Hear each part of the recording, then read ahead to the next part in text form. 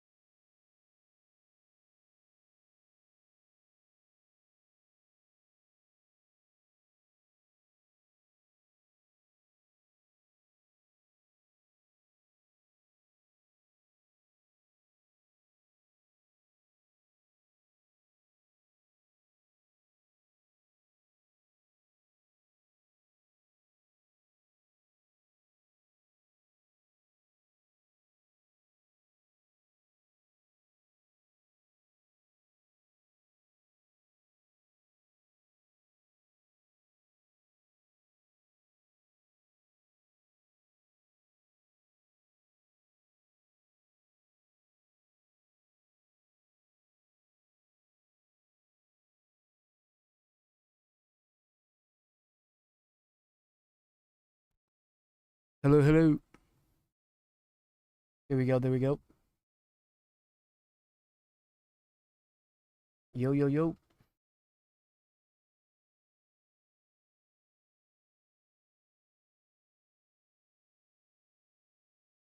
Yo, yo, yo.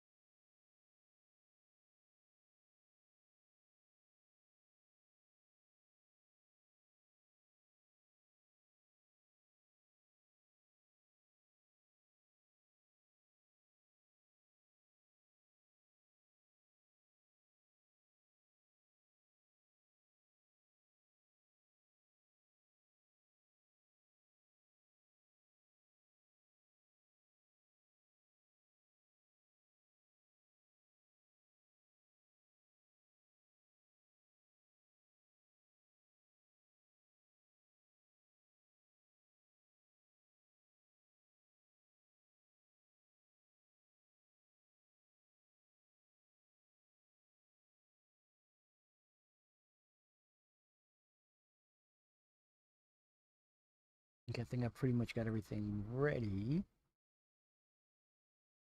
Just real quick.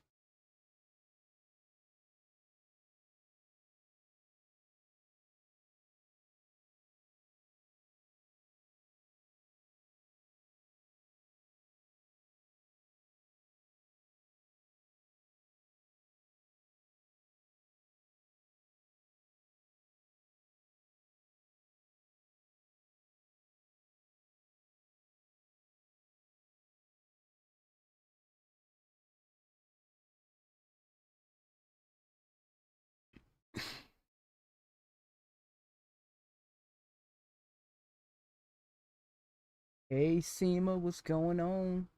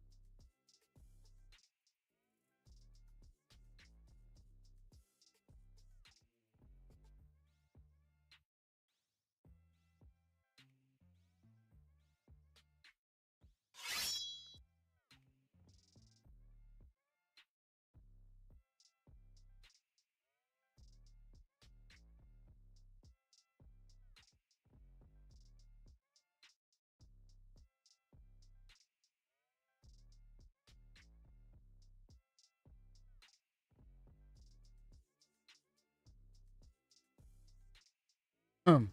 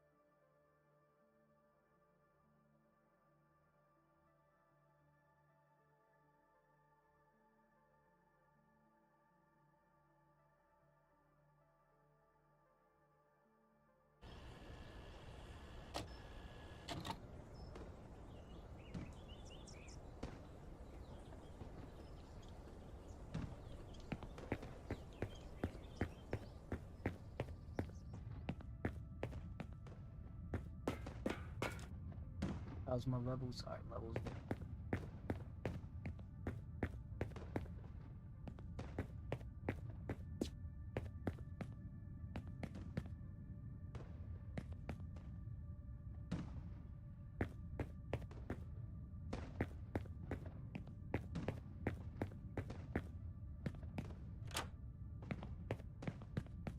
No? What in the world? Wait. Can I switch color?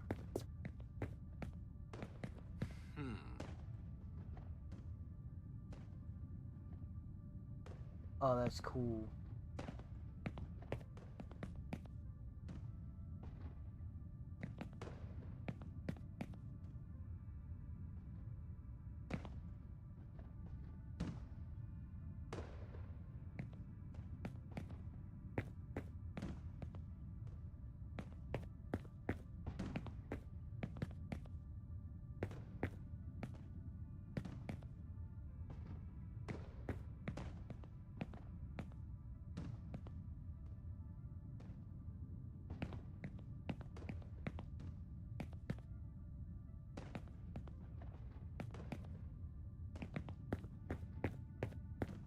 Bella, what's going on, Bella?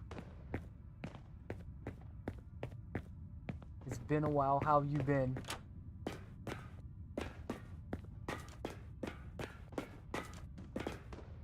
Hey, hey, can you hear me okay?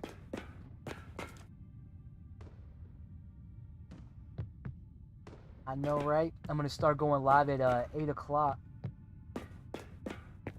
We had a good old time last night. Tonight we are hunting cryptids. Thank you for the heart, me.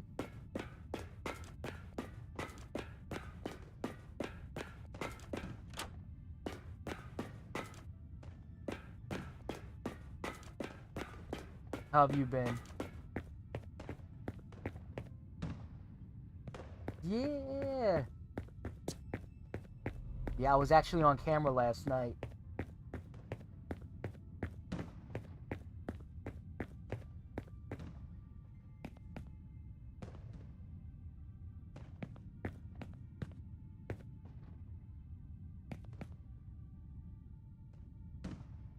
How do I find my... How do I find the mission?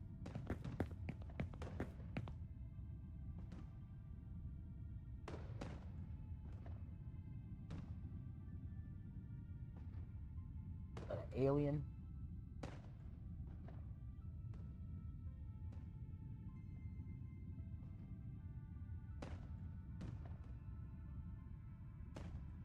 Heck? You're supposed to be finding cats.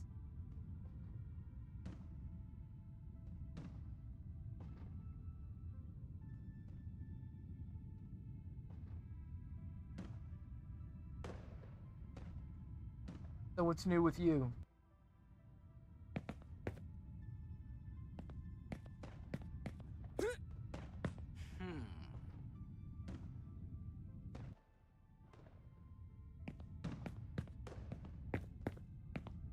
Anything good's going on in your life? Remaining funds $5,000.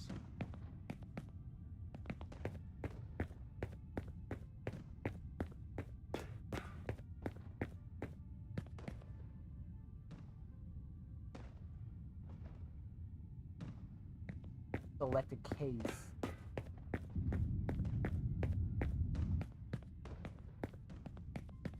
Information.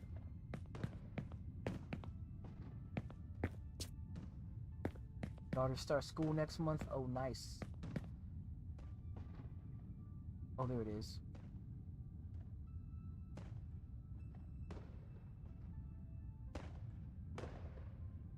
How old is she?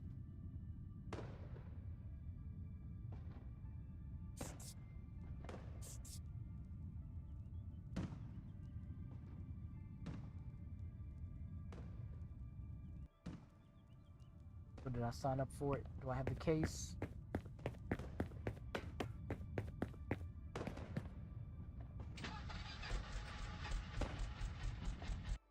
Pre-K? Oof. Talking about just getting started.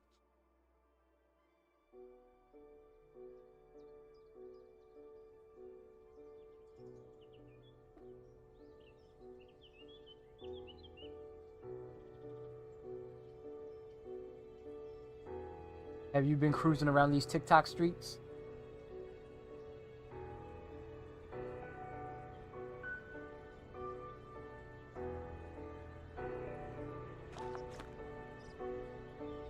Time is always ticking and eventually it'll be dark. You will always have a flashlight on you.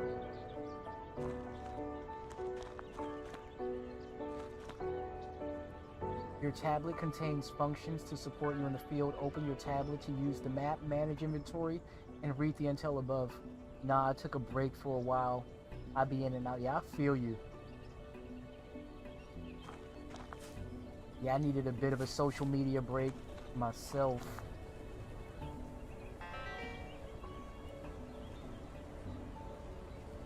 Remember, your hunter sense can guide you.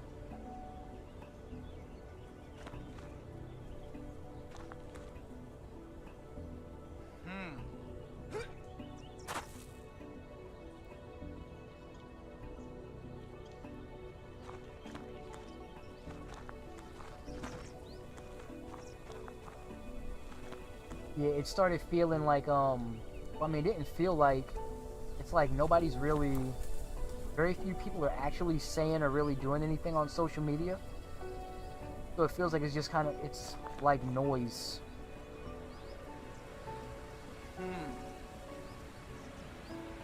Yeah, yes, I like to be present more sometimes. Yeah, I feel you. I was like, let me just focus on my stuff.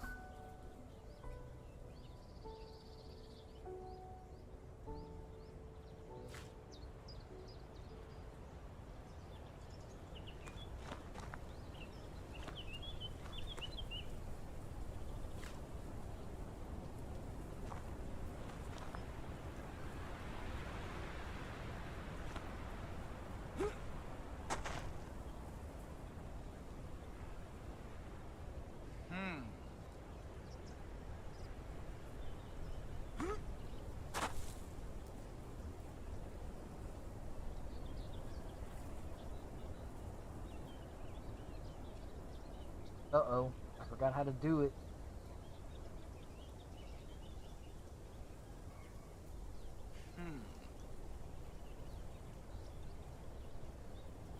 Exactly, I'm trying to do that more often. I'm having surgery in October on my face.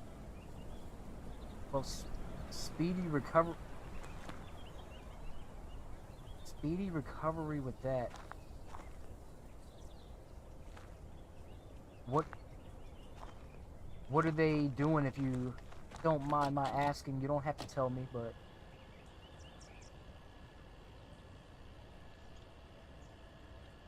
Right trigger, RT.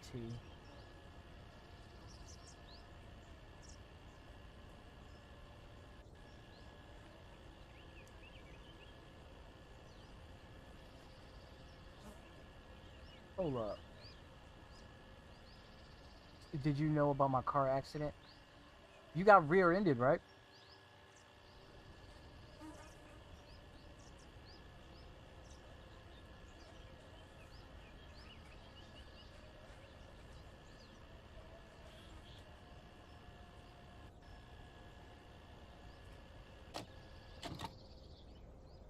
Hmm.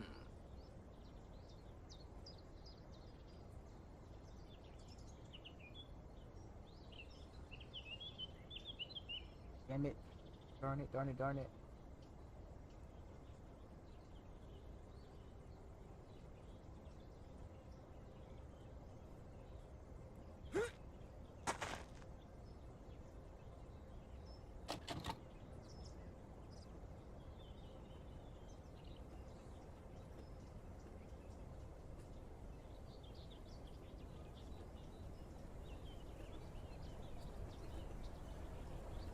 No, I was making a left turn and someone sped through a red light and knocked me into two posts. Oh, I did not know that. I'm sorry that happened.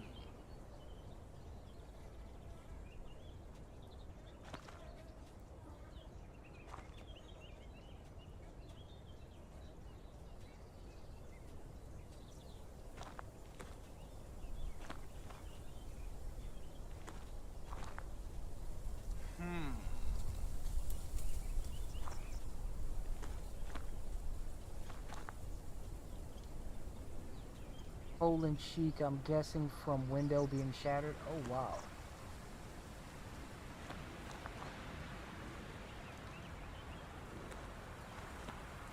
I hope it doesn't hurt.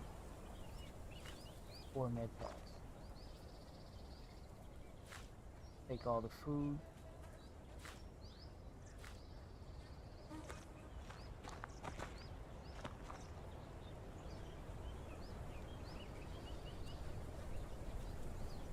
So what they're going to be doing, like plastic surgery? No memory of that day. I have L-shaped scar on my cheek now.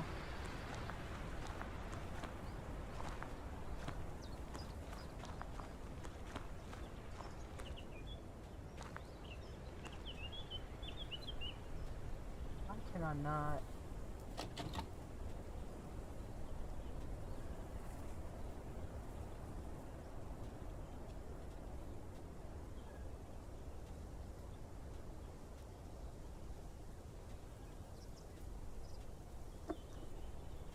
Well, I'm sorry that happened.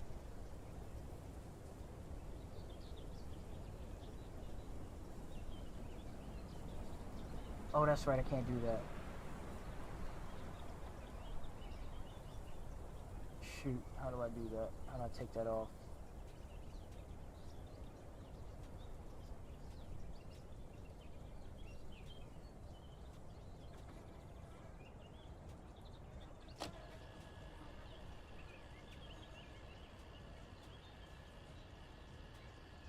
Controls.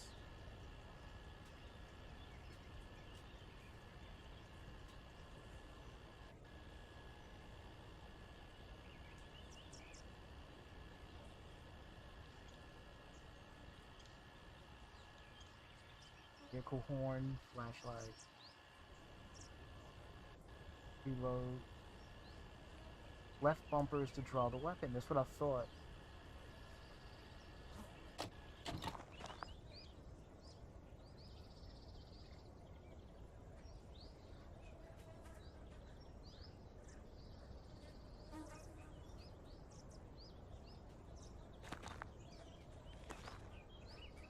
Oh wait, is that it?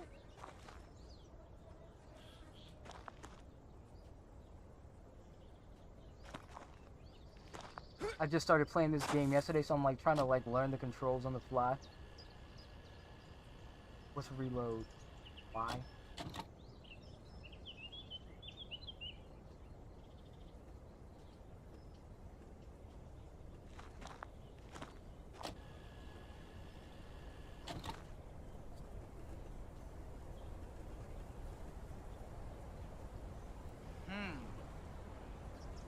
Service pistol, 1 round. Wait, I thought I took all the ammunition.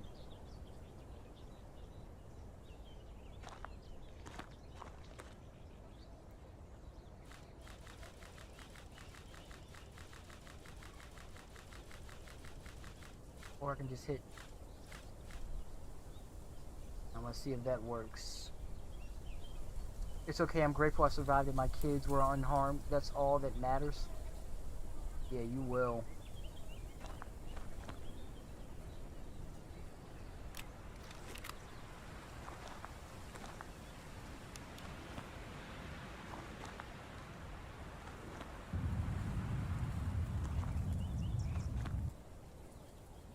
Wait, do I have to go out? Definitely are gonna heal.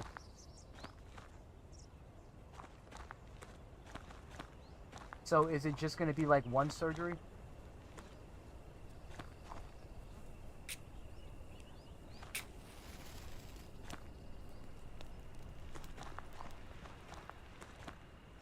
I am not going out at night.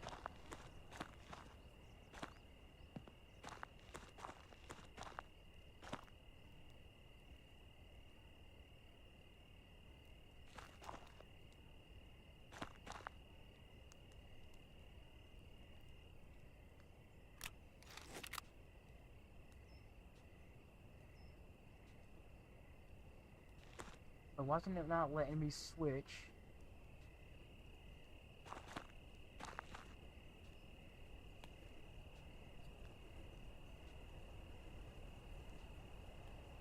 Huh.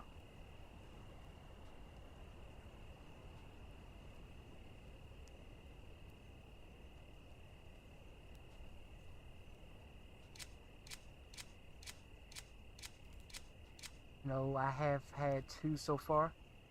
So what, you're gonna have 3 total?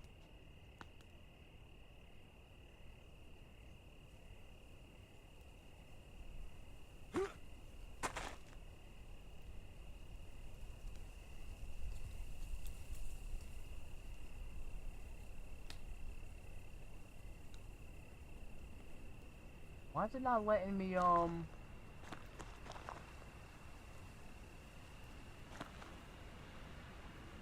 Oh, see, this isn't good.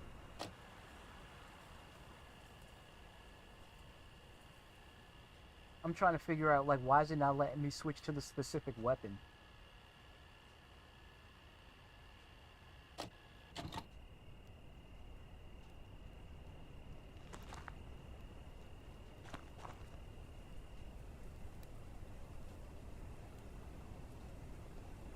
Oh, okay. I got it.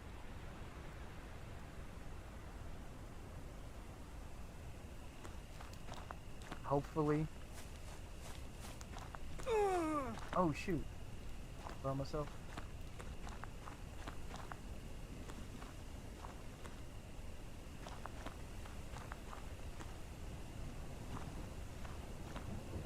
So are you doing anything this weekend?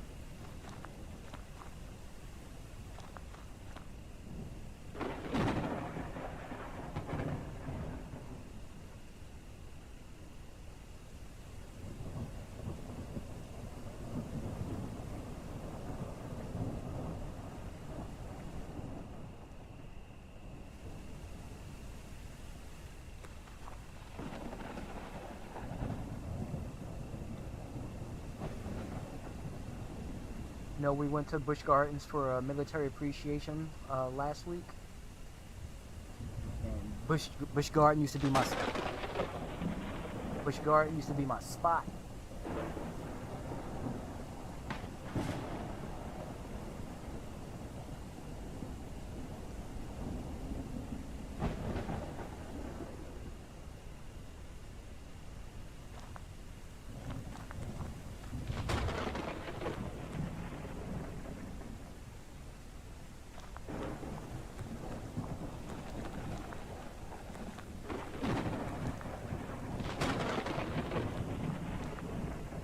While it's raining, let me see if I can figure out anything on the computer. Investigate the camp. Okay.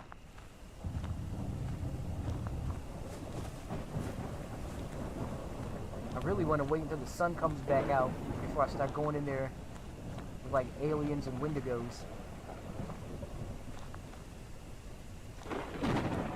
We had 25 with all the kids. Wait, was it with like a camp or something? Or was it just like parents?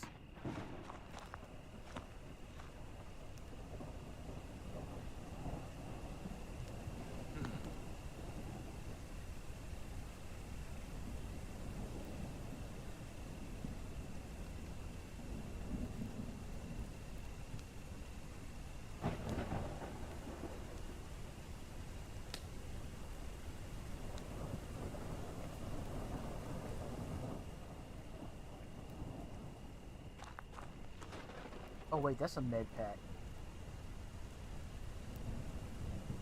That's a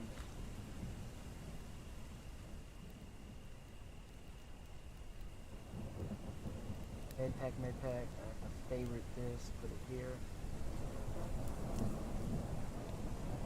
And we need some food. Got some Mr. Nutty bars.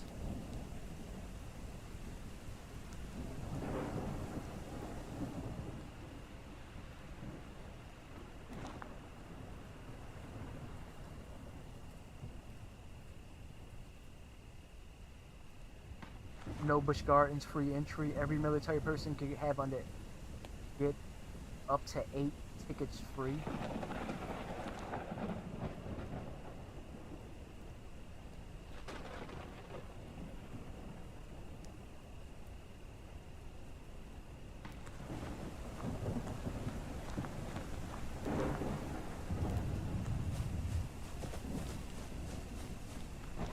Man, I need the sun to come back up. So y'all just gonna be kicking it this weekend?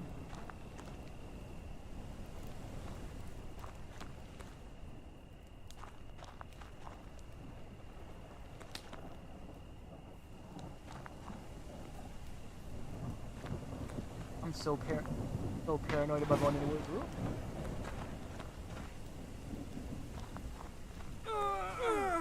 Oh damn it.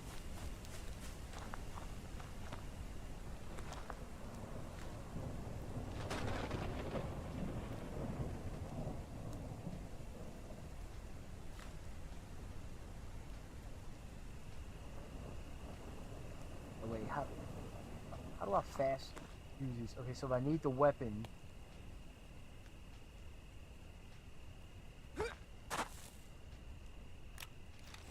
How do I use... Oh.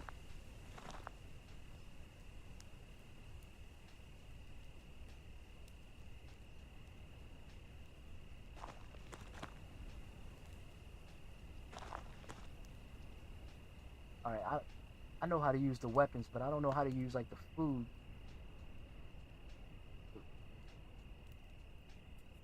But I can emote?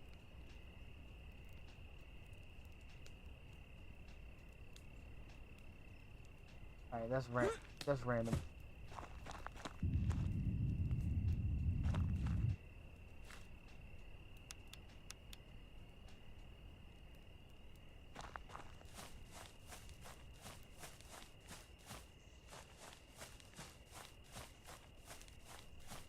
It's so sketchy.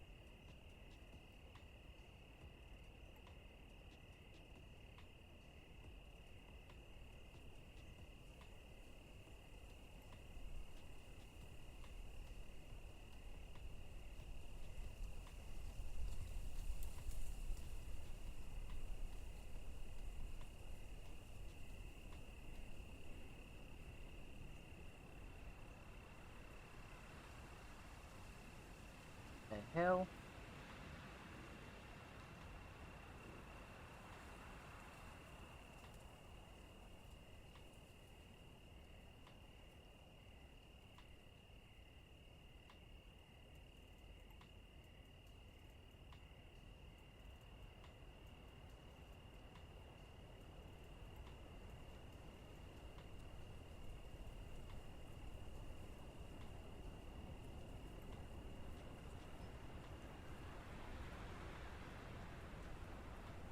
Black hood up.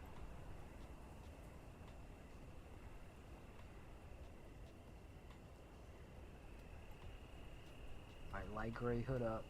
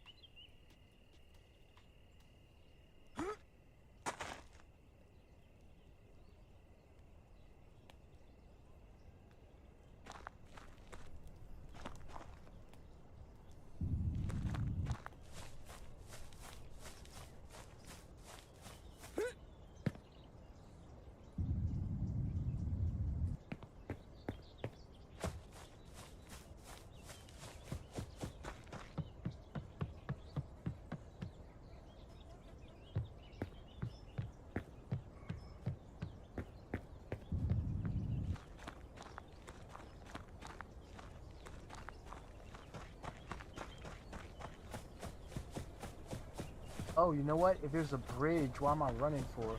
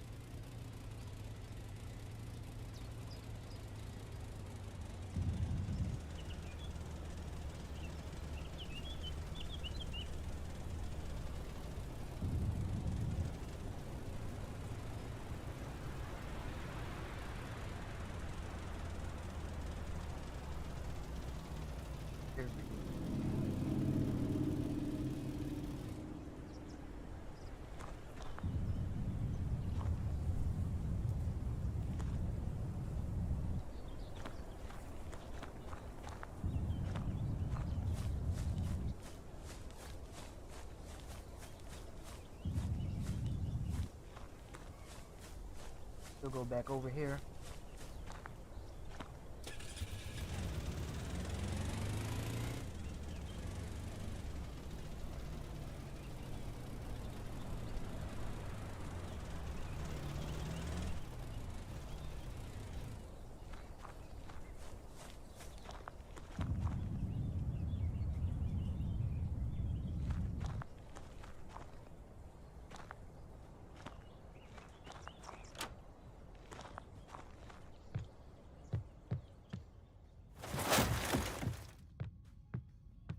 hell was that?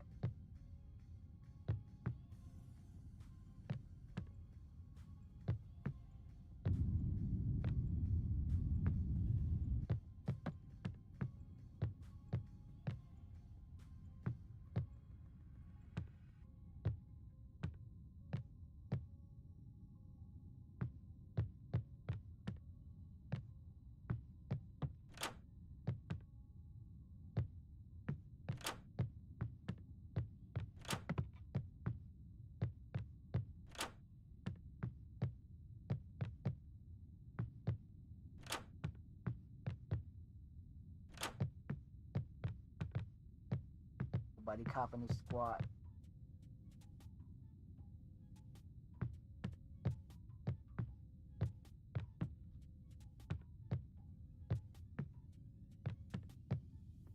Hope nobody left no surprises in here.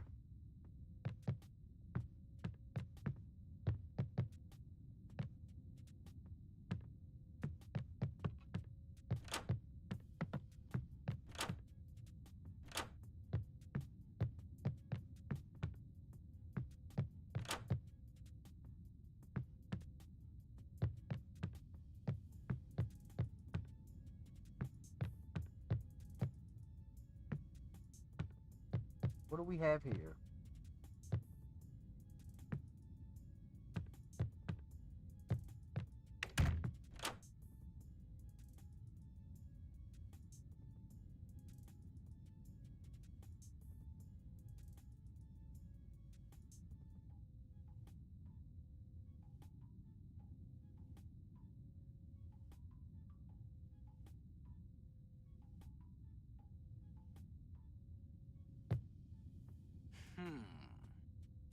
It's called out to me. I'm certain it's called to me, but why? I'm not sure, but I haven't felt well ever since. Like my entire body is on fire and food is beginning to taste like rotten fish. I've even spat up blood and I'm starting to have strange hallucinations. What's happening to me? Uh-oh. Wait, can I take this with me?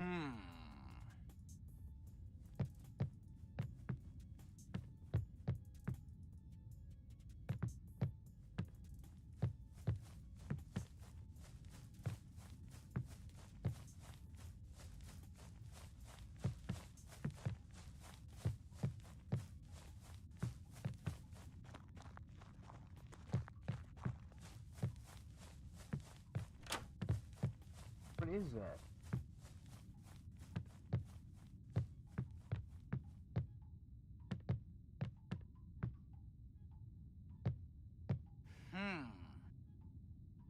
How did this stuff even fall?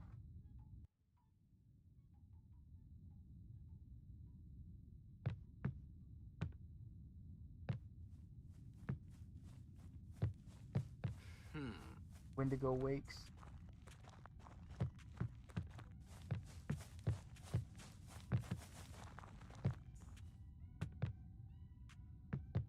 That walking sound is creeping me out.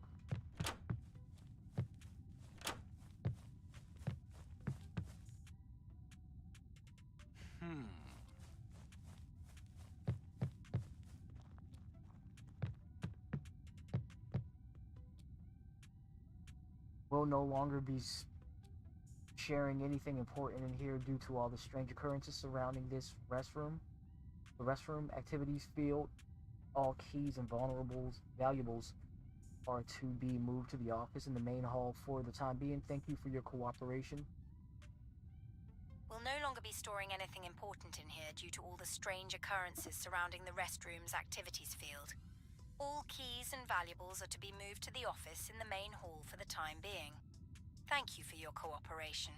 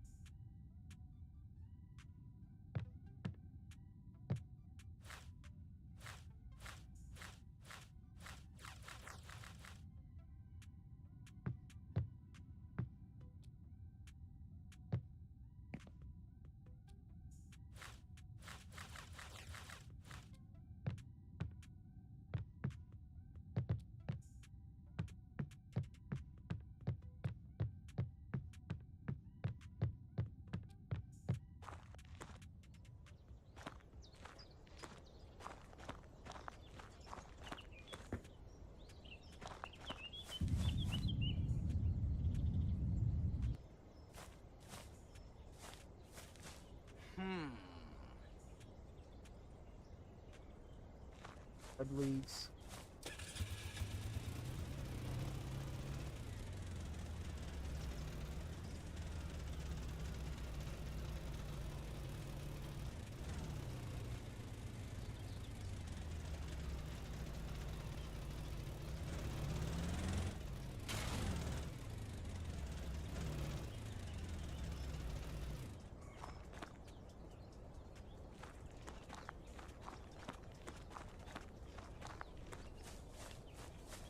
And nighttime again.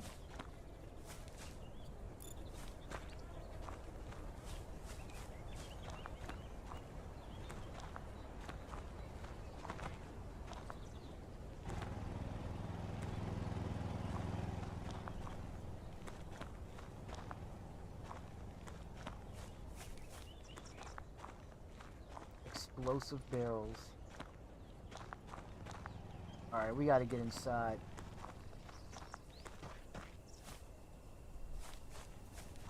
It's getting way too dark.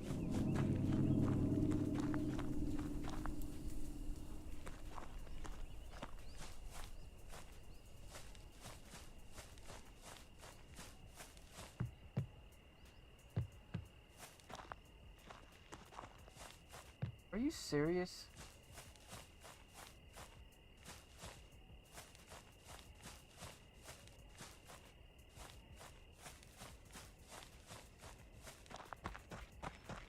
Tell me the main hall is open.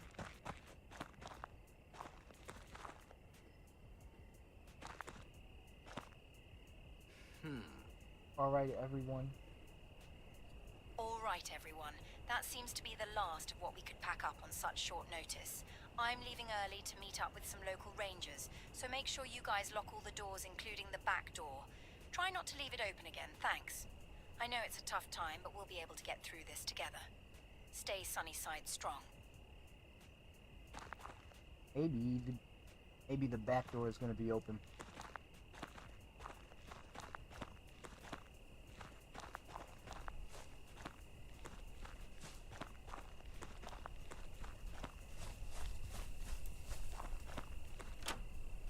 Thank you.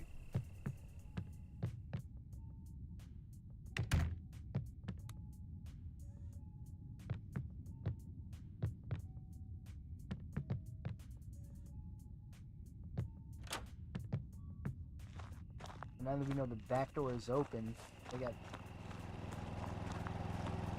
Okay, they do have a generator.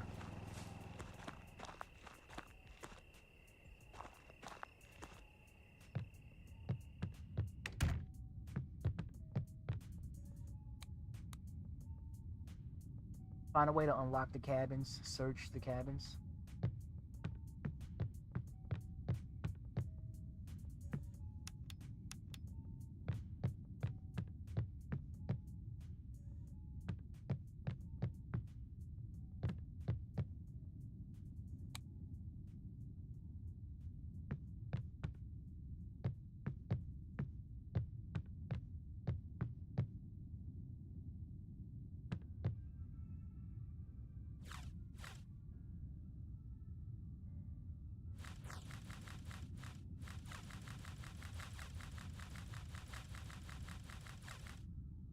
Everything.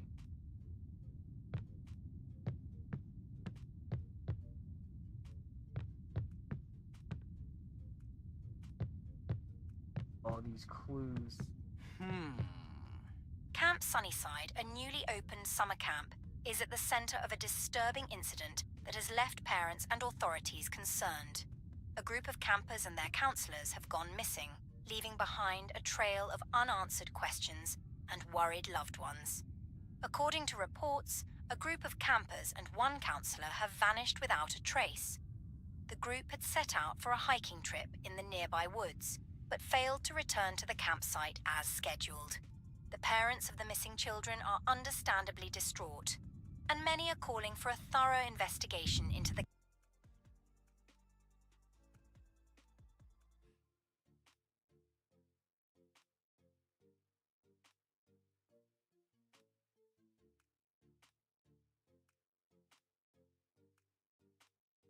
the search continues, the community remains on edge, hoping for a swift and safe resolution to this unsettling situation.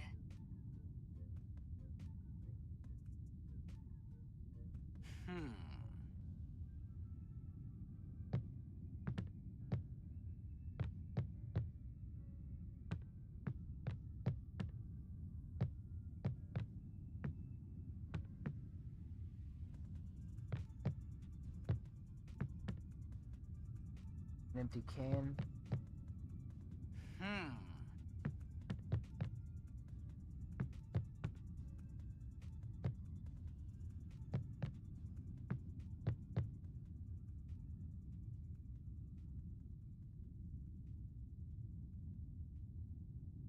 Don't need no toast.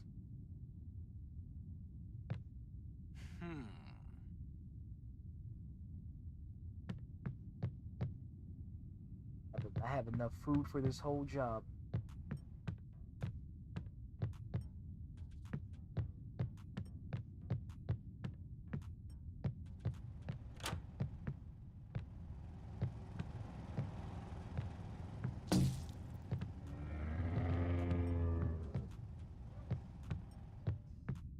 What the hell?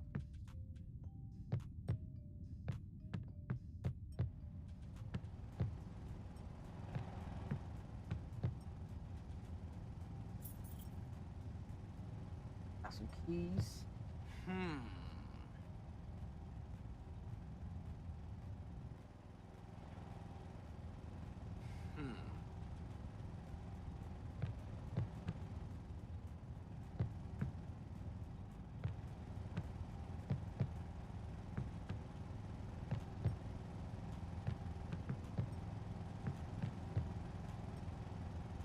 What is this? Can be used for baiting carnivores. Eat that. Put that in a bear trap. This is the third night in a row now that the campers have been complaining about weird sounds coming from the woods. Not sure what keeps spooking them, but we should deal with it when I get back from the afternoon hike. I also put the cabin keys on the hook by the door, so don't lose them. See you soon.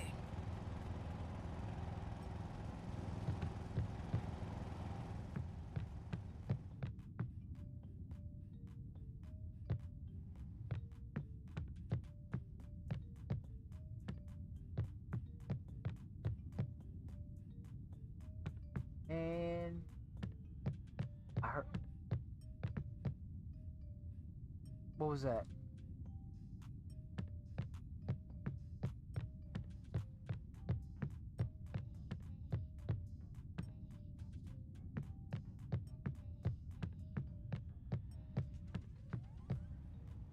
I need the sun to come up. Is there an upstairs? Or is it just one floor? One.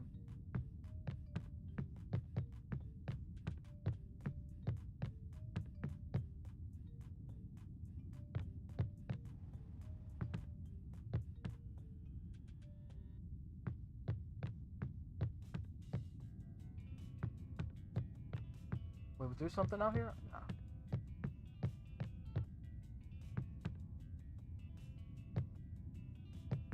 I heard that noise, so I really don't want to go outside. Unless the sun is out. What's going on, Patrick? How you feeling? This is a days out. Right now, something's in a campground. Or the camp is missing.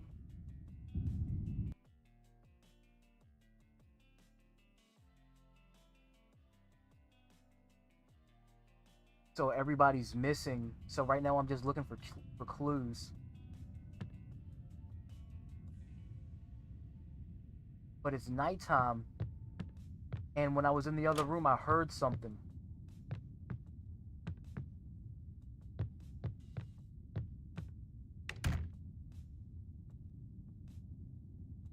Oh, no worries, no worries, no worries.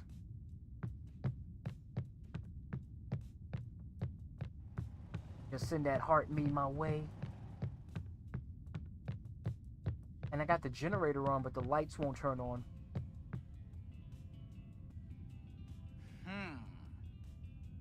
Camp Sunnyside, a newly opened summer camp, is at the center of a disturbing incident that has left parents and authorities concerned.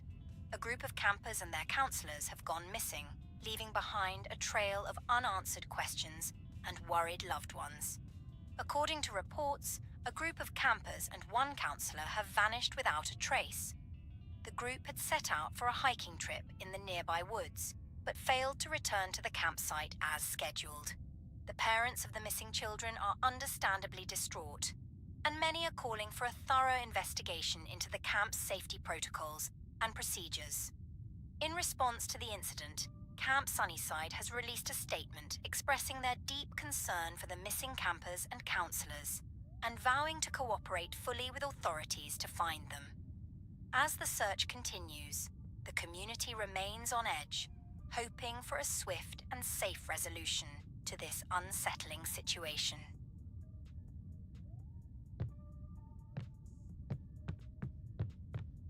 Be like freaking to get started. I have to go check out all the other. Oh, we might be good.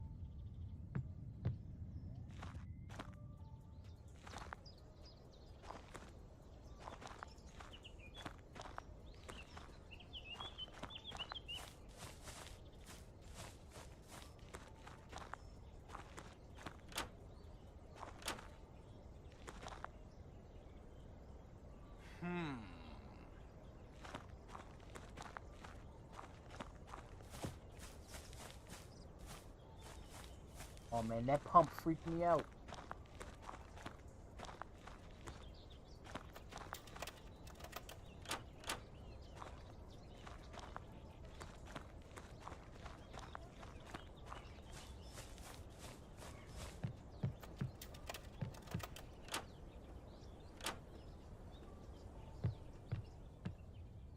Like Camp Crystal Lake.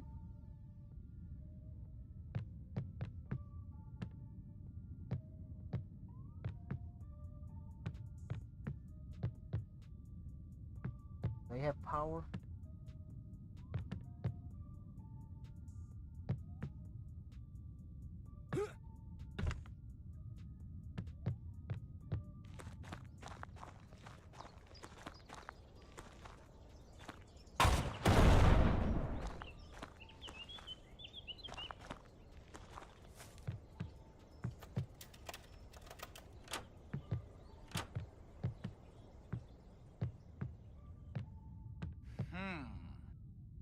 Drawing of an old monolith. A bloody drawing depicts a dead camper at old monolith. So I guess that's a hint. The burning sensation in my body is getting worse, and I'm still so hungry. Everything tastes like rotten fish, and I can't handle it any longer. The only thing I crave is flesh. I can't explain it. I just think I've finally gone insane. I think it came back last night and is trying to communicate with me again. But I'm scared. Maybe it's here to cure me. Apologize for getting me sick. It made everything okay again. It even says it can make us all whole, make us closer than we've ever been. It told me to bring all my friends up to the old monolith tonight to meet him. I know we'll all be best friends once they meet him. Uh-oh. Old monolith it is.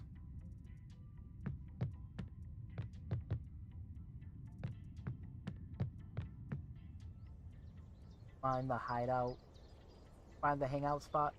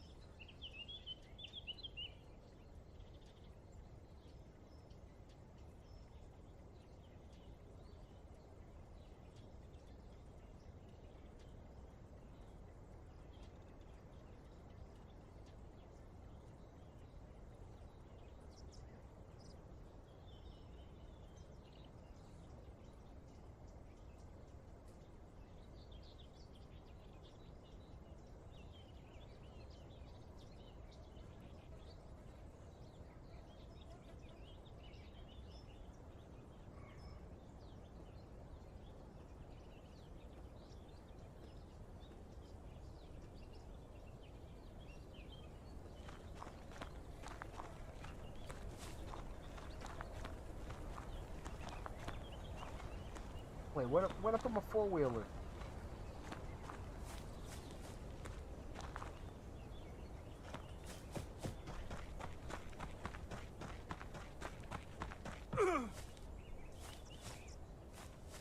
Stub your toe.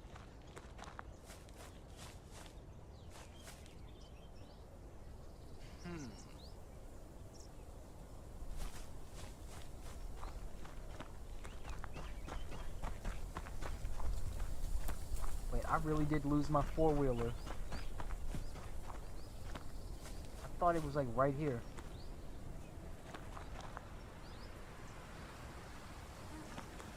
Damn it.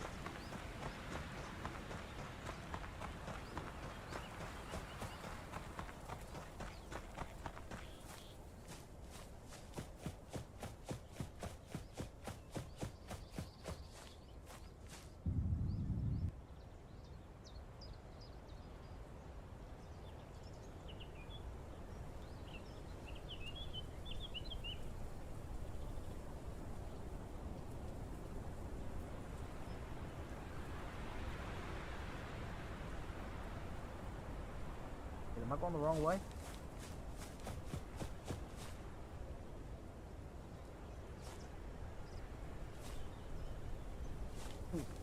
Damn it. Was going the wrong way.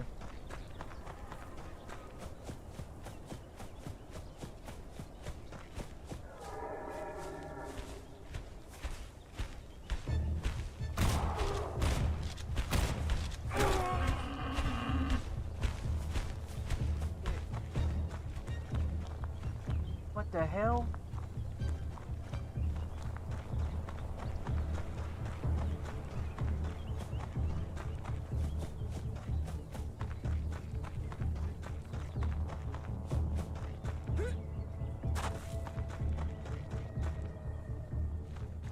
Oh, that's right, I can roll out of the way. Well, I guess now I know what it is.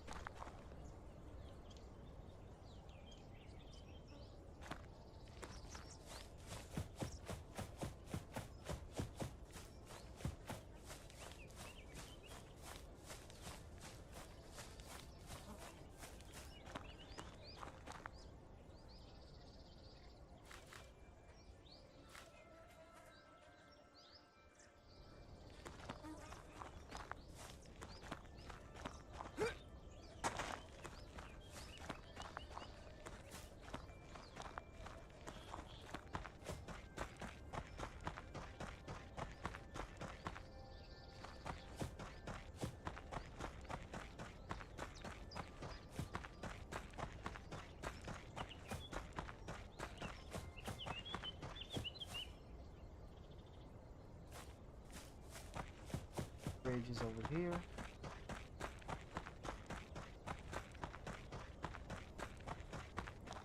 Wait, is it?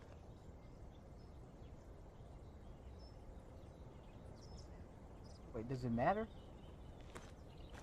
Or was there another bridge?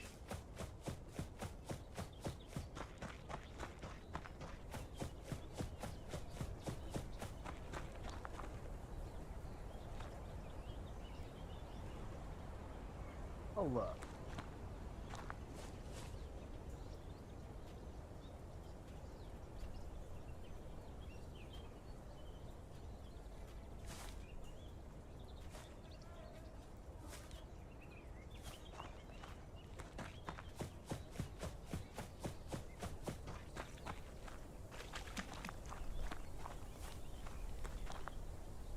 That stamina back.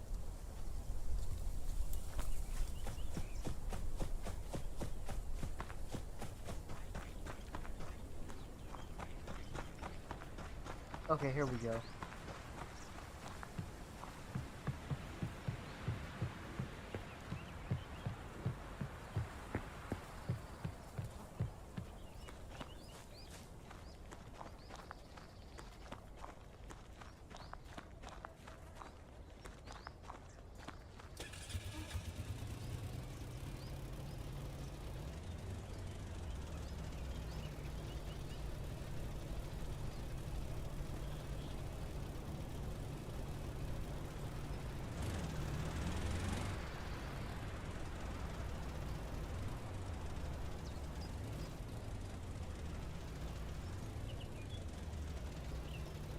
Appreciate you, brother.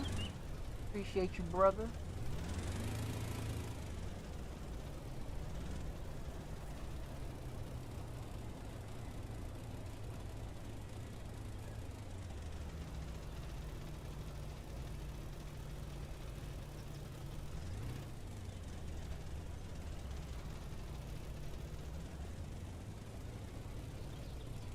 Oh.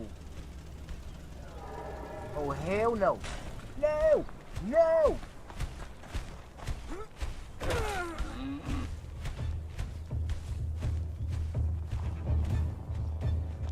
Don't crouch.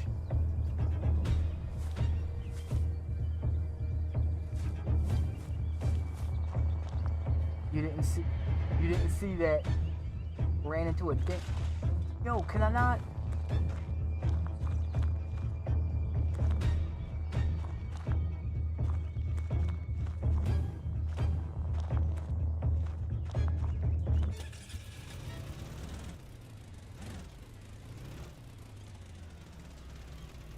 Oh man, and it's getting nighttime too.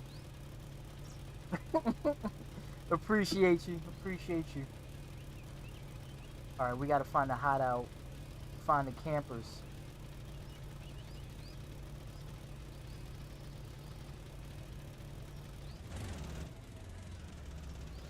Hold up.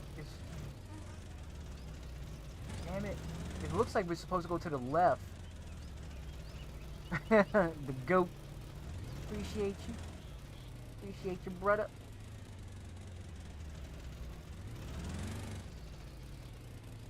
Man, they got me really out here trying to do this at night.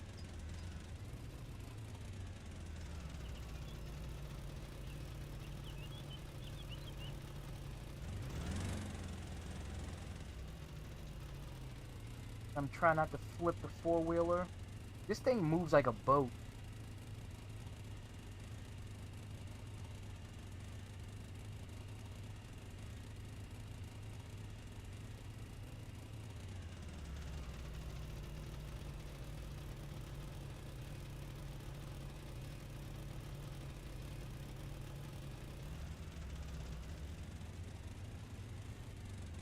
Yo, what up, Nine? Yo, who's screaming? Yo, I'm out here hunting a Wendigo. Yeah, you know what? I'm playing as myself in a video game. Hunting the Wendigo. Wait, he's over here.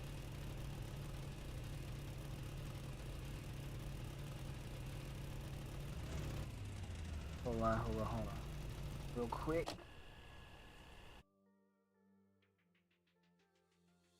This is a days out. Send you an invite if you want to come up. No pressure. So I'm a monster hunter in this game.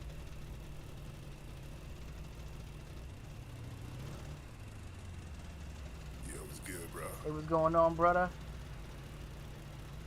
Yo, why it sounds like you literally in the game, bro. That's how I like it, man. Right now I gotta find a Yeah, that shit lit. Say it again. I said it looks dope. Yeah. Like I low key. I already want to play this shit. Hey, this is multiplayer actually. What you playing on? PC. So yeah, I don't know how many people you can have in this game. Is it like a Steam game? Yes, yeah it is. Like, oh shit. Yeah, it's straight up. Yeah, I gotta download Steam. I got Linux. Okay. I got a Linux OS. I used to have it on my Windows. But I got rid of that shit. I got Windows up out of here. Yeah, you definitely gotta get into this joint. They got all types of stuff. They got like aliens in here. They got like supernatural creatures. I was just at a campsite and all the and everybody's missing. Is that it?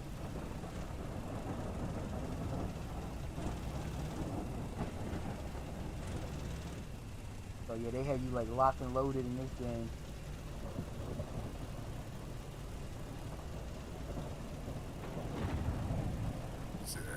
It's at a campsite. Yeah, it was like blood all over the place. All types of. Yeah, it's that perfect game. Say it again. So you could like, I said it's that perfect type of game for you. Yeah. You can do multiplayer. You can do like missions and shit. I've seen somebody play this game up to like with 3 people, but I think you could even do more. So you could like hunt in teams. Yeah, yeah, like everybody's together.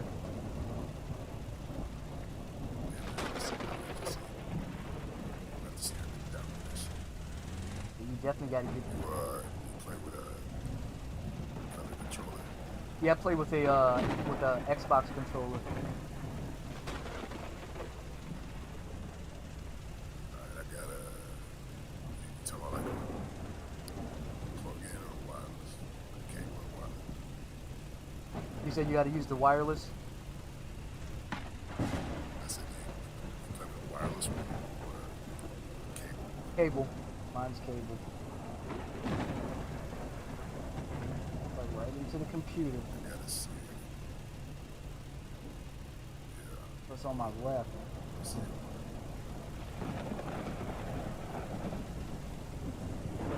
Yeah, probably best. Let me see if I can. Got my attention. Let me see. Top audio. Rainy night and everything.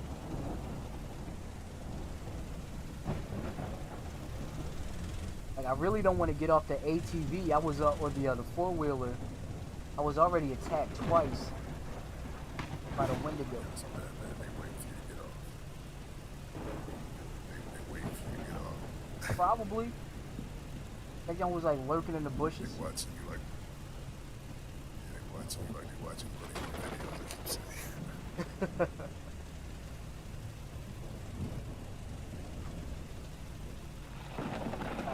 I might just have to get off this and park the ATV here and just do this on foot. Now you said what? Say it again. I said I didn't hear what you said. Yeah, I was like, well, I couldn't find a path for the ATV, but I don't want to lose the 4-wheeler, so I'm just gonna park it by this light and then just do it on foot. So I guess yeah, because there's like this little footpath right here, little trail. Oh, hold on, I need some more help. Like fuck up your attention. Stay quiet. And that shit jump out at you. It's gonna do it again at some time, at some point in time. Pissing me off, that flashlight not bright enough. Pretty much. We had the monolith too.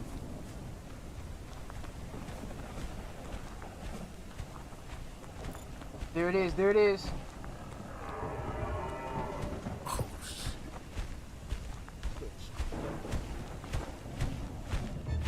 That shit is fast.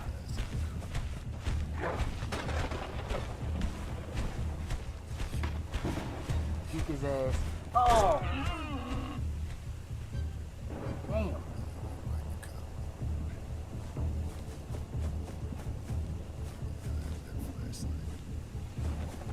Yeah, I knew his ass was somewhere around here.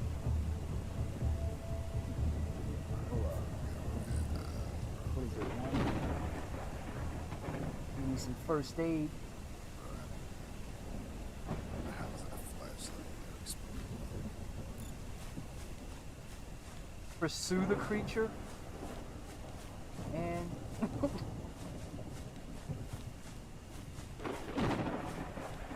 why am I hearing footsteps? That shit. I'm gonna go over.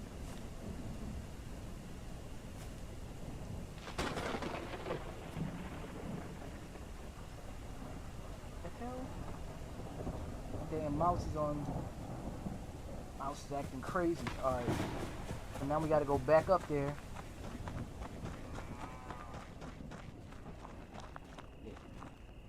Not this way. pinned in the damn corner.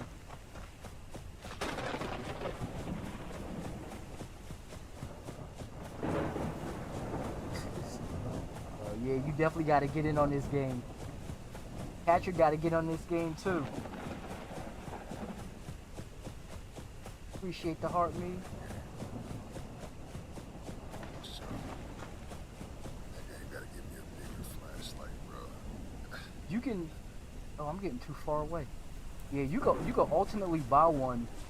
If I was back at the headquarters, you can see like all the crazy stuff you can buy. Okay. Okay, cool. So they got options on it, like different gear and shit you can Yeah. get. I'll have to check that out.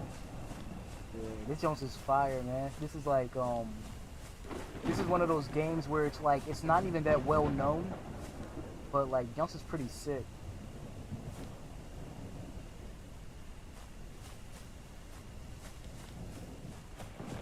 So yeah, there's like a whole garage where you get like it's like a command. Yeah, it's like a garage, like straight up whole command center.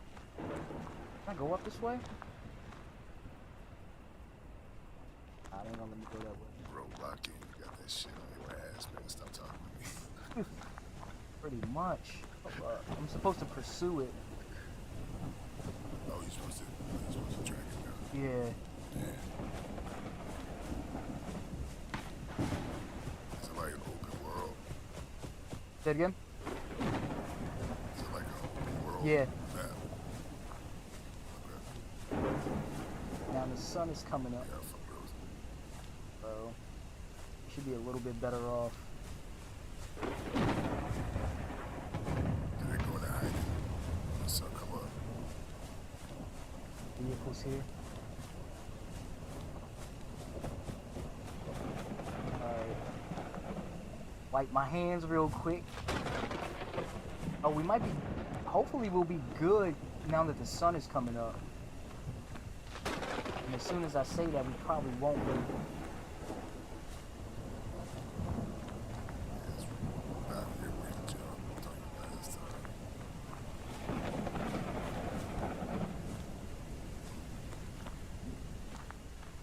Is that the camp you were talking about? Nah, this is another one, right? Oh, shit. Yeah, that was like the actual real camp. Oh, shit.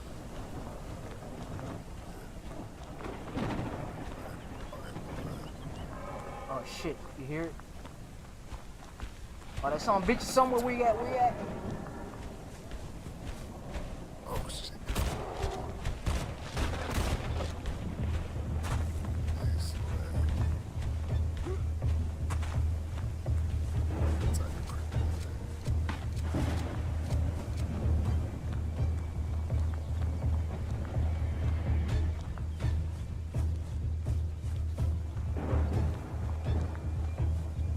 Alright, hold up, is it gonna double back? I don't want that thing to flank me. best spot. Alright, I'm gonna go back up here. Because I think the Jones is getting mad. Yeah, you're at the high ground. You're in the spot. Yeah. And like every time you go up there, he comes back. Yeah, that's why I'm coming back up here instead of chasing him. It's like that.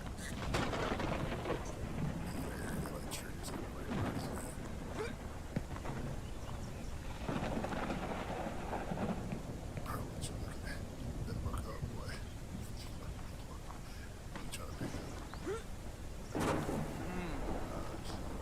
I knew they'd all get along. My friends were really scared at first, though. They tried to run, they even tried to fight. My new friend was faster and stronger. Don't worry, though, they didn't hurt him.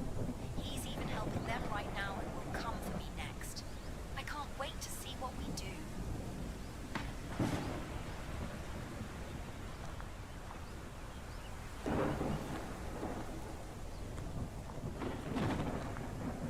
Oh, now my controller's being a little weird, moving on his own. You got stick drift. Yeah.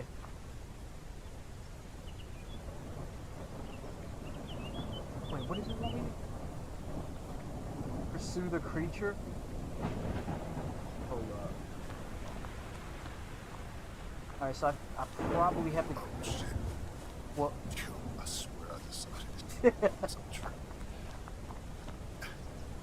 Yeah, this ain't like its body like blends in with the environment. Yeah, no, that's no shit.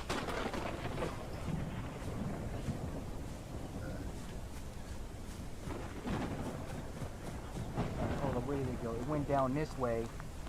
So I'm gonna probably have to jump on the ATV. Make sure it ain't setting me up. That's a good idea.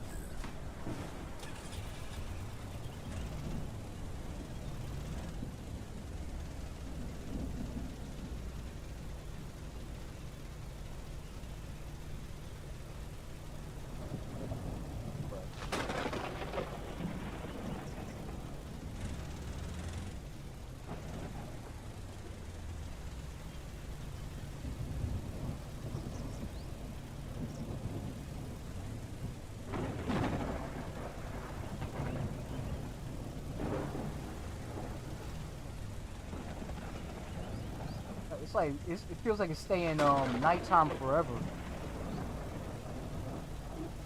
Yeah, the sun is coming up slow. Yeah.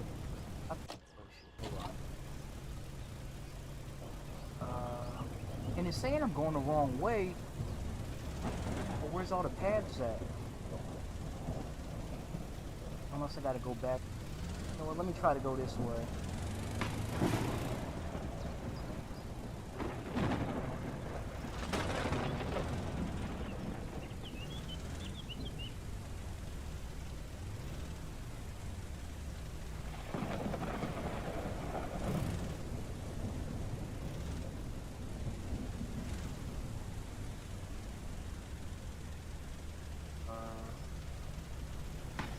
Where did it go down at?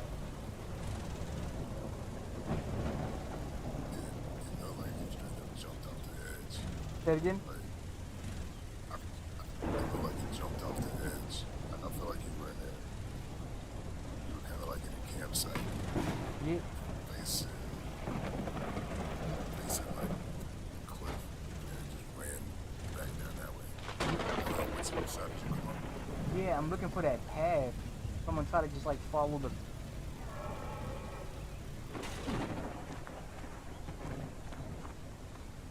Yeah, so you were facing like, yeah, you were facing that left. I mean, you just heard it, right? So, try to turn myself. Yeah, you were facing that way. I to the left now. And like, you went down the path. Oh shit! There it was. There it was.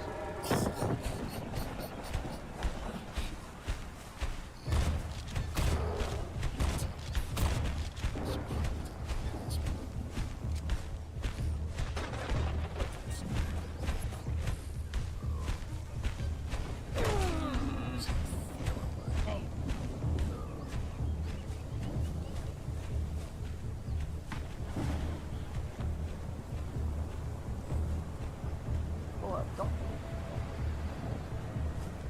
Wait. Oh, okay. He stands up after that.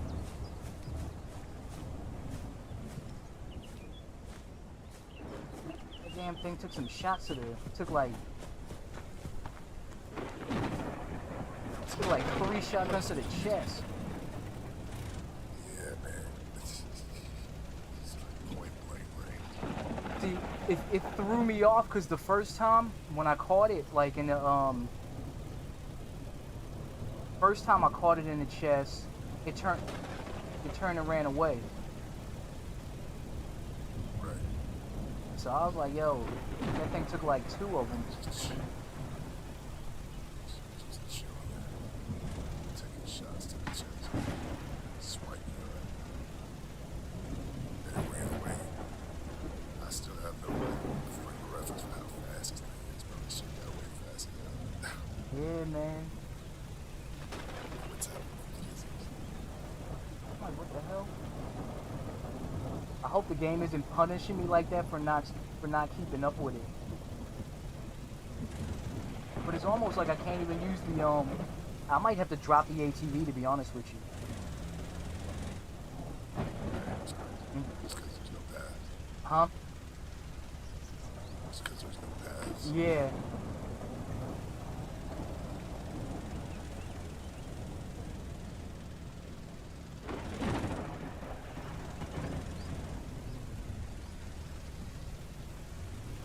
to the creature. Yeah, I might just have to do it. I'm gonna do it on foot. I really don't want to, but Just leave that at the campsite. I gotta leave it where I can find it.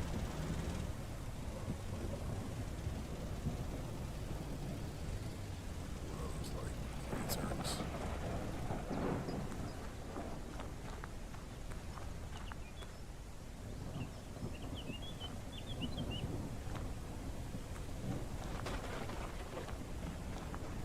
On foot it is.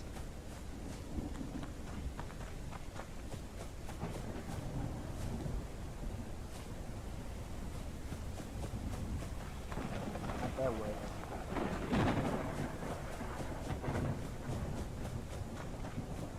I'm gonna have to regulate my stamina too.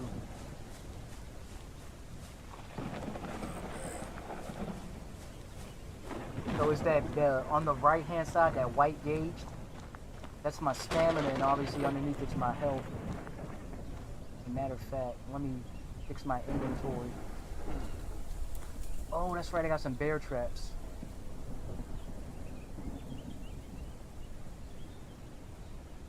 Yo, the stick drift is like throwing me off so hard.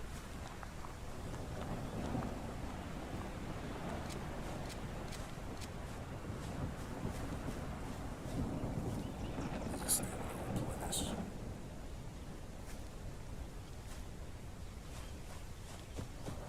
Make sure we locked and loaded. Just stamina replenished.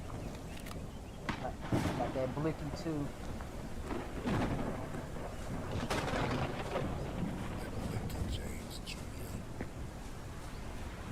And they give you a sniper, a 9, and a shotgun off the bat. But you can get all type of good stuff. So do I gotta go to the other one?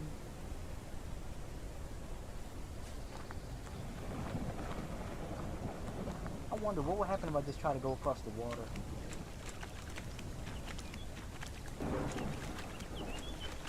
Alright. That was easy. Yeah, I was looking to see if it's gonna, cause I'll be playing other games, like Project Zomboid and Vane, and if you get wet, it'll count, and it'll say your clothes is wet, and you'll start getting sick.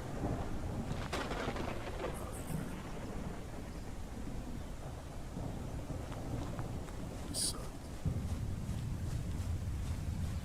Hunter vision. That's the hunter vision. I guess we gotta go back over. Uh-oh, I hear him.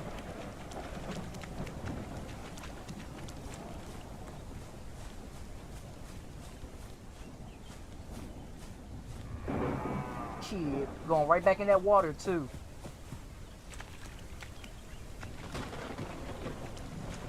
Oh, this.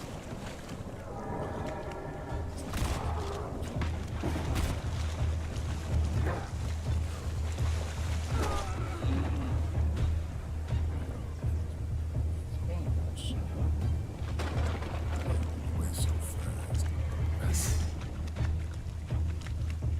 Yeah, you definitely gotta hurry and get this game.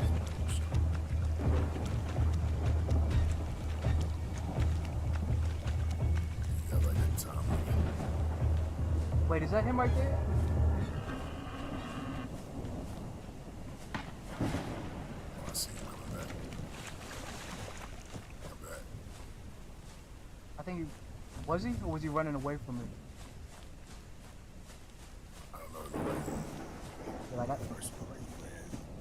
Well, I swear I saw somebody too. no, I saw him too. Oh, there he played. Oh, shit.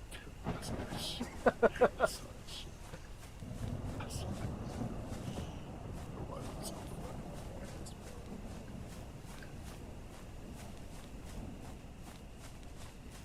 Map check, map check.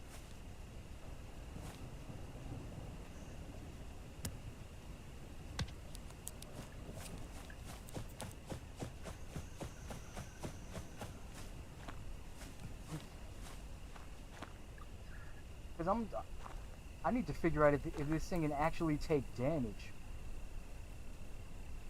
Pursue the creature. Oh, you know what? I think it's the this yellow circle right here. Okay. So Yeah, I was about to say, how do they want to? yeah, because I was thinking it was like these white check marks, but I think that's where I already was. Yeah. That yellow circle just gives you like an area, like a general area. Yeah, let me unplug my controller real quick. Plug it back in.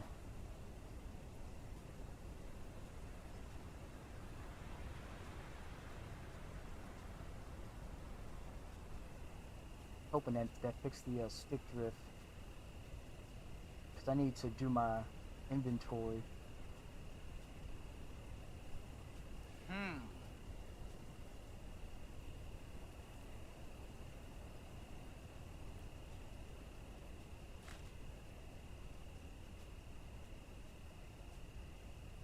Egg packs.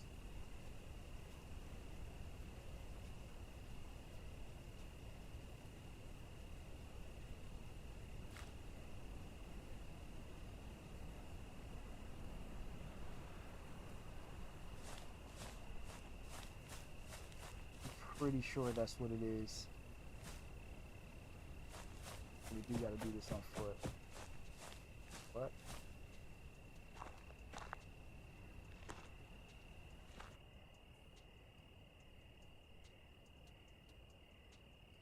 Doing?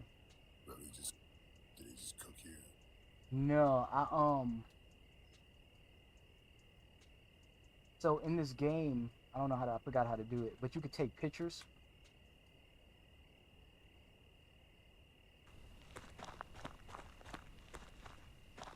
Do the monster play. Yeah, that sun taking ages. That's straight setting me up.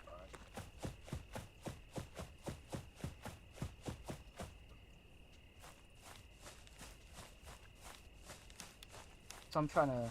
I guess I just switched my POV. I don't like this POV. Yeah, you went to first person. I don't know how I did that actually.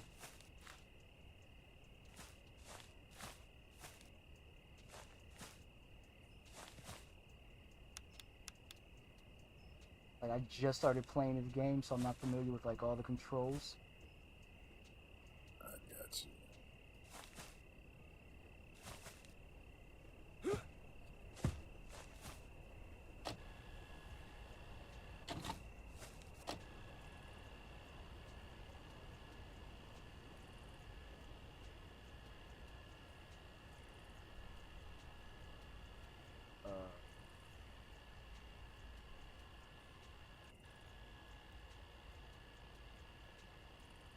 Camera. R3, is it just straight up R3?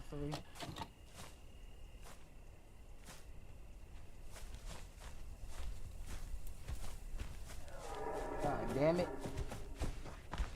I'm in trouble. Roll fool, roll fool.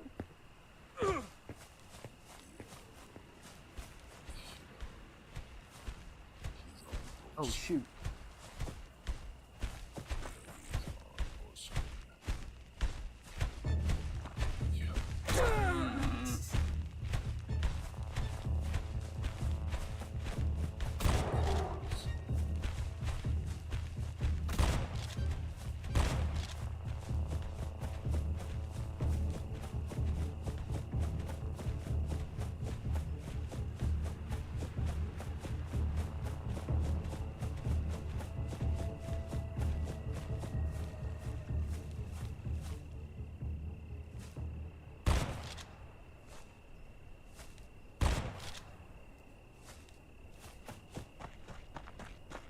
Bro, what type of sights are those? What I'm saying.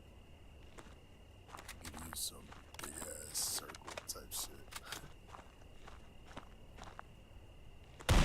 Game wants you to fail.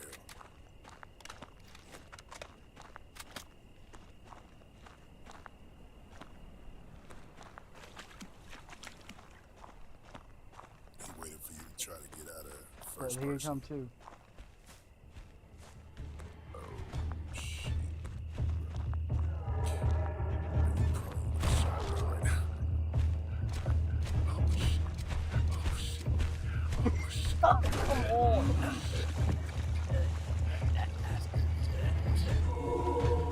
Yo, this game would piss me off. What is this game doing? He's trolling.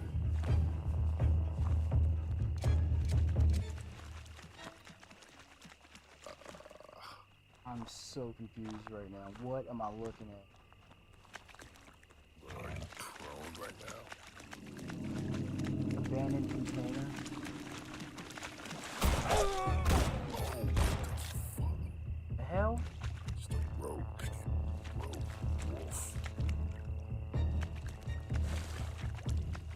Abandoned container. Oh, you got med supplies in there. Lit. I'm also. That's a cock. What is this? Where did this container come from? Did it fall from the sky or something?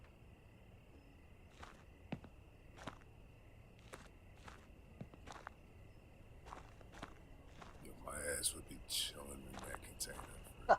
You know what I'm thinking? I got like a bear trap. Yeah. So I'm like, yo, can I put... I was hoping it was like a grenade or something. All right, I'm about to, cause I don't think the firearm is Hey, what's going on, Caleb? From the hood to the woods. What's going on? What's going on?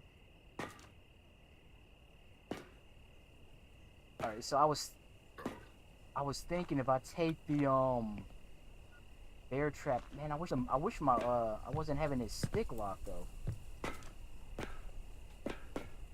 Like throwing me off. Grenade is damn Our near quest useless for the against gate something has this taken fast. us into the heart of a remote American forest.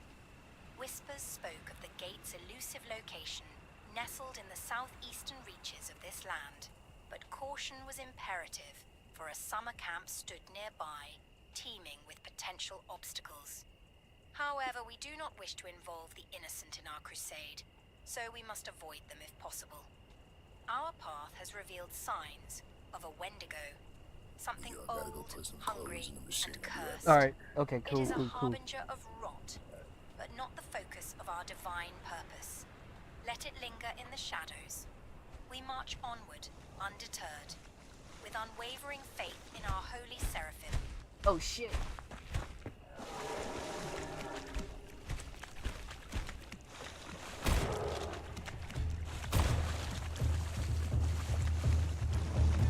Oh, you know what? Little experiment.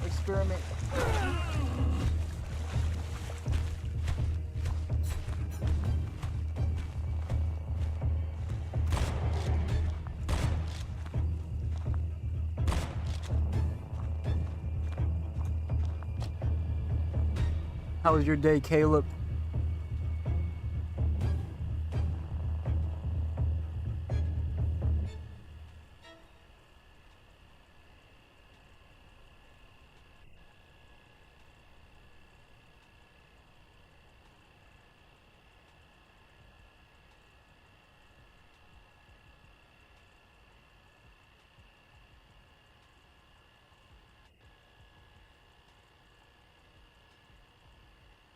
Yeah, GPT, how to fix this stick lock.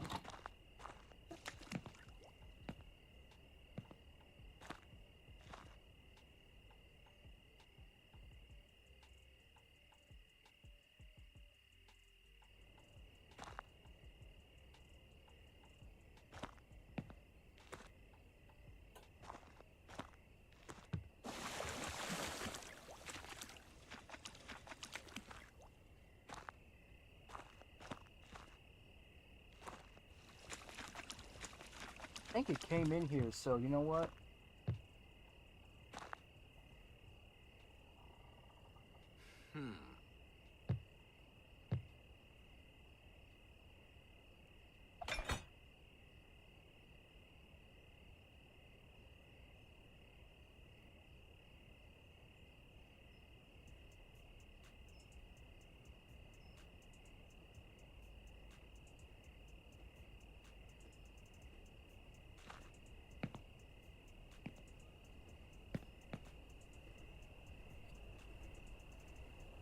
service pistol.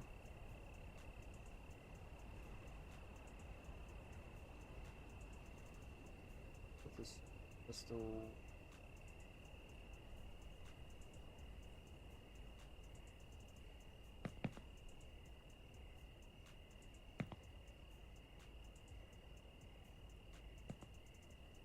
Need the bear trap.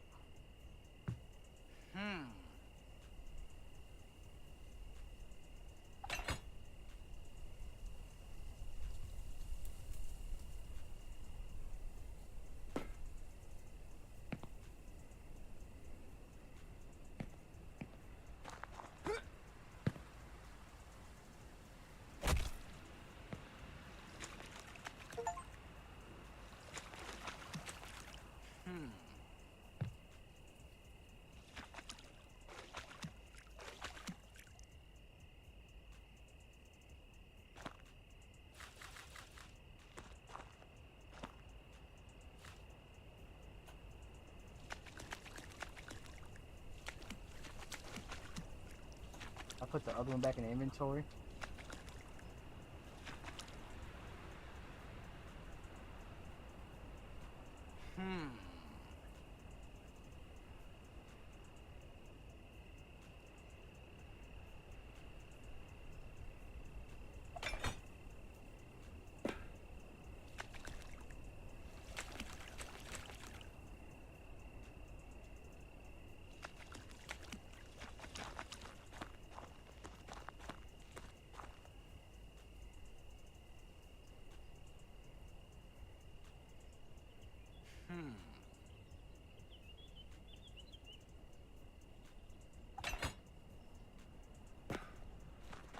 Have any bait?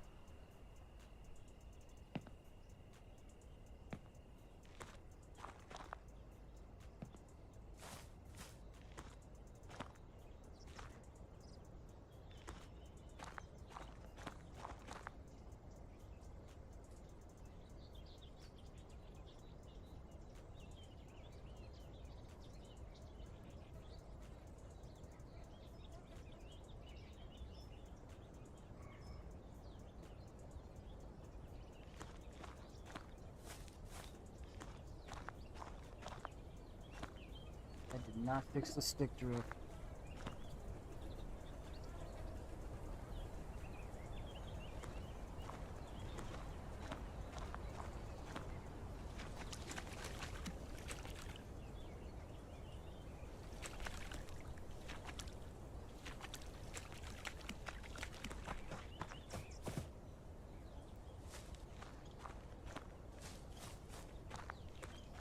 I'm gonna see if it goes back. I can get it to go into this container.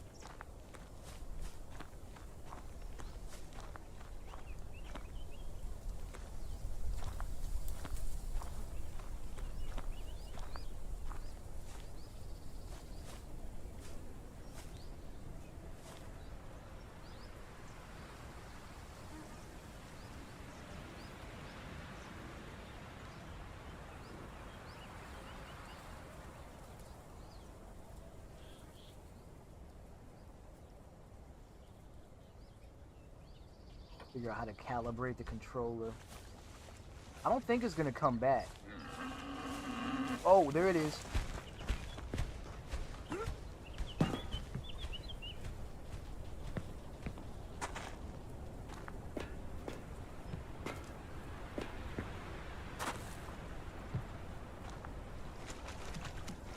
Come on. Find and pursue the creature.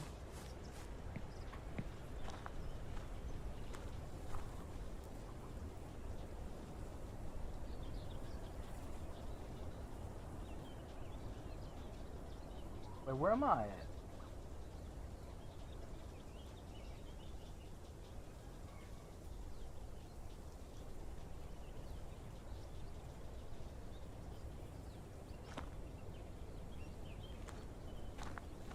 I want to bring it back over here.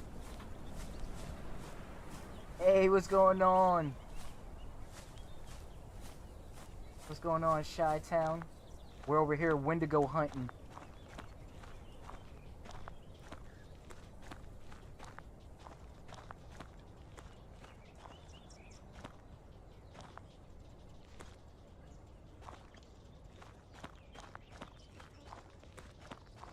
How's your weekend going? Alright, cool. So the sun came up. Yeah, finally. Has he come out since the sun came up? One time, but he did. Oh, you get the devil. Literally. Oh shoot. Oh, shit. This nigga bullshit. All right, so now I'm gonna just stay over here for when he comes back over here. Yeah, we over here trying to catch us a Wendigo, Chi-Town. Oh, that's what it is. So I set up a bear trap here. I don't have it. Actually, can I cut this up? Get you some wolf meat.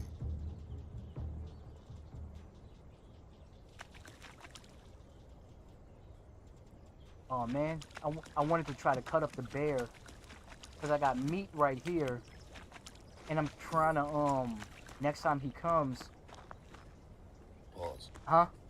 Yeah, pause. Next time he heads over this way, I want to run him down. Actually, you know what? I could probably use this as a bottleneck too. I'm gonna try that. I'm try to take this trap back. This ain't got no bait on it anyway. Shit, I mean, I thought you had positioned that in a way to where like you could just chill in the container. And where like no matter what side he came from, pause. That you could kinda have like a trap both ways, pause. Yeah, like I was but I was also trying to like jump over it too. But it was a trap. Bear trap.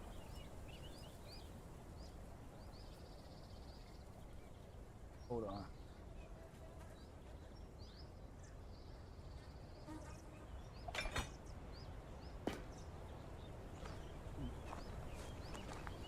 Yeah, so if I can get him to chase me, I'll like run this way, jump over that, run through here if he follows me, and then jump over that one. So I'm gonna stand up here. On the phone.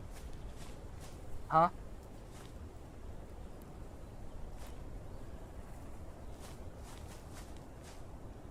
Oh, thank you for the heart meat, Chi-Town.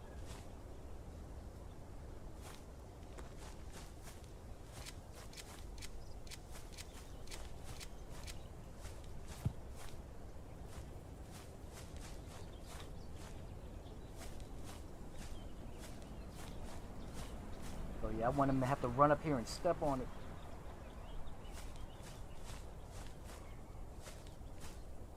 Now I'm all paranoid to go anywhere. I didn't think he was going to come out during the day, actually.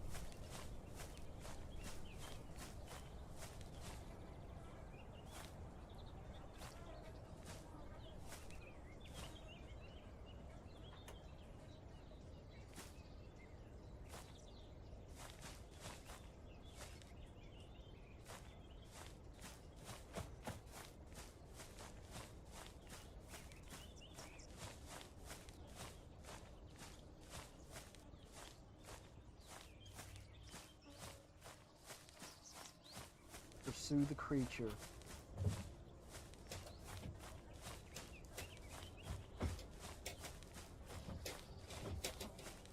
I'm gonna be patient with it this one time.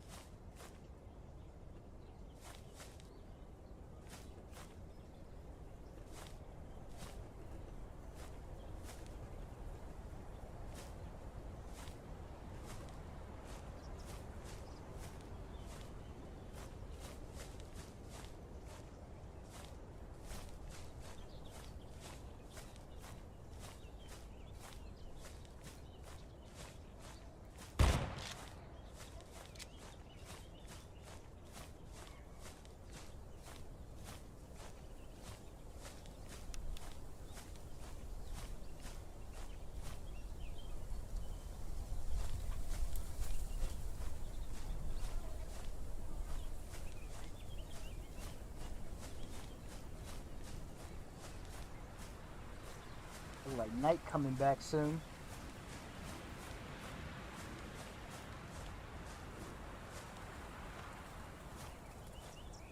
Where's he at?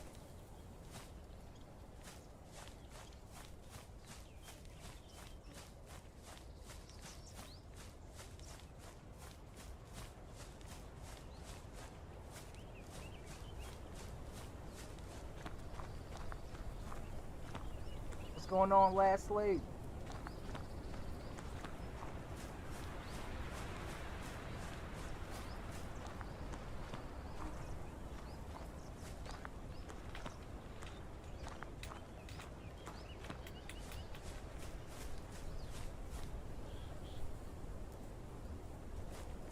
We're over here trying to catch a Wendigo.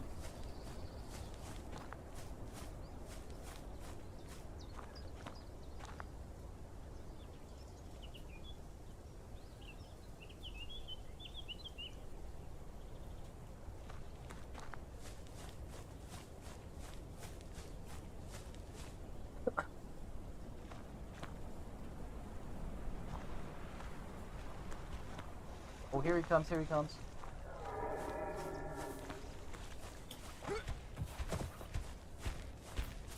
Damn, this night's Oh, that did work though. They trapped him. Nah, he just tanked it. Shit. What's the fucking point? What the hell is that?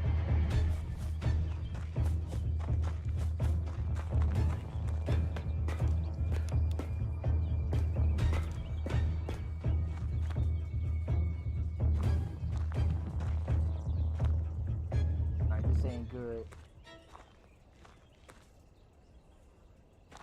Yeah, he tanked that joint. Damn. He was in there for like all of like 1 second. Both of them? Apparently, I didn't even see him step in that one.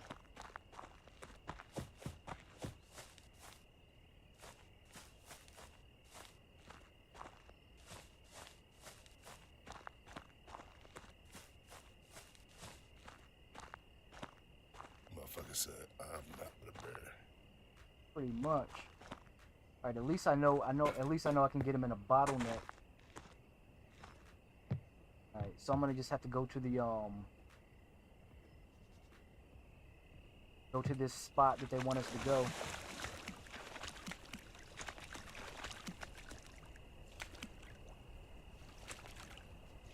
Hold up, no, it was over here.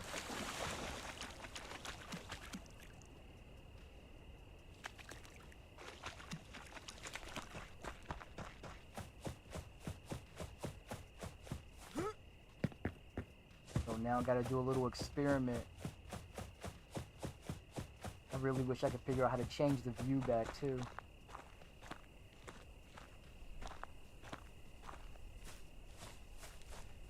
Third person. Yeah. Yeah, I think it said you had to like press like V and then Was that it? like there's like two buttons.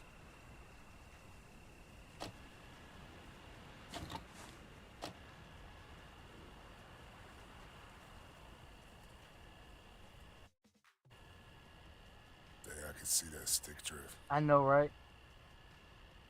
I was like, why isn't you just pressing the options? Like, I see. Yeah.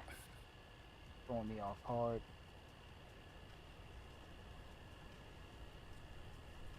What does that shit say? Does that say fucking V? Where's my...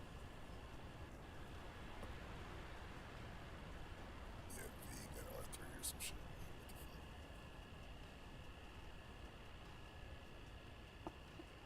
I'd have to straight up abandon the controller.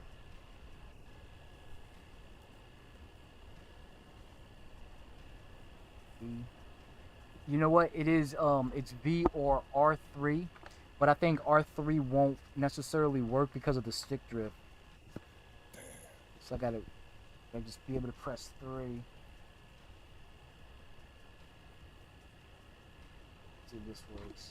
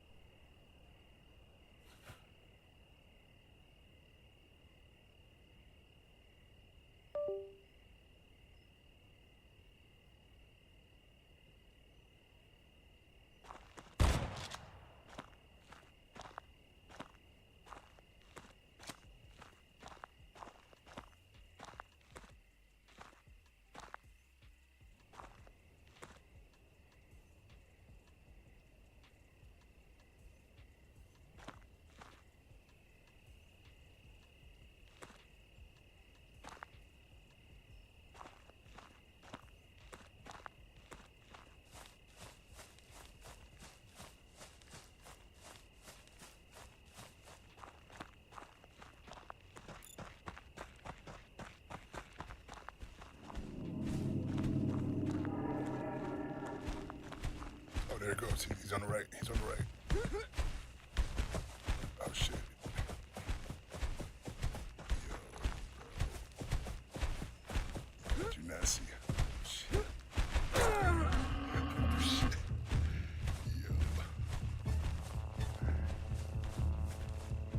Yo, his ass was running right next to you.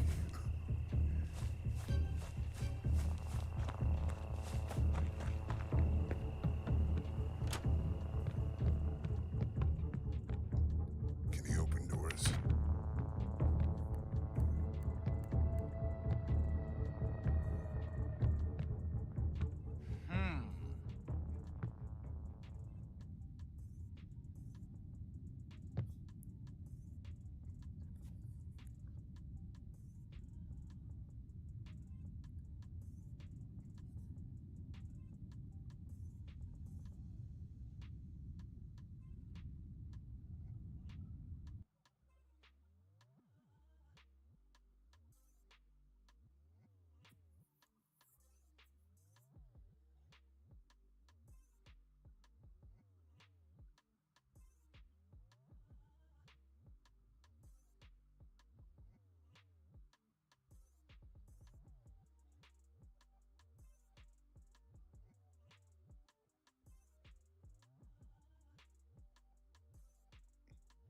Yo, can you hear me?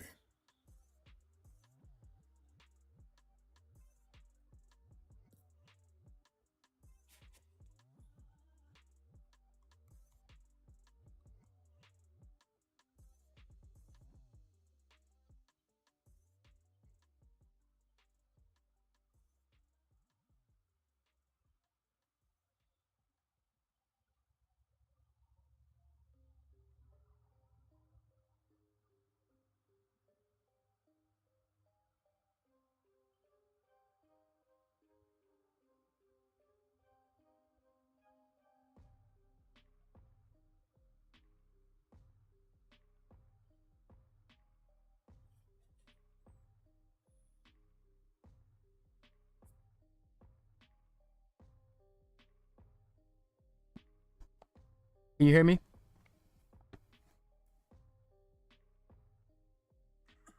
Can you hear me now? You can hear Yeah, me? can you hear me? Yeah, yeah. Okay. Let's see if we can get this back. But when you were running to that cabin, I was like, hey, yo, he's on the right. He's on the right. Yeah, it damn game crashed. Oh, shit. Oh, hold on for a sec.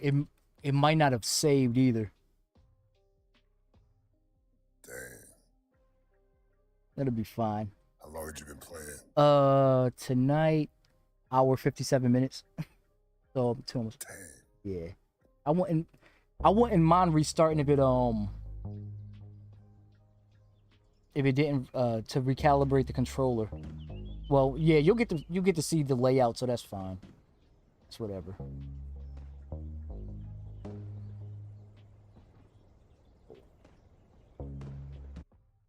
Let me move. Yeah.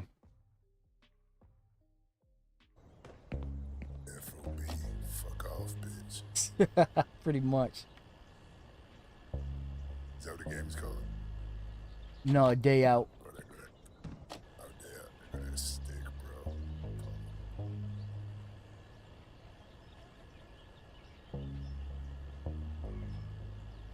Damn.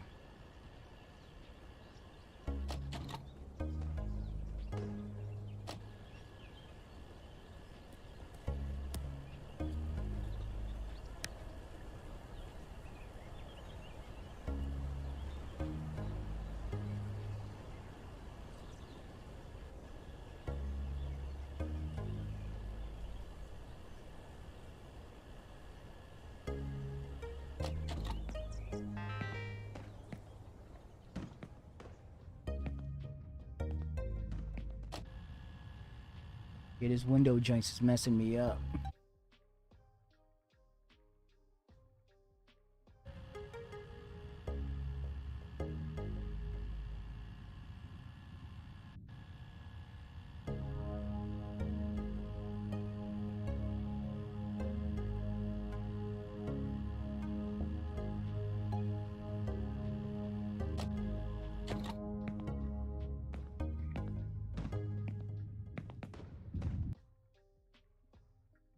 at the shop, Yeah, you get the yeah, inventory. yeah. I'll show you. I'm trying to put it on my like I have 3 monitors, so I'm trying to put it on the other monitor because my middle monitor is where I can see my OBS and all that. So, but right now it's middle monitor, and I'm gonna have to fix the drift. So yeah. So you could change the color of the So when you be going on these jobs, this is your RV, where all your equipment is. You have your main garage. So you have your loadout whiteboard. This is the type of stuff that you can get. You have like 5,000 available dollars. Different notes for different jobs.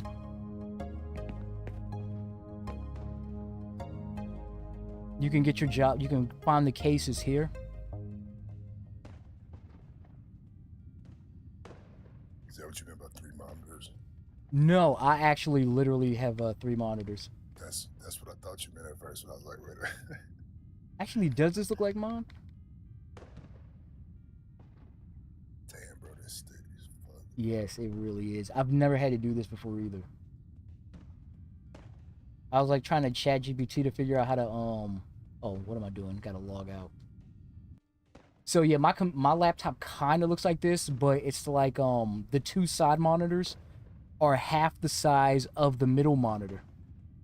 So yeah, this.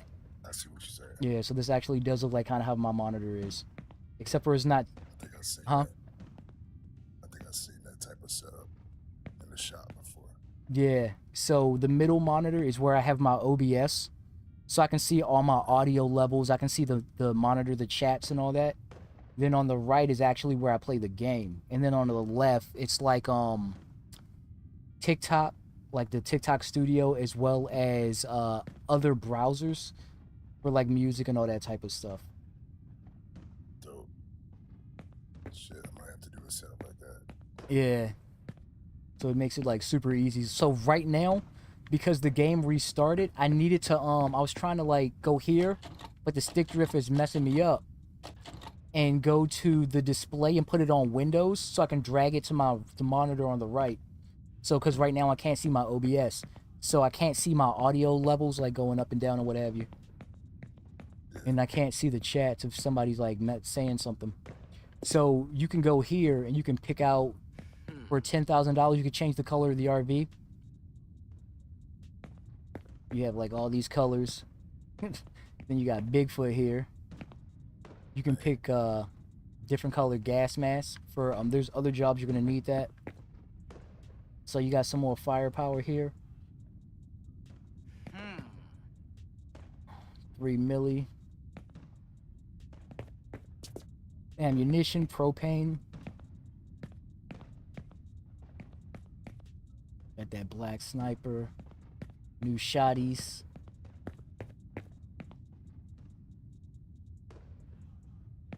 You can put in special requests. I just played the start of the game, so I can't do this yet. What is it, like a request to the devs or some shit? Like their mods. Destroy all 4. So I think they send you special requests for like for events and what have you. Oh, I got you. So yeah, then you can get some new drip.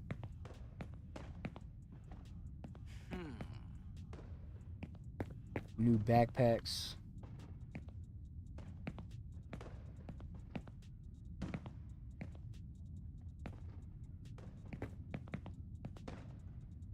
What is this?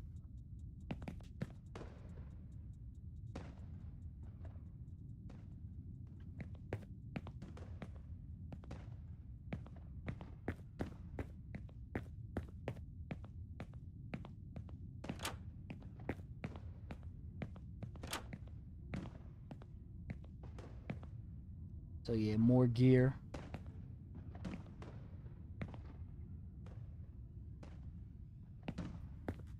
I'm looking to see like what it.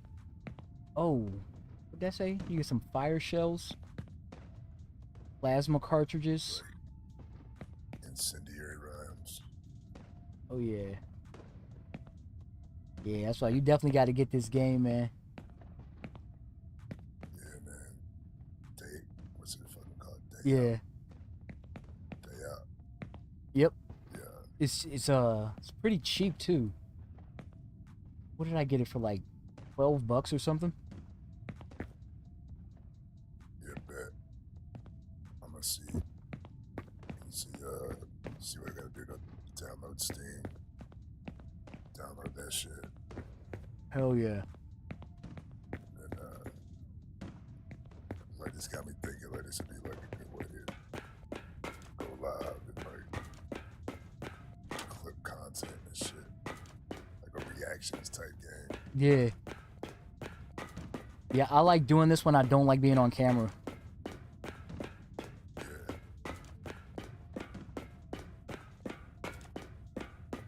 I fuck with it. Yeah, you could take out your RVs.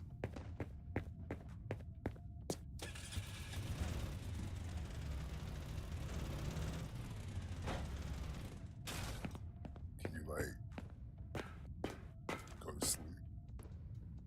You got like beds in the game. You like fuck this. I haven't seen it. I haven't seen it yet because I was trying to on some of those jobs I was trying not to go out during that night Right. so you could paint your quad.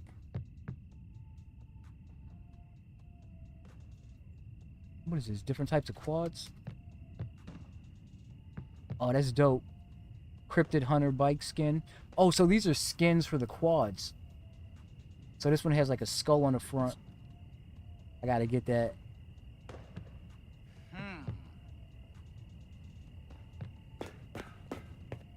I don't know what the hell this is, but I ain't going too far. It's dark as fuck. That's right. Hold on.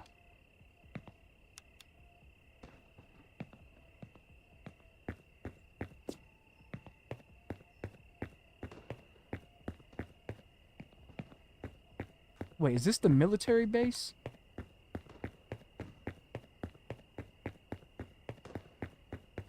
Oh, this might be the military base. Wait, where they out here popping shots at?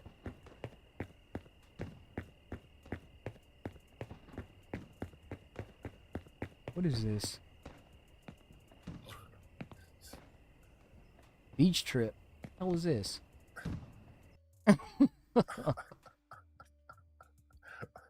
Yeah, so you get all this stuff. You get like aliens, you get cryptids. Shit look like a fucking pool party, bro. They got your ass on an island now. Yeah.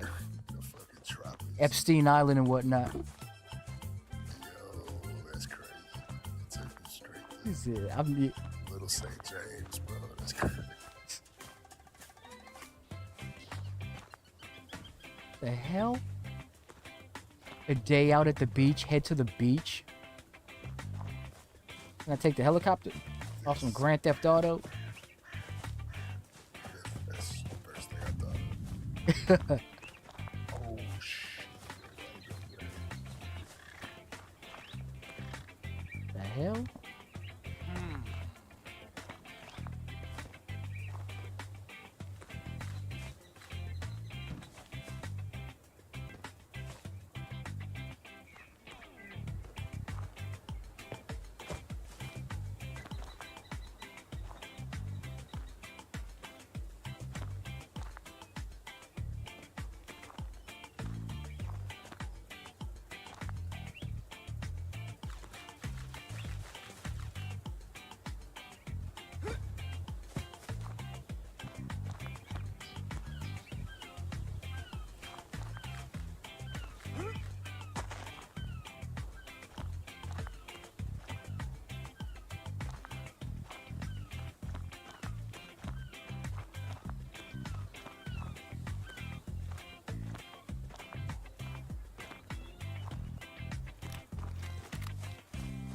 Gotta stay strapped for the beach.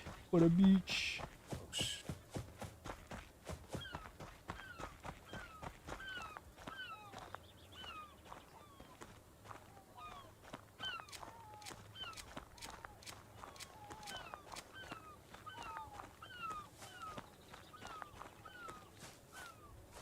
What the? clear the beach. Oh, that's crazy.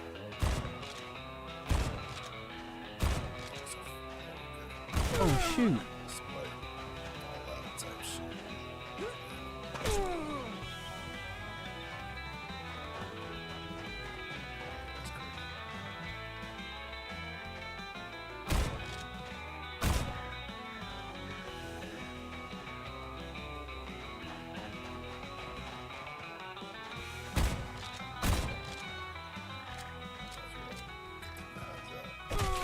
Damn, I hate how when you roll, you be in a prone position.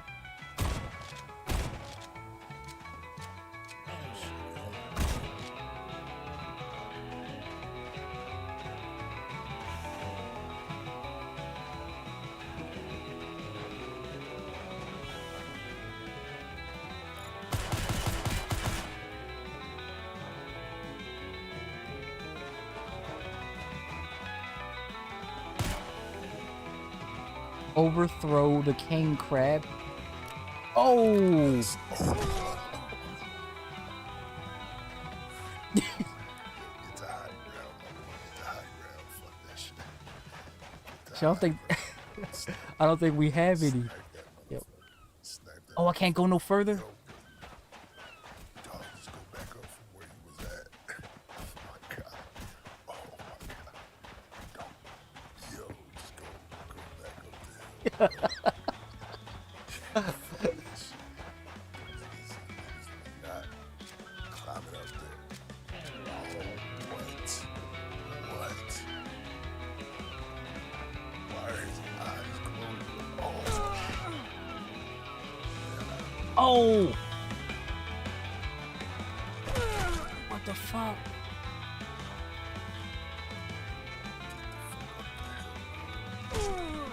Yo, can I get up here? No, of course not. My stamina's only at like my.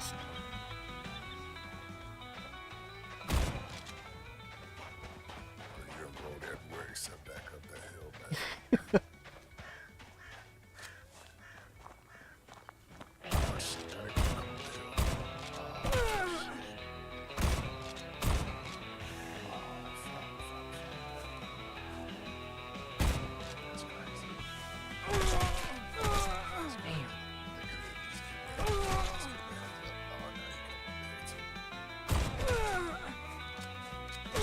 Damn, Jones is fucking me up.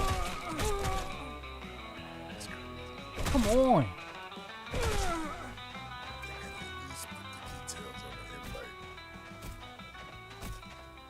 Hold up.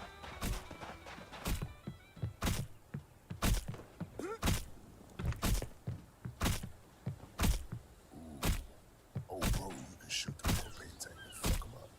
Yeah, that's what I'm gonna try to do too. Why can't I take my Is he coming up here? Oh shit.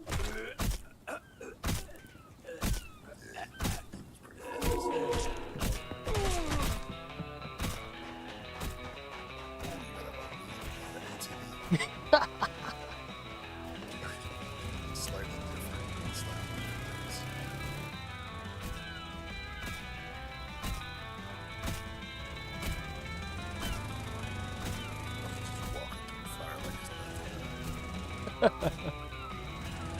Yo, why don't Oh shit.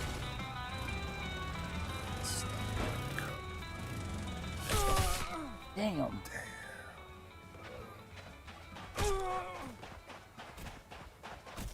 they're savage, bro.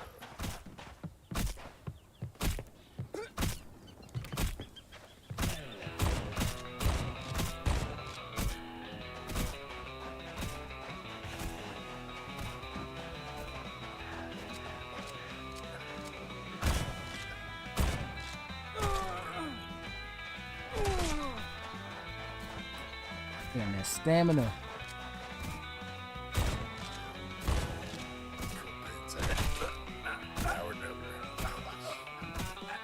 I think that might be it. Damn, they got my ass too. Things are more dangerous than the crib, bro. Pretty much. Thing was relentless. Shit. It was. This is all right. Had you been there Nah, before? I had no idea what that was. I was wondering why I was like go to the beach, but it was giving you all this firepower. Yeah, man. Thought you were gonna have to clear out a bunch of humans and some shit. I'm like, shit, that's cool. Might have to head back over to. Bro, go back. Huh? Go back to the beach. I'm about to too. Take a sniper and then just snipe those motherfuckers from high ground before you get down there.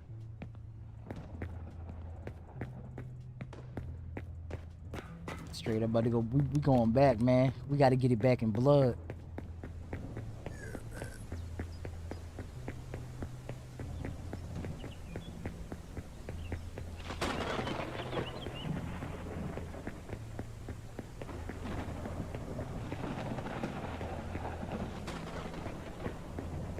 Let's see.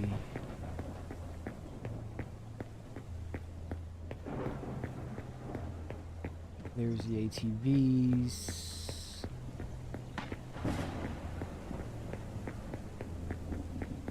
Raccoons. Why they got health bars?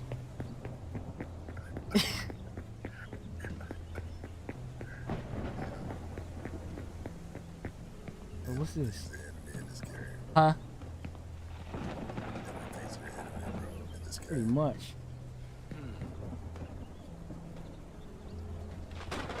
Yeah, this game is alright. You can eat. You can eat for health. Yeah, slime all that shit out.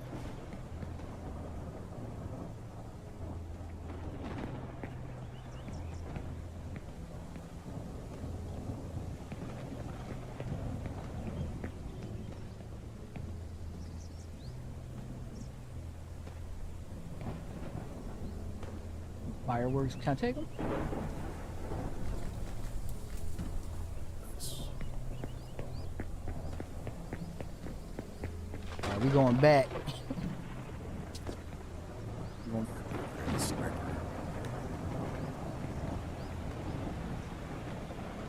You know what I'm about to do? I'm about to do that. I'm about to get the sniper and I'm gonna go to the ATV and run all. I'm gonna let all of them come on one side, and I'm gonna go racing all the way to the other side and start picking them off. And when they get close, I'm gonna drive all the way back to the other side. I was gonna say, see if you can see him from the top of the hill before you like touch the beach. Yeah. See if it lets you start sniping them from a distance. Alright, bet. Even though based on how most of these games go, like as soon as you let that first shot off, they probably gonna start coming at you. Yeah. But we'll see.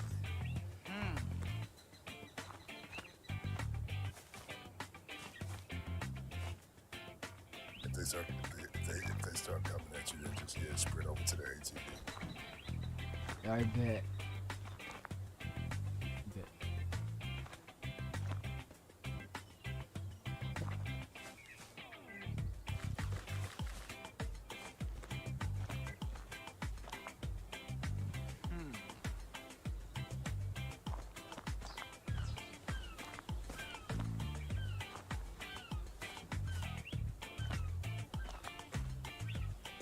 Five, 6. Alright, we got some mid packs.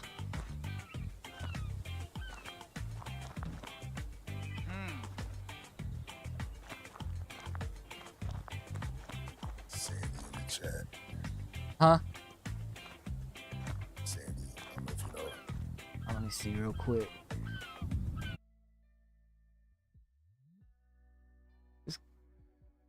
The first person is tied to the body cam in your inventory. You have to equip it.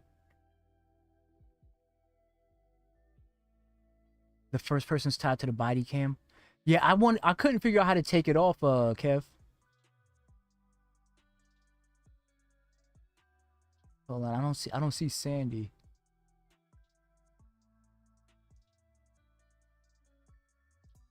All right, here we go.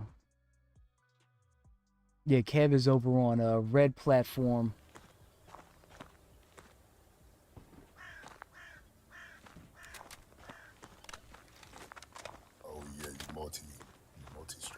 Yeah.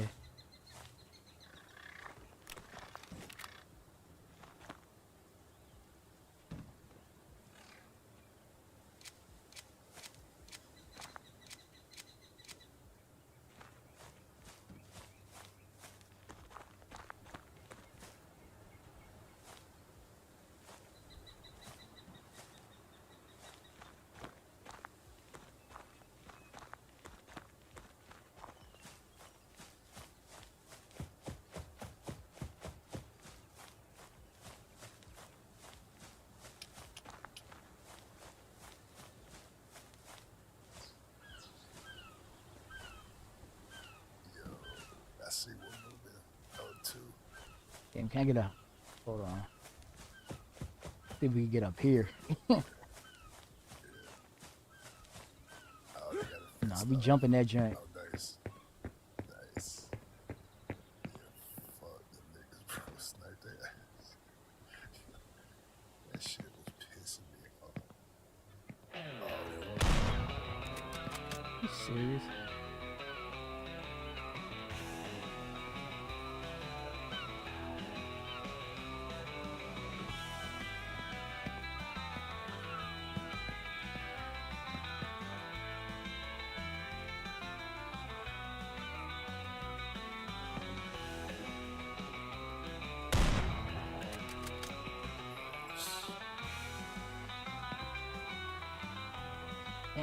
Oh shit. This straight stick drift. That's crazy. I knew that was gonna happen too. I was thinking that it was actually gonna happen. Even when locked in, that's wild. Yeah.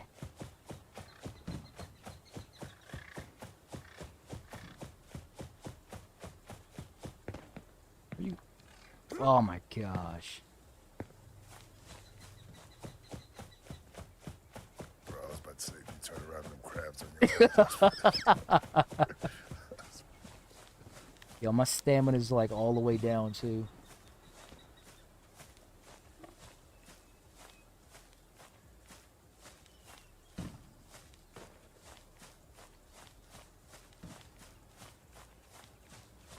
Yeah, you sprint it like the longest way possible to get back up. I was like, man, I hope you know where you're going, bro. I don't know why I went that way.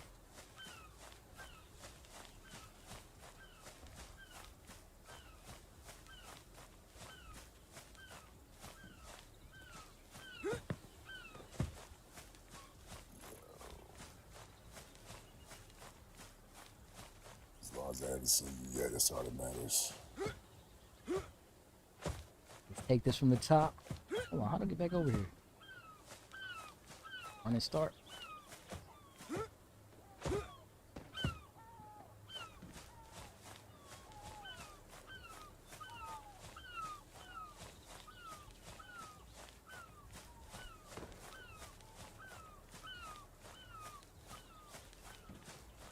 Wait, what was this?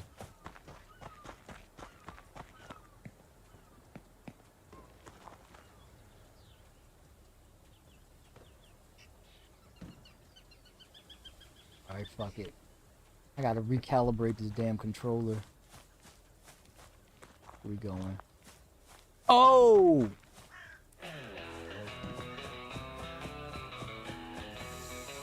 I had a feeling. I think this is the one I shot too. Yeah,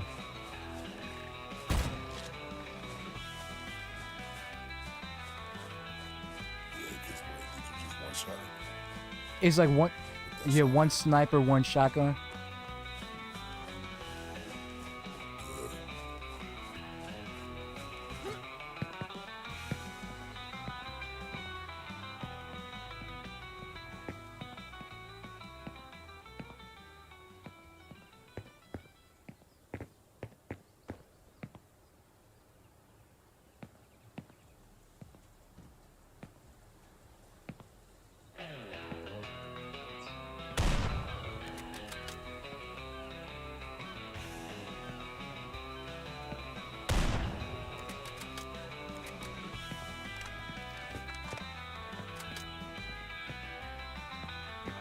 Man, imagine if they make them respawn because I'm not down there.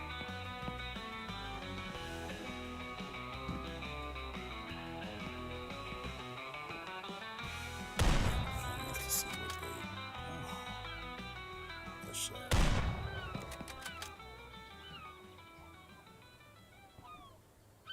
Did he get back up?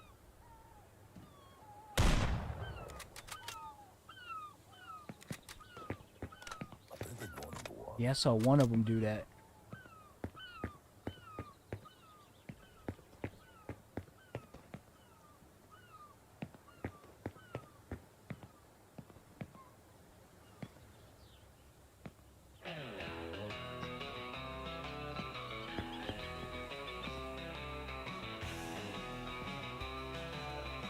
Damn it.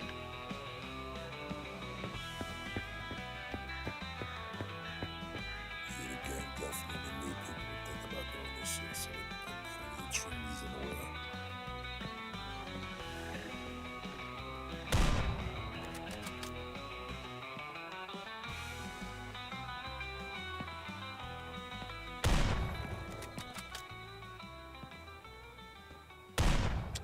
Oh, down agent. Yeah, them motherfuckers definitely coming for Yeah, pretty much.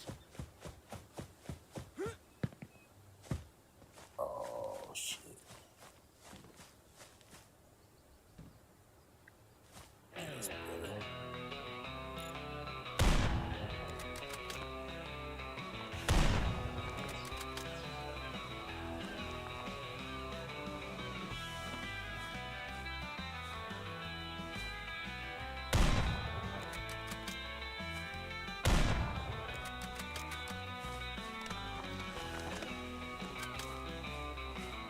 Oh, Oh shit, watch out.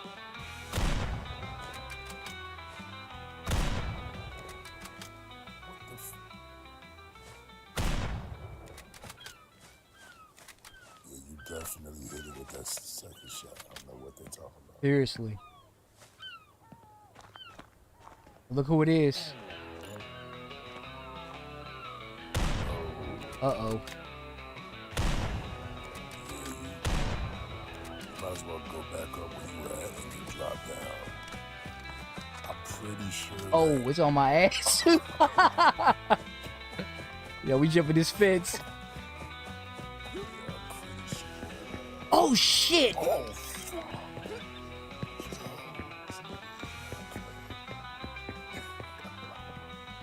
Wait, can he not get over? Oh, awesome, man. You could just shoot him from up there.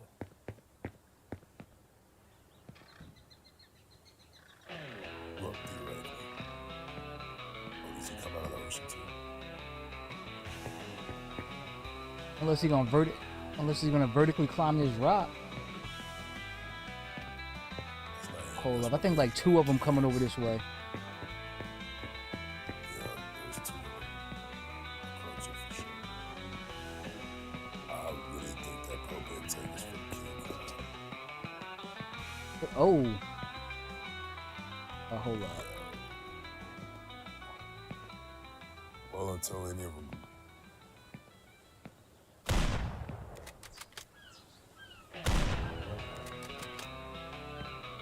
Watch your back too, just in case. 'Cause,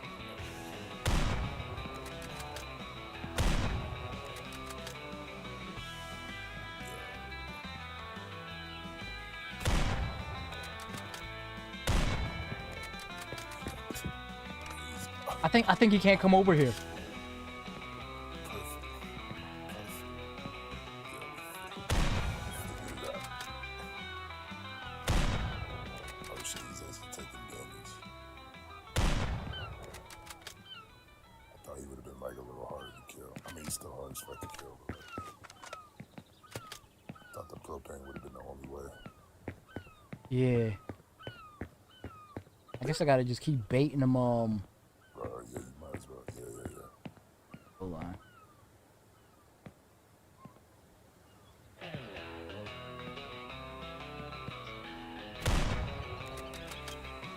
don't know why it's so satisfying watching die when you know. Shit.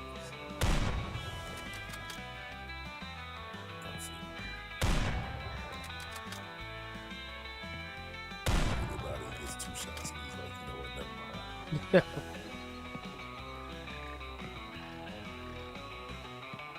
is asking for the water to recharge or something. His health bar not going up. Yeah, that light.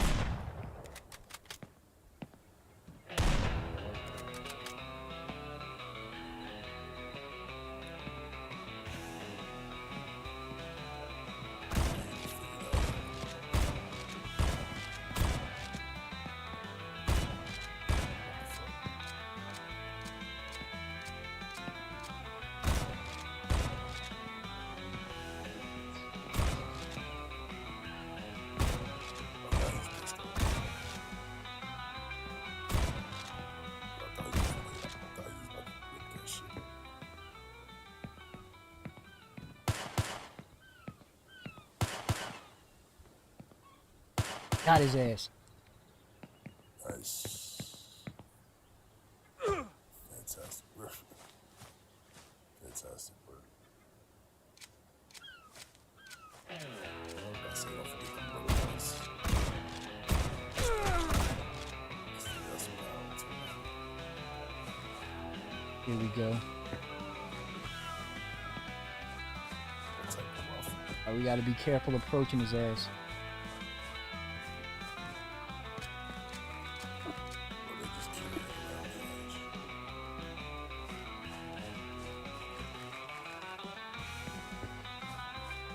edge. We need to get like a new gun for him.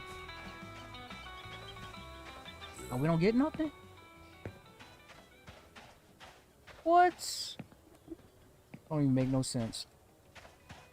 Make sure there's not any more crabs. Yeah.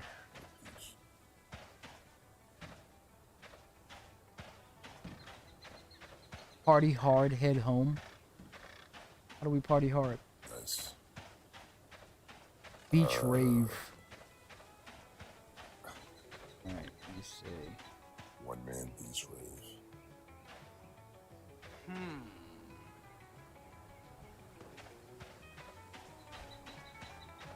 Oh yeah, they got that stage over there. What do we got? What do we got?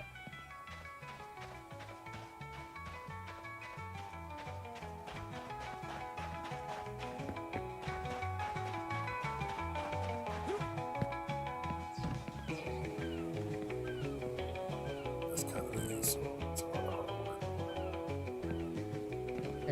One man take I have walk around here. I have no idea what I'm supposed to do.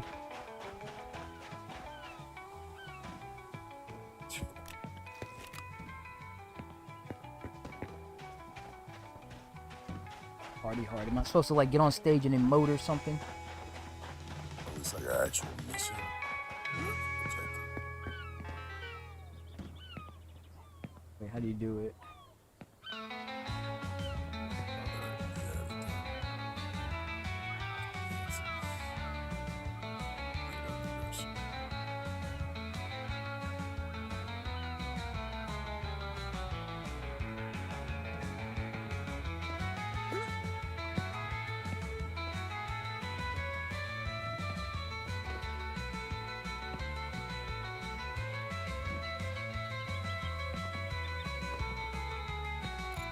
Okay, party hard.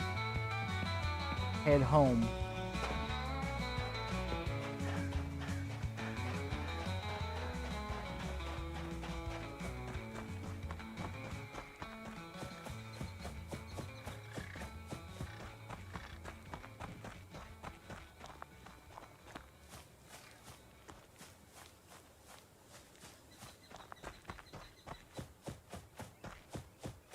Service pistol.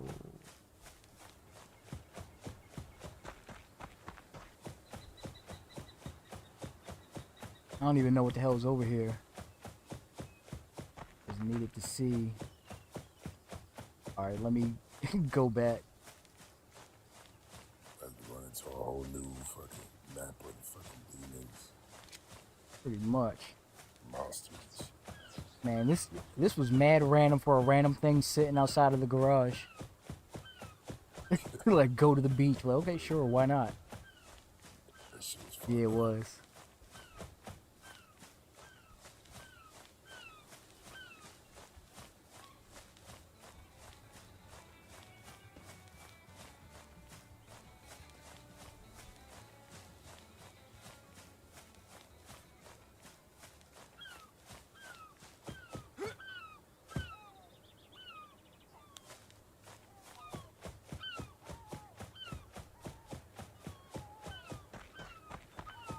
Head home.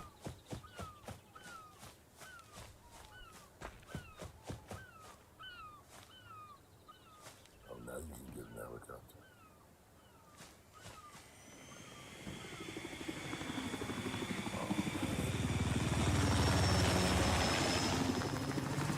Hey, that's what I'm talking about.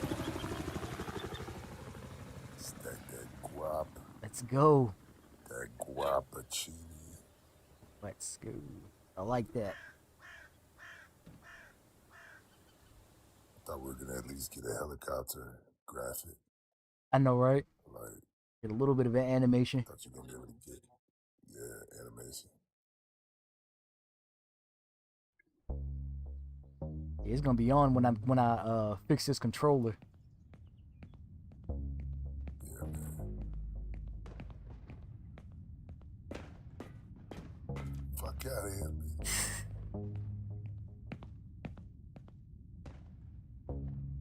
So does it change my money? Yeah. Loadout whiteboard, current loadout devices. So I guess I do need these. Gas mask, night vision. Oh, you know what? Night vision will be good. Oh, this is what's up. Replaying a case will allow you to capture the monster early without needing to follow the intel. Certain aspects of the case may change if you replay it. But we ain't gonna be doing that yet.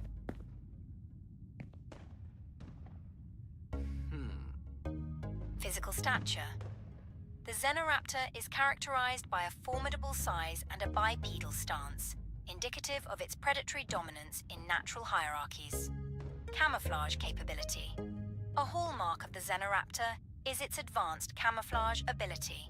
This trait allows the creature to blend seamlessly with its environment, rendering it invisible to the naked eye. Such a mechanism is not merely optical, but may involve other, yet to be understood, anomalous properties. Salivary composition. Analysis reveals the Xenoraptor's saliva possesses highly acidic properties. This biochemical adaptation enables the creature to liquefy organic matter upon contact, serving as both a predation and defense mechanism. Oh, straight xenomorph. Extended exposure to this saliva results in the rapid degradation of flesh. Adaptive evolution. The Xenoraptor What up, exhibits Wesley? an unparalleled capacity for rapid adaptation. This includes not only environmental acclimatization, but also morphological and physiological changes in response to physical trauma. Such traits suggest a form of accelerated evolution, enabling the Xenoraptor to optimize its survival and predatory efficiency under varying conditions. Containment. E04101, the Xenoraptor, requires a specially designed containment facility, constant surveillance, and adaptive measures to prevent it from overcoming containment protocols due to its rapid adaptation abilities. Surveillance and response. The entity must be monitored around the clock for any signs of adaptation. An automated system will administer amnestic gas to temporarily inhibit its evolution, allowing for immediate containment adjustments. The Xenoraptor's cell must undergo regular and unpredictable modifications to prevent the creature from adapting to its environment. This includes structural changes and environmental shifts. Amnestic gas adaptation. The formula for the amnestic gas must be periodically updated to ensure it remains effective against the Xenoraptor's evolving resistances. Collaboration between xenobiologists and chemists is essential for these updates. End of document. They're gonna have me hunting some xenomorphs. Straight alien versus predator style. Alright, I need some night vision. I need a gas mask.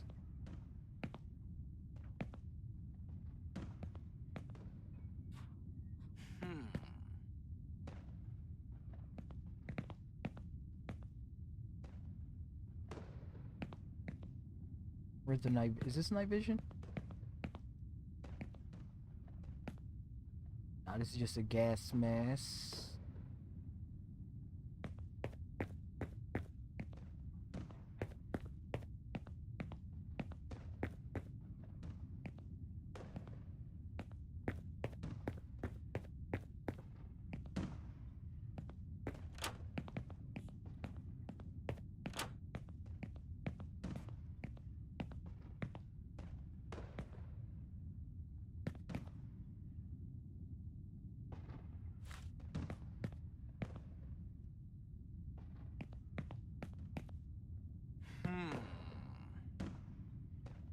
Oh, holy water.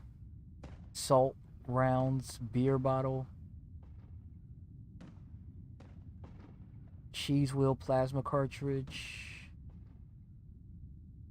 Propane.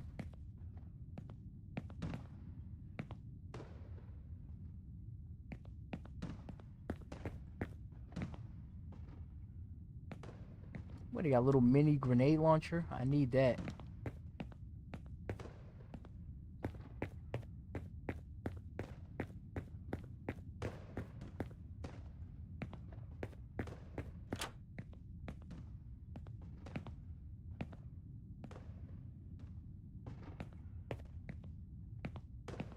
Gas mask, witch hat, wizard hat.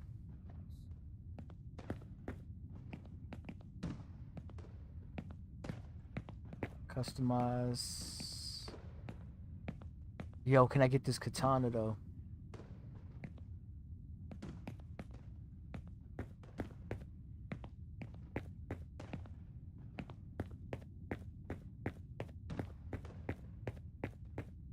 That's going outside.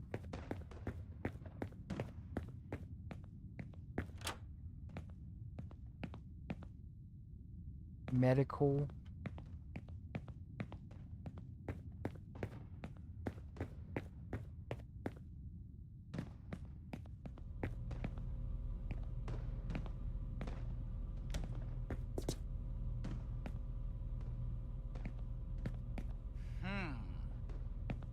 Keys and all that. Oh, what's down here?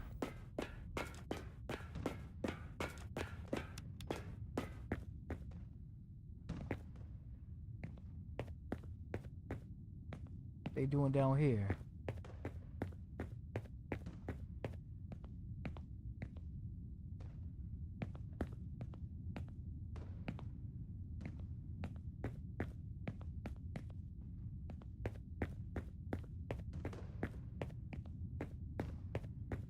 Were they experimenting on these creatures?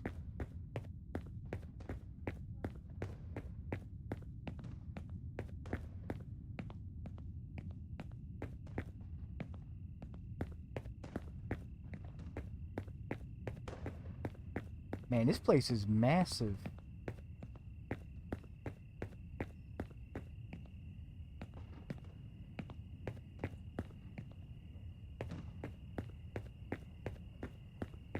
Lower level? Okay.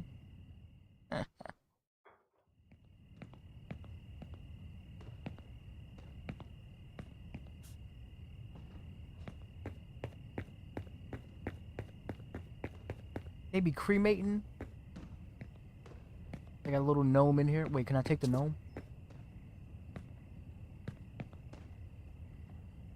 Nah, you can't take the gnomes.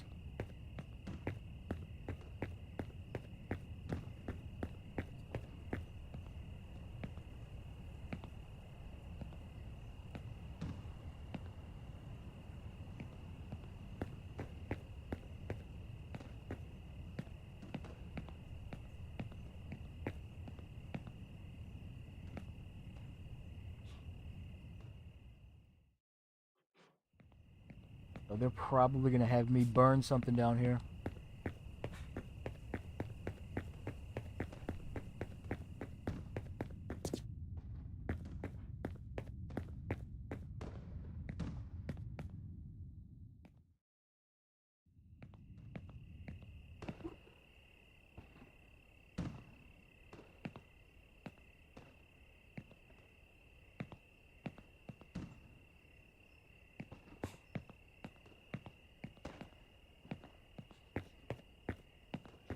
Got one more thing.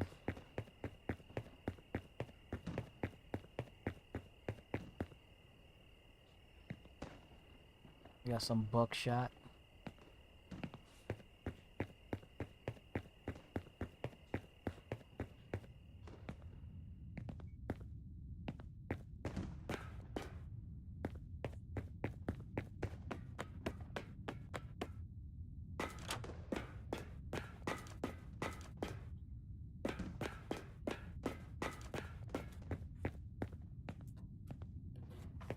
Like, can I special order night vision? Alright, my bad. Are my you bad. good? You good? Available funds.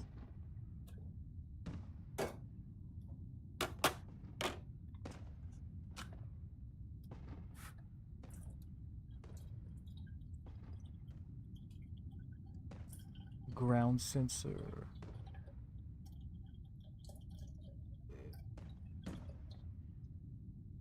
Tactical decoy. Minigun auto turret. Resurrection stone. That.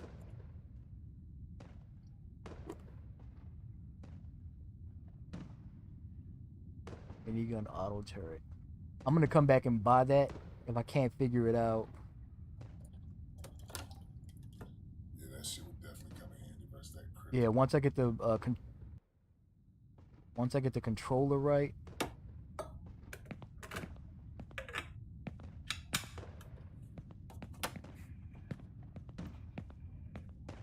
Alright, so is it in my inventory?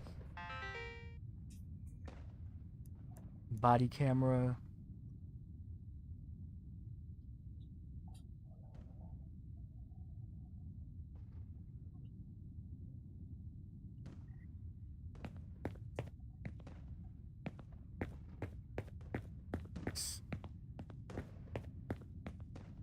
So is it gonna be in the store?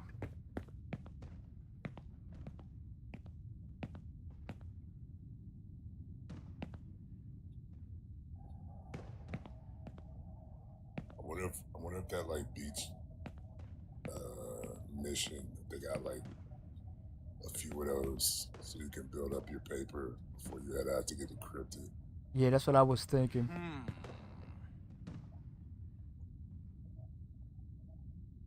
Exactly what I was thinking. Yeah, sure. If that's the case, next time we hit up that Wendigo, set them turrets up near that house. Let him walk right in and blast him up. Put the shotty in his chest and hit him with 2 minigun turrets. Yeah, how much do those turrets cost? What was it, like 48? Or like 4,800? Yeah. 4,800. Oh, that's not. That's. Sheesh. Get that ASAP, Jack. Yeah, I got like almost like 1,200 or 12,000. Hold on, where's my intel? Inventory.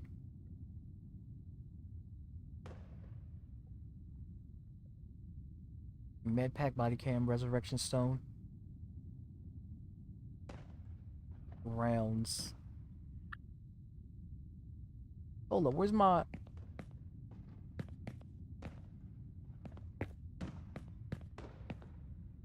I gotta figure out how to equip some stuff.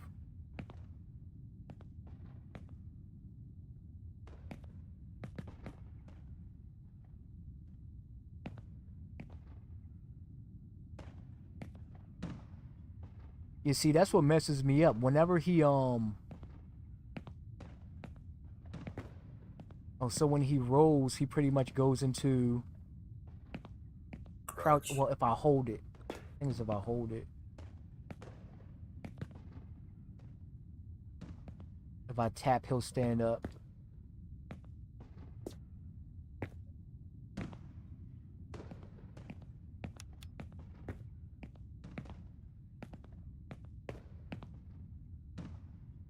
The weird mechanic, but okay.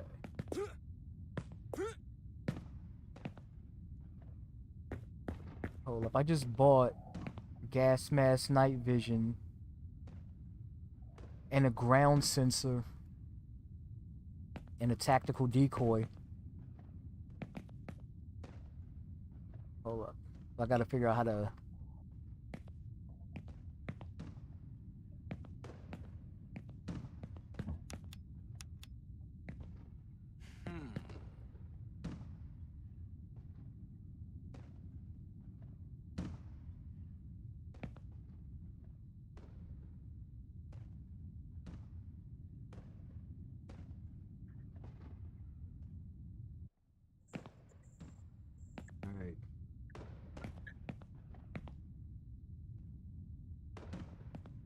All right, I'm gonna have to figure. Well, you know what? Curious. Hold. Can I? Okay, menu.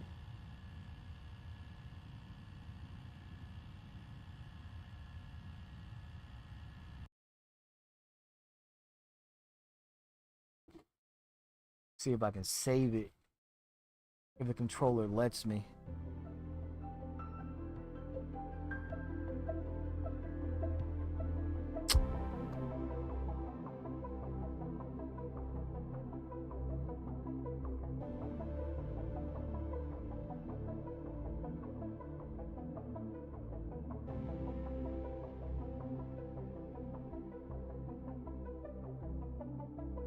Find session. Quit new season.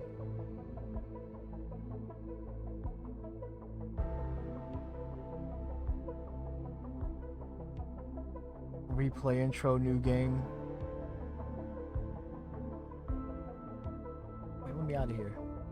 We got the solo co-op. Oh shoot, yeah. I was looking for the save. I was like, man, don't tell me it doesn't. It didn't let me save this. I didn't see that they have a save option. That's what I was looking for. I didn't see it. So I'm about to go check the board and see what the funds look like. Or the monitor.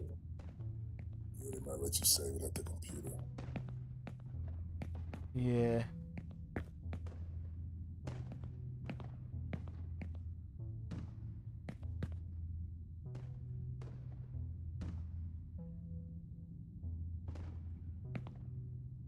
All right.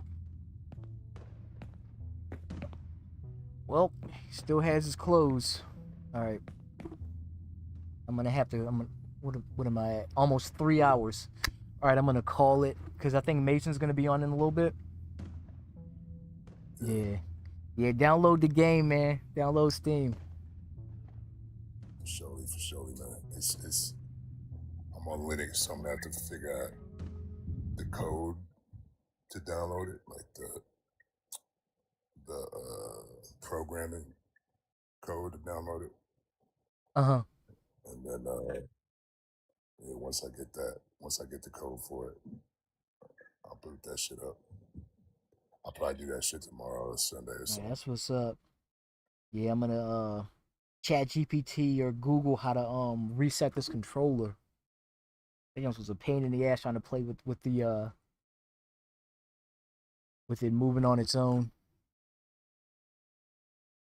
Yeah, bro, stick drift always. Yeah, I got some.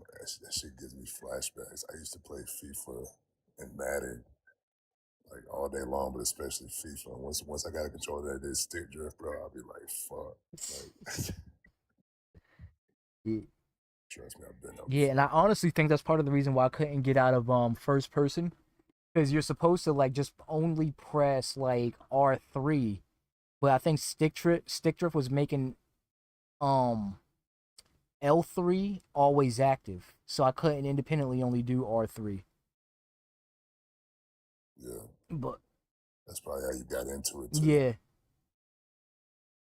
Like you like blitzed into it and you couldn't get out of it. yeah. Shit. But yeah, this game. It Uh makes. huh. Go I was ahead. gonna say, but yeah, man, this game is fire. I like this game. Yeah, I fuck with it, man. I fuck with it for sure. Yeah. Yes. I can see myself like streaming, playing that, and, like going live playing that type. Hell yeah. You know, like I get plenty of reactions out of that. Fucking cryptid jumping out of nowhere Yeah. on my ass. Plenty of Atlanta reactions. That Yeah, that yo was motherfucker. brutal between that thing popping out of nowhere, the stick drift, and me not fully understanding the controls because I just started playing it. Man, wild.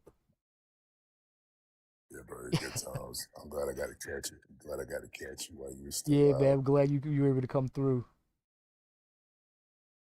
But all right, bro, we'll see you. We'll see you on Macy's. My voice is kind of coming back, All right, so I'll probably pop in all for a right, little bet. bit. Yes, sir. Yes, sir. Appreciate you showing up. You definitely got to come through next time, man. For sure, All dog. right, For brother. sure. All right. See you, All man, right, bro. peace. Woman.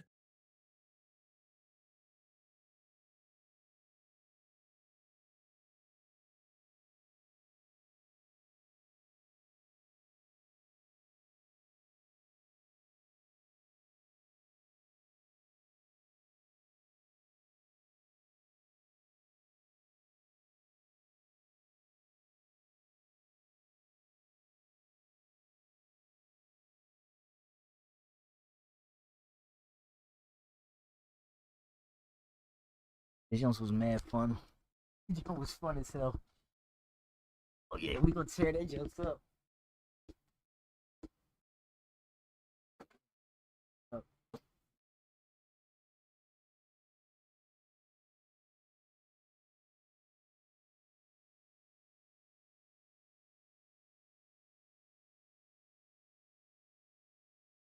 Hours.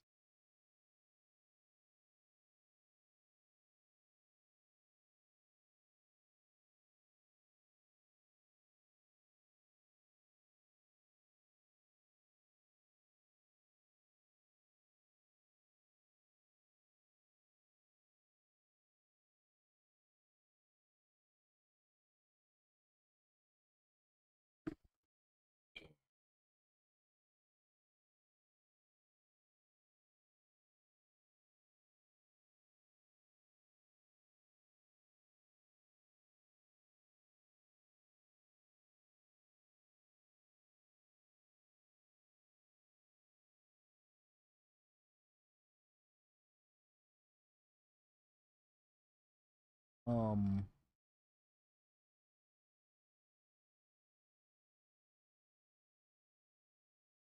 reset Xbox controller. Turn the controller on, then press and hold small pairing sync button on the top edge.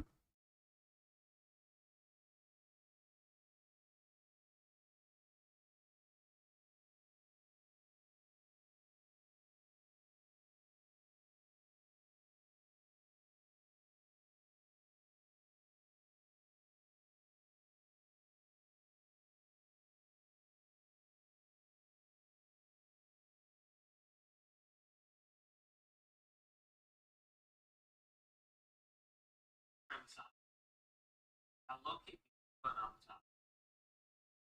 Button right here. Down. And if you hold this down, it's going to put your controller into a free down for both. The controller's going to shut off and vibrate. Vibrate it, then it shut off. So if you're having problems, now just reset it, put it back over to your Xbox or PC phone or whatever.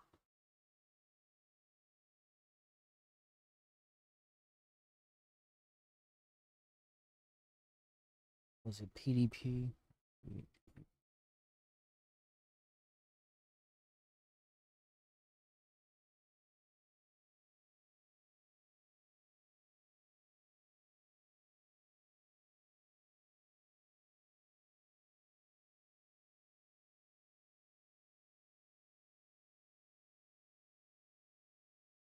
Alright, to see controller work, you need to download the app on a PC.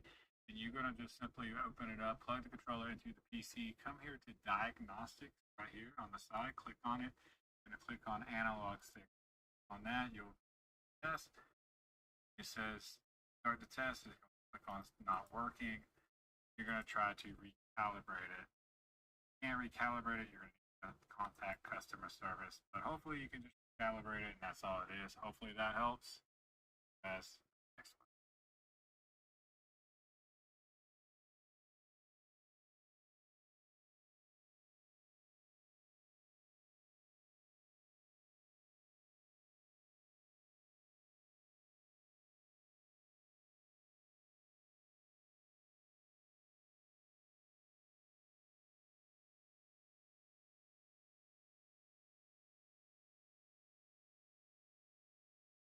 When business slowed, Hank asked Copilot in Excel how to help bring back the $1 slice. Copilot runs the. Here are 5 easy things you can attempt to do in order to resolve analog stick issues on any controller. Number 1, take a thin piece of cardboard from some kind of product within your house and cut a little triangle out of it. Then take the corners of that triangle and scrape the rim around the analog stick that's given you an issue. As you do this, push the analog stick in various directions and just make your way around the rim. Number 2, turn the controller upside down and start slapping on the opposite side from where your analog stick is. Number 3, take a vacuum cleaner that has a nozzle like this and just vacuum the analog stick. Reach in there with your fingers and turn the analog stick in various directions as you do. Number 4, blow into the gap around the analog stick. It's best to use a straw, or you can roll up a piece of paper and do it. You can use canned air. If you don't have any of those things, just blow into it with your mouth. And number 5, update the firmware on the controller if your controller has that ability. This can be done on most modern consoles by going into the menu system. There's also ways of doing this on the PC. Believe it or not, I've had people confirm that updating their controller actually resolves the issue. Now, if any of these methods did not work, do not lose hope. There's still other ways to fix your controller. I have created many videos for many different types of controllers that show how to do cleaning on the inside of the controller and inside the analog stick itself.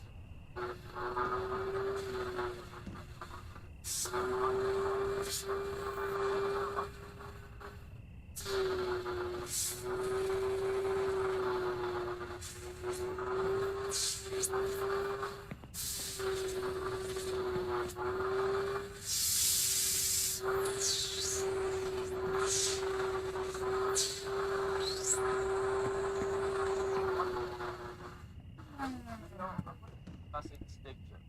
If you've been playing with a controller console for some time, you're more than likely know what stick is, how annoying it is.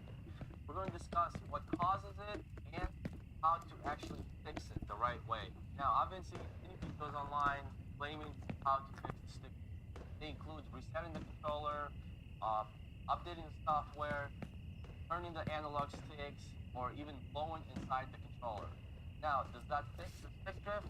Well, from my experience, most likely it does not. And if it does, it's maybe for a minor stick drift or temporarily, but it doesn't solve the root problem. First and most importantly, we have to understand how an analog stick works and what causes the drift, which we will do in this video. And I will demonstrate on one of my controllers that has a drift. We could fix the issue. But before we get into that, I want to say thank you for everyone that's been supporting this channel so far. We're getting close to 500 subscribers, which I'm really excited for, and I appreciate every single one of you. And if you haven't yet, hit the subscribe button on this video. It really helps out. We're going to connect this controller to our laptop and go to GamePadTester.com. Great site to test for drift and overall controller functionality. As with the left analog has a pretty aggressive drift. Even though we're not touching the joystick, showing that it's...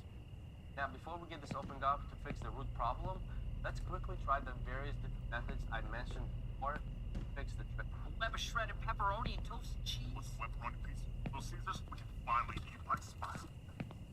So first, we're gonna reset the controller by sticking a pin in the back of it and update it to the most current software update. There's numerous videos online claiming that if you spin the joysticks numerous times and push on the analog stick, this fixes any type of drifts you have.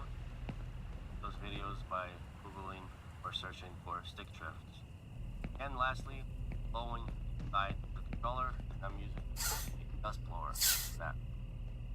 Now, plugging the controller back into the computer, as expected, didn't still show the drift. To really fix it, you have to open the controller and access the analog joystick.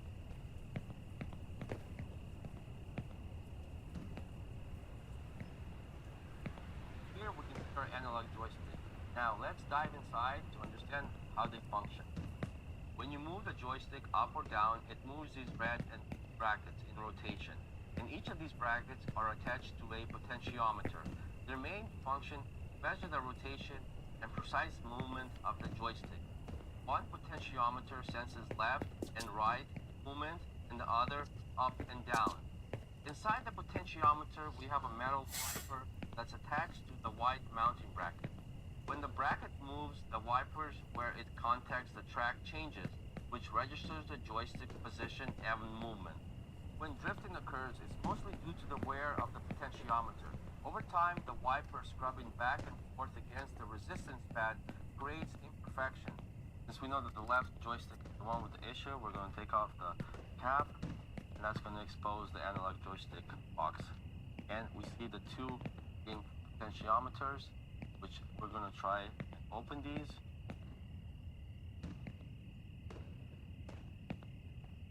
So inside we're gonna see the wipers and the white casing. So we're gonna carefully try to get those out, because this cause of the drift.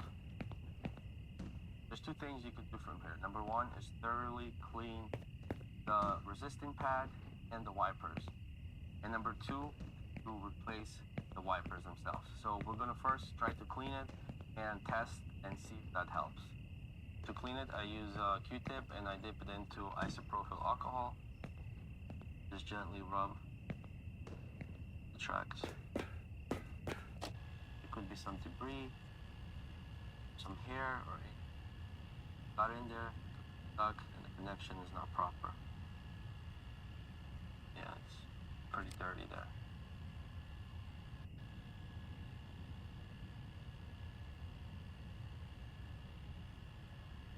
Sure, none of these little hairs are stuck there. And we're gonna do the same thing with the wipers. Now, before putting them in, want to make sure that the alcohol dries out, which could take 1 or 2 minutes. When you're placing them back in, make sure you put it this way, with these 2 little dots on the bottom. Easy to take things apart, but not so easy to put them back. Fast.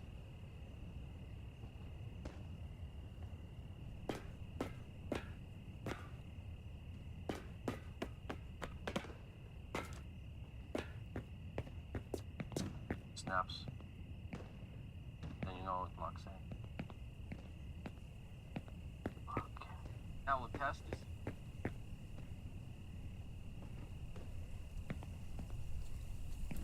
Now I see that. Now it looks like it got better, but still, I think the drift is still there. Yeah. Snaps back, but then it still pulls to the left. I think it got a little bit better, but I think we need to change the wiper, so that's what we're going to do next. I have a spare analog joystick that I'm going to use. Take out the wipers from these potentiometers and replace it with this one. Now, if you're interested to get these, I'm going to leave a link in my comments and in the description, so you could just pick some up. Now, they're pretty cheap. I think they're like 15 bucks for 10 of them or something like that. So let's get these open and place the wipers. And these ones are easier to open just because they're not soldered to the board.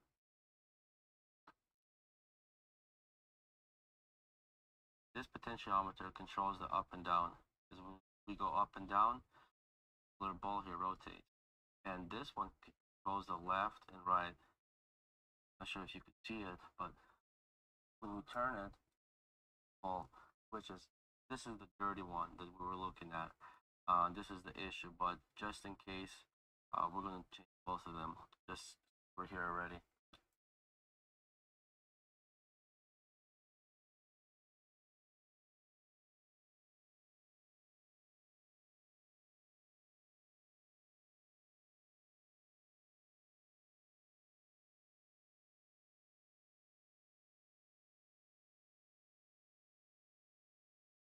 Ones go up, fresher and cleaner.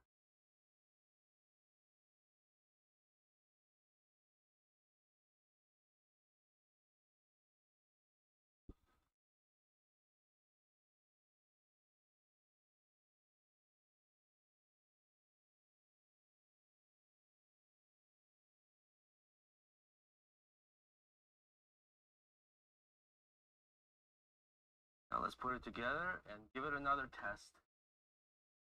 Okay, now for the moment of truth.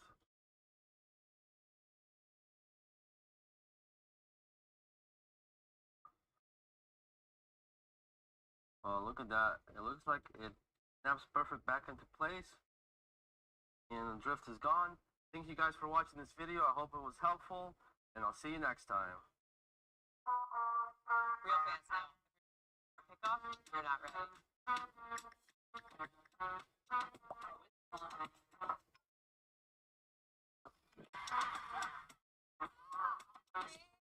Alright, let's hustle. Game's about to start.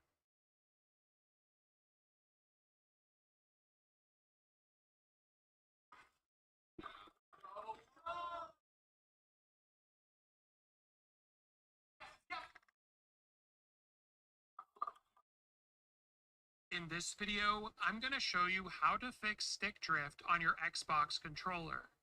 Now, when it comes to your Xbox controller, oftentimes you can have dust, dirt, and buildup fall inside the analog, which causes it to drift. In order to fix this, there's an easy way and there's a hard way. In today's video, we are going to be going over the easy way. So the first thing I recommend you do is grab the analog stick, pull it to the side, and pull out. What this is going to do is actually create a space whereby you can blow into that area to hopefully remove the dust, dirt, or buildup where the analog is drifting. Once you've done that, go through the entire analog, pull in the different directions, blow into that area, similar to an N64 cartridge, and now we're going to move on to the next step. Step involves almost resetting the analog sticks on your controller. So what I want you to actually do is push down with your thumbs on the analog sticks, and I want you to go around the circumference of the border, pushing down at the same time. What this is going to do is potentially move any dust, dirt, or buildup where the analog stick might be experiencing some drift. So push down on the analog sticks, push them up to the border, and do 3 counterclockwise motions. After you've done that, I want you to push down, and now we're going to do the opposite way in clockwise direction, all along the border. Once you've finally done that, I want you to push down on the analog once more to almost reset their original position. Now the hard version actually entails taking apart your controller and cleaning the inside, which will be a semi-permanent fix. So if this video was helpful, like and subscribe, and we'll see you in the next one.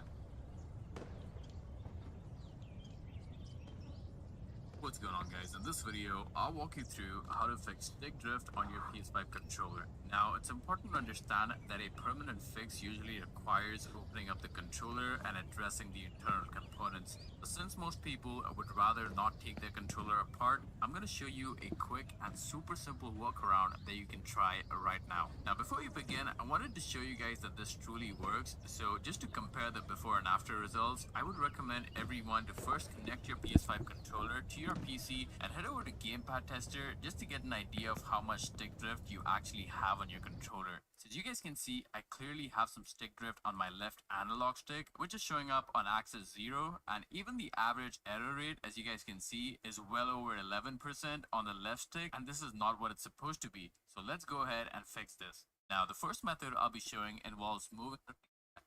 What's going on, guys? In this video, I'll walk you through how to fix stick drift on your PS5 controller. Now, it's important to understand that a permanent fix usually requires opening up the controller and addressing the internal components. Since most people would rather not take their controller apart, I'm going to show you a quick and super simple workaround that you can try right now. Now, before we begin, I wanted to show you guys that this truly works. So just to compare the before and after results, I would recommend everyone to first connect your PS5 controller to your PC and head over to Gamepad Tester just to get an idea of how much stick drift you actually have on your controller. So as you guys can see, I clearly have some stick drift on my left analog stick, which is showing up on axis 0, and even the average error rate, as you guys can see, is well over 11% on the left stick, and this is not what it's supposed to be. So let's go ahead and fix this. Now, the first method I'll be showing involves moving the analog sticks in a very specific way. Let me explain. The error rate, as you guys can see, is well over 11% on the left stick. Some stick drift on my left analog stick, which is showing up on axis 0, and even the average error rate, as you guys can see, is well over 11% on the left stick, and this is not what it's supposed to be. So let's go ahead.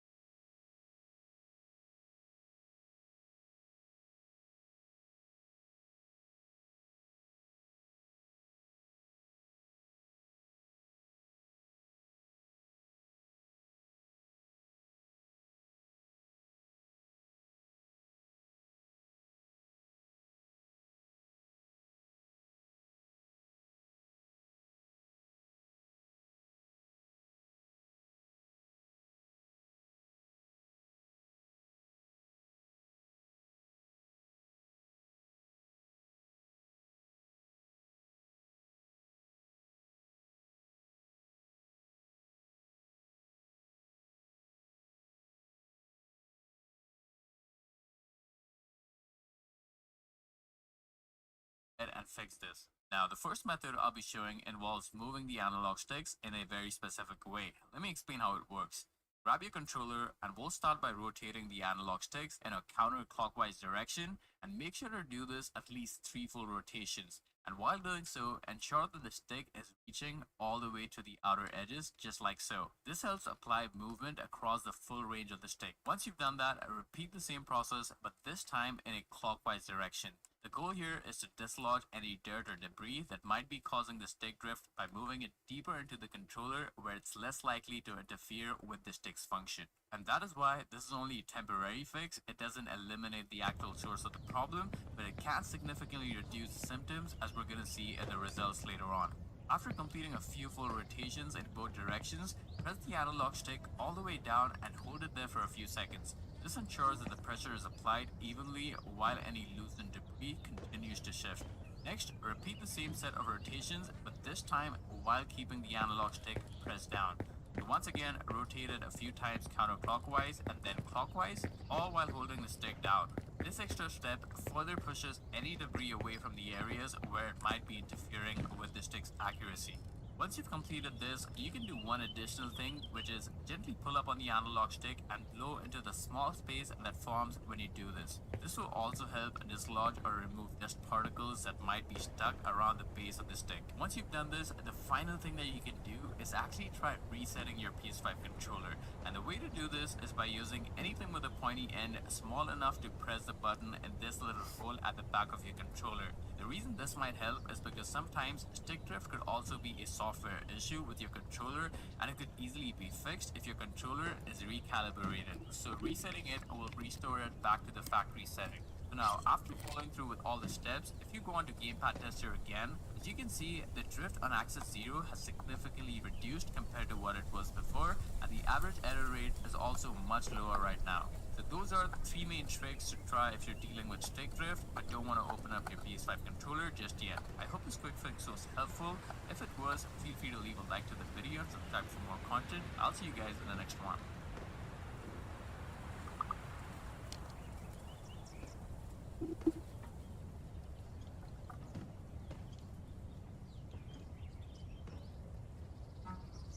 Hey, I'm Lydia. I work on Cloud Code here at Anthropic, and today we're launching Claude Tag, which lets Claude collaborate right alongside your team. At Anthropic, we've been tagging Claude in for most of this year, so honestly, all of this is just how we work now. And across Anthropic, Claude Tag opens 65% of our product pull requests. So for example here, we have a team about a week out from shipping a product. So what's going on in engineering? We heard from a sales rep that one feature, scheduled exports, is the thing their biggest deals are waiting on. He doesn't own it, so he asked the person who does. Notice that this is all multiplayer. Nadia texts Claude, then Claude keeps up with the group thread, reacting to product decisions made in real time. It opens the... How to hard reset Turtle Beach PD Afterglow Wave wired controller. Step 1. Unplug the controller from the console or PC to ensure it is not connected. Look for a small reset button on the back of the controller. This is typically a pinhole-sized button. Step 3. The thin tool, such as a paperclip or a pin to press the reset button. Step 4. Insert the tool into the reset pinhole and press down gently.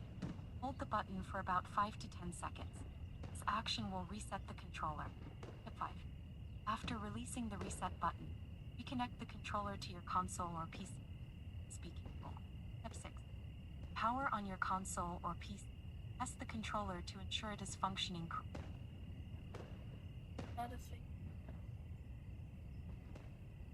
Just guys. Oh. Cord. Oh, okay. Box. Out. Why you put on a whole that? When you do that, the light should have been light right bottom. Wanna press A. One full clockwise. Left function. One full clockwise and off. Wanna hold LT. RT. Down. After that, it should come back on.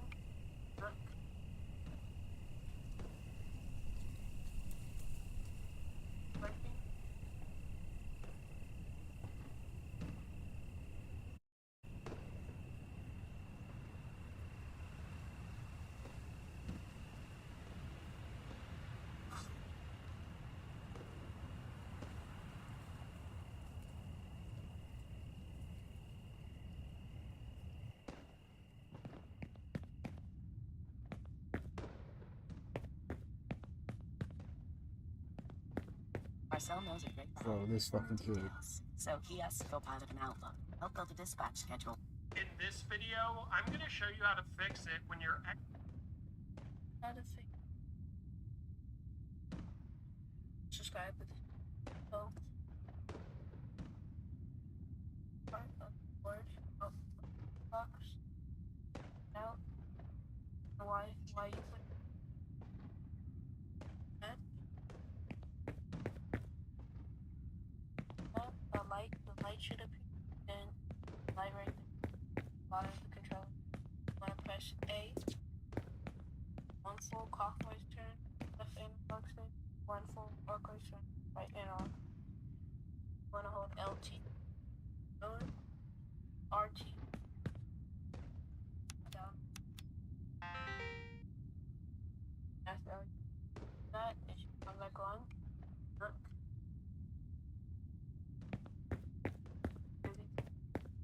Working.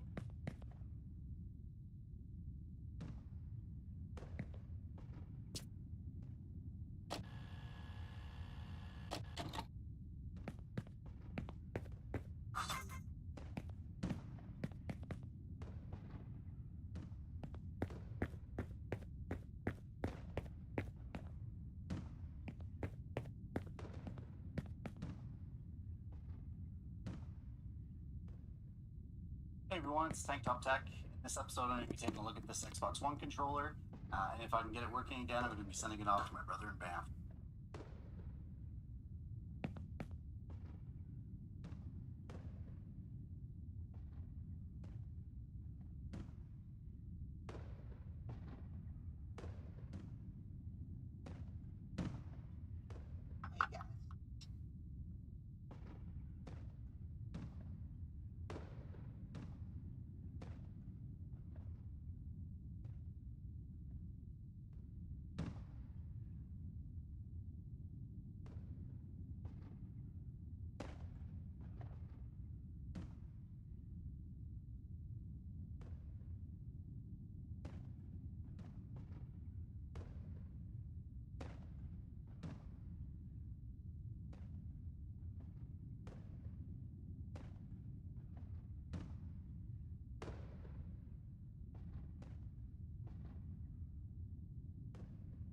Why'd it work too?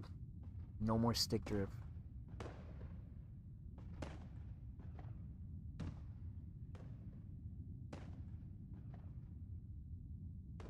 Eu cu lá no meio, foda. Olha o Virgo. Consegui.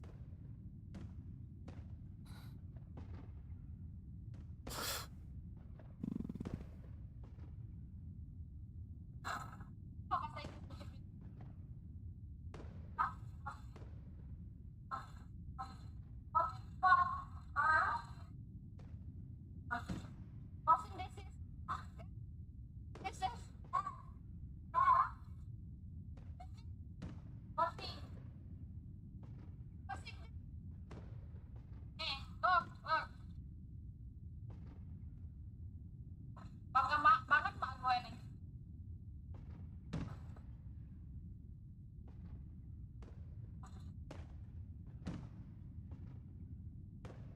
Pernah gue cuci piringnya.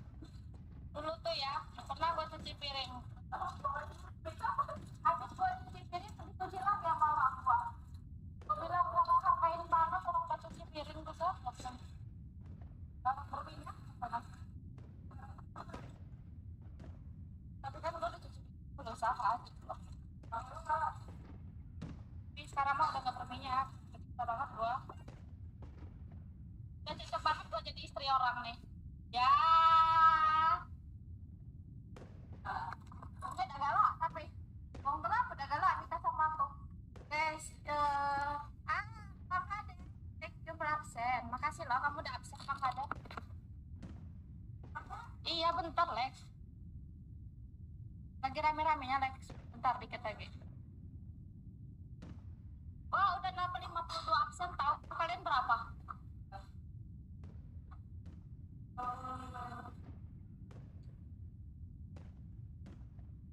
Hai.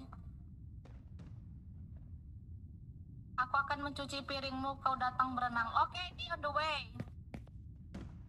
Tol. Purba. Wario.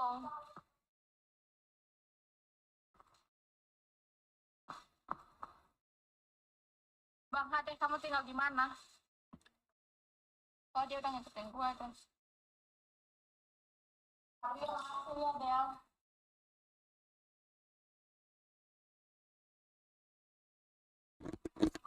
Lu minum apa itu, Lex?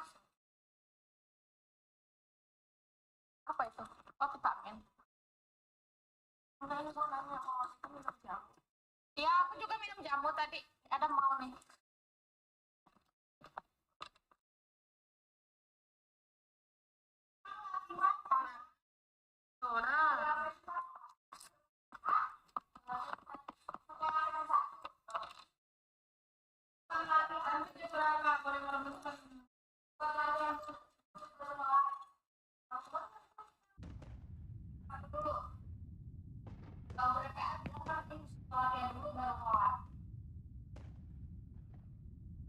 Siapa?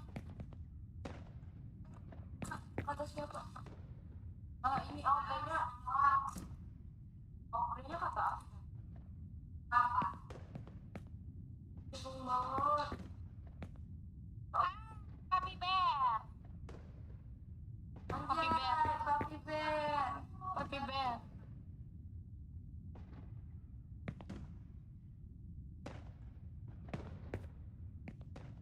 Oke, harusnya live dulu. Kalau ini kan kita udah berkeringat, Kak. It's not bad because I could just pull back a little bit. Thank you for the tab, baby. Happy bear, happy bear.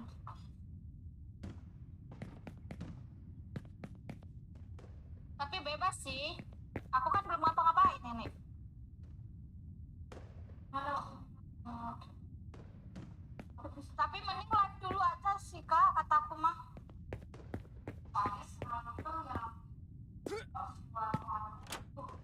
Kitanya udah berkeringat masalahnya.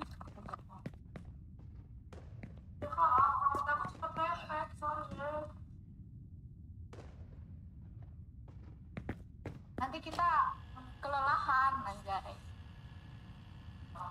Ya, pas live-nya.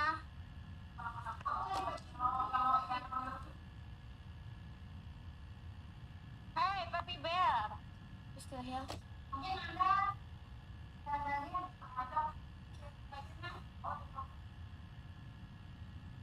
jadi gimana keputusannya, Kak? Kita live dulu atau latihan dulu? Kalau latihan dulu, aduh ke make up nih.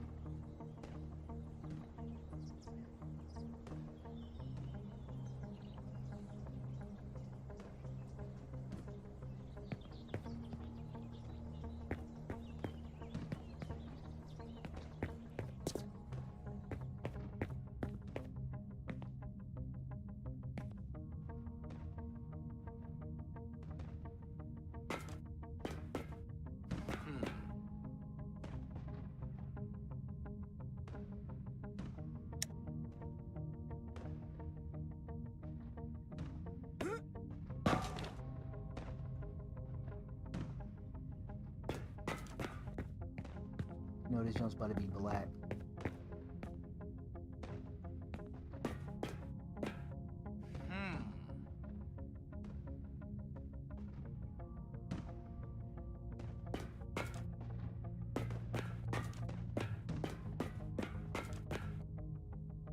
Like, you can see if I go like this, but compared to what was happening before,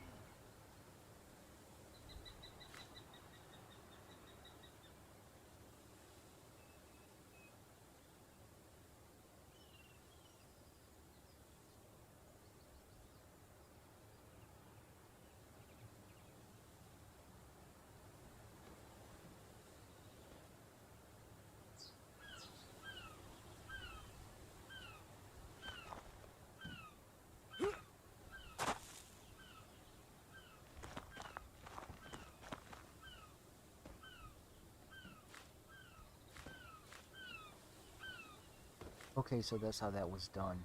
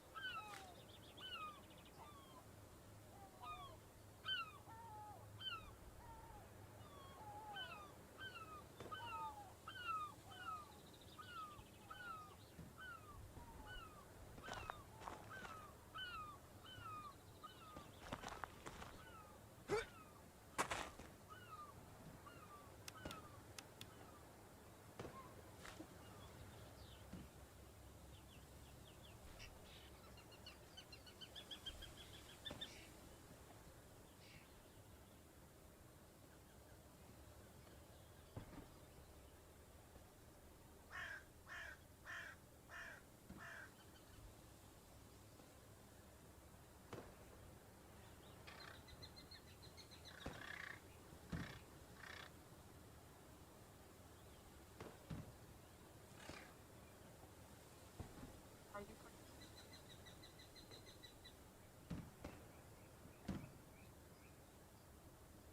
the light should have been light right bottom control. I'm gonna press A. Console clockwise, left and function, one full clockwise, right analog stick. Wanna hold LT, lower, RT, down. After that, I'm back on.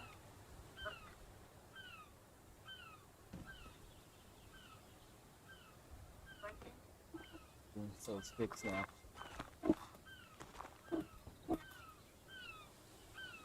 So we back in the saddle. So yes sir, we got it fixed. I don't know, man. It's a gift. It's a gift. I'm finding a way. IX Smart Filters help me find the perfect hotel room.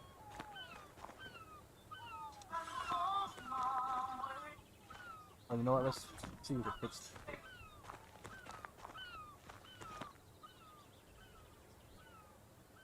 I'm dog tired, boss. I finished taking a shower, man. I've been out here busting my tail, you know what I'm saying? So I'm gonna give you all an update quick on the yard, you know what I'm saying? And everything that's growing. Alright? Let's go. As you can see, this is my avocado. I get down, you know what I'm saying, when I'm down to business. Then we got beans right here in the pots, you know what I'm saying? Got red peppers right here in the pots. My son is growing a root plant. That's what it's called. Over here, I'm growing my first soursop plant, or tree.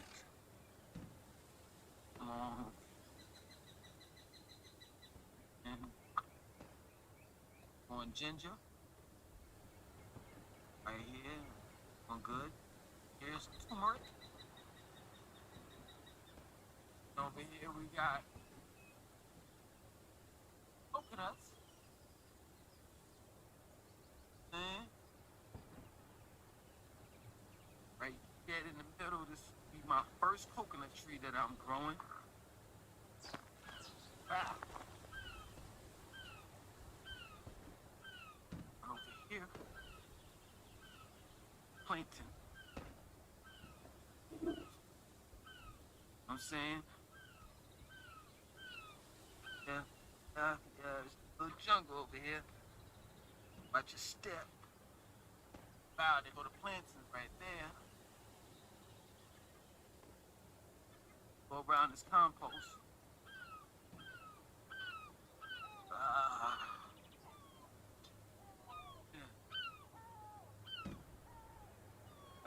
Baby bananas going right here. See? Okay. Here on the other side. Oh, yeah, man. It's been a long day, man. Real. Way I see it, if anyone's or anybody's gonna get sweat equity out of me, it'll be my family. No corporation, no company or corporation. let alone a melanin recessive man or woman. That's how I get down. Wow. Built all these channels because it is rainy season. You know what I'm saying? But it does get wet over here. We haven't planted anything as of yet over here. You know what I'm saying? Tried chayote squash right there, but the chayote squash that we had, it wasn't good, so it didn't grow. You know what I mean? Plan on putting, planting food here. You know what I'm saying? But for the most part, what we have for now is watermelon. Watermelon plant. See. Now. Over here, well.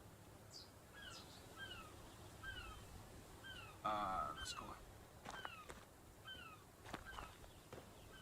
Show you the limes going off of the lime tree.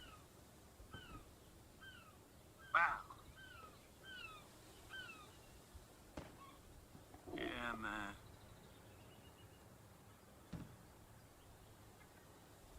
Much everywhere.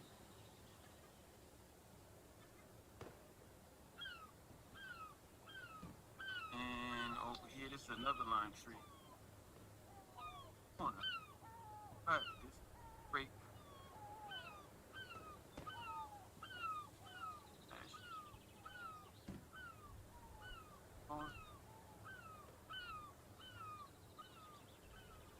So yeah, got the jackfruit, but it's no fruit over there.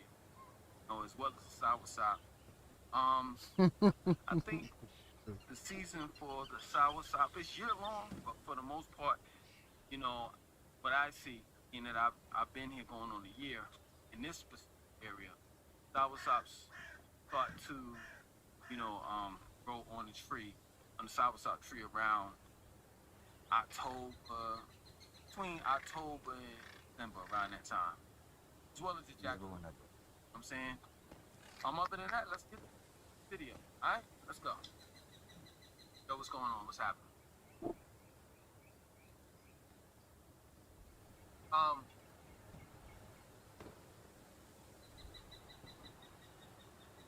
The food in America is very expensive. So let me get this right. You're paying high prices in order for you to be poisoned. Like, the food is not real. They're selling GMO food, 3D printing food, clone food, ultra processed food, meat that has mad cow disease in it, and last but not least, produce. Fruits and vegetables that you need to eat on a daily basis. Has some type of bacteria or parasite in it that causes you to have explosive diarrhea. So what can you eat? What can you drink? They say that in Americas, there's Man, I don't hate it. microplastics in your water, forever chemicals in your water. Hydrofracking. Combat boots. Or fracking.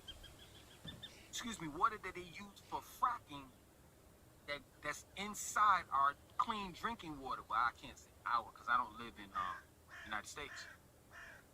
What can't even breathe because they poison that as well. It's chemtrails all in the sky. Well, at least not here. So you can't eat, can't breathe, can't drink water. How are you going to be able to survive? And I guess that's the whole thing.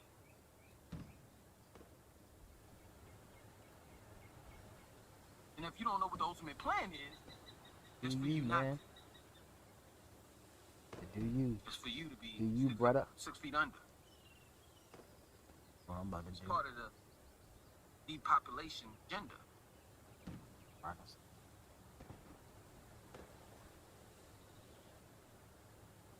They I like poison actually you like through these. your food. That's real talk. People in Chicago, New York, Maine, was it Massachusetts? If I'm pronouncing that right. Boston, can't even hardly breathe. Because Canada is having some forest fire or whatever, and it's causing the city and states, the northern city and states, to have smoke in the air. No time. Hello? Okay. Little changes matter. Knowing makes all the difference. Esta familia, todos somos diferentes. Hija, siempre con mis maletas. Esposa, con leyenda. Hijo, prefiere hablar inglés. Ay, papá. Dale a cada personaje espacio para brillar. Tres filas. Obtén 3.49% de APR en el Cliffy de 2026.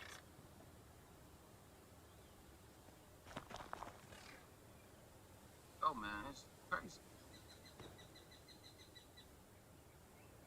Bad enough that people don't eat the right foods, fast food.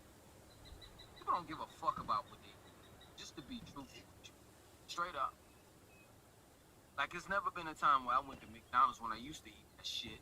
When I went to McDonald's, Burger King, and a Pizza Hut or some shit like that. It's never been a time when I was sitting in line and I heard one person out of the several people that was waiting in line to order.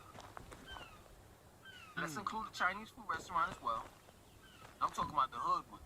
You know what I'm saying? It's never been a time where I've been in line and one person said, hey, listen, can I get the ingredients what you're putting in the food that I'm about to order? And it's like nobody gives a fuck. Straight up. What they eat. And every time I make an attempt to try to get into the minds of the people and do a video, and the topic is food, my view plummet. Cause don't nobody give a fuck about what they do. And the slogan is like, it goes like this: well, you gotta die from something. But really, you wanna die like on the toilet and kaboom? You know what I'm saying? Like, I don't know how explosive diarrhea actually works. I don't even know how the fuck they came up with that damn name to give it. You know what I mean? Like, did somebody like get on the toilet and? I'm not trying to be nasty or funny or nothing like that, but matter, like, they did one big fart and matter just blew and flat all over the walls or some shit. Like, what the fuck is really explosive diarrhea?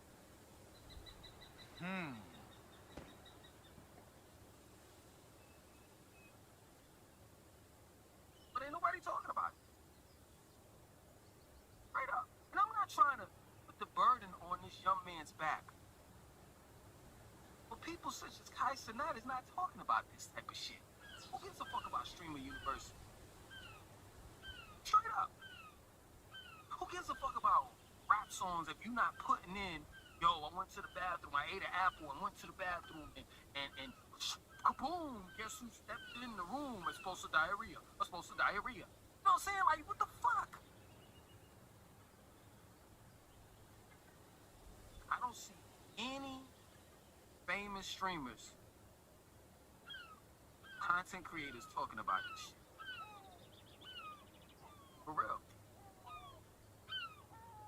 And the shit is spreading.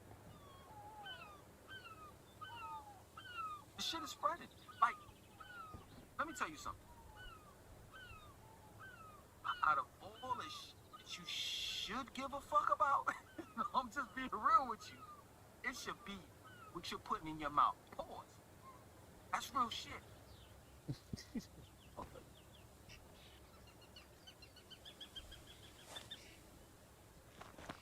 Real shit. I'm trying to For a lot of you women out there, you'll be like, you know, I ain't gonna just suck anybody's hot dog, so I'm a lady. Okay, you're specific about what, you know, when you suck. But you don't give a fuck about what you put in your body as far as your food? That's crazy. That's crazy to me. And some may say, well, man, like, so why do you give a fuck about what people eat? Why don't you let them be? People are adults. They can eat what they want to eat. That's, yo, you are 100% right. But let me tell you something. When you get online and talk about some shit like, hey, I got diabetes, and I'm putting up a GoFundMe page because I can't afford my insulin, that's where I got a problem at. Don't come begging online, talk about you need some motherfucking money for your prescription. And the reason why you need some money for your prescription is because you slowly killing yourself. In other words, when you get sick, when you have high blood pressure, heart disease, oh, I guess high it's for a blood pressure, flamethrower, so I can't do it. diabetes, colon cancer, pancreatic cancer, breast cancer, scrotum. That's crazy. You can get cancer in your scrotums. Like, if you got all of them ailments, you come looking for some type of sympathy from me, and you cause it based on the food you. Yo, let me tell you something. I'm gonna stick 5 fingers up and put 4 fingers down if you get my drift. Oh shit. In other words, I'm gonna keep the middle finger up. I'm gonna say fuck you. Real shit. You know, people be on some shit like, man, Langston, you be at the beach while you flexing. Man, Langston, you showing people, you know, the greenery and fruits and vegetables, you flexing and this and that and so forth. Yeah. Okay, I am. The fuck you got a problem with it for? You know what I'm saying? Y'all motherfuckers been flexing your materialistic shit for the longest. Look at my chain. Look at my car. Look at my house. Straight up. Now it's when you at the hospital, doctor's telling you to look at this x-ray, you got fucking colon cancer and shit that's spreading. Go to your colon. Fuck out of here, man. I'ma brag about this shit. I'ma flex on niggas. And it's gonna be some real G shit. Yeah, I'm proud to live minutes away from the beach. I'm proud that when I go to sleep, I can hear the ocean. Ocean puts me like, not beep, beep, beep, beep. Out the way, motherfucker. Or trains going back and forth like in New York. City, that is. I used to live in Charlotte, North Carolina, in the Still Creek area. I kid you not, man. Before we left, they were adding more flights. They were adding more flights. The airport, Charlotte Douglas Airport, which was minutes away from my house. So it was already planes. Flying back and back. I'm talking about all day long. I mean, that's all you're doing. And it was adding more flights. And those flights that they were adding, I saw it on the news. Did you not? There's flight patterns. And they were going to put the flight patterns over in the Still Creek area. So when are we going to get a break? From the noise pollution. Airplanes flying back. So you goddamn right, man. I'm at peace. And here, next one, I gotta depend on the local farmers for now. It's a good thing. You know what I'm saying? I could look at the vegetables and I can tell the fruits and vegetables and I can tell there's a difference. Yeah, I'm telling you, this is my way. It's hot. they try to throw in that GMO. But yo, I be like, nah, I don't want that shit. But I can tell the difference. You know what I'm saying? Like I know I'm a vegetable connoisseur and shit. Whatever I get, gotta have seeds.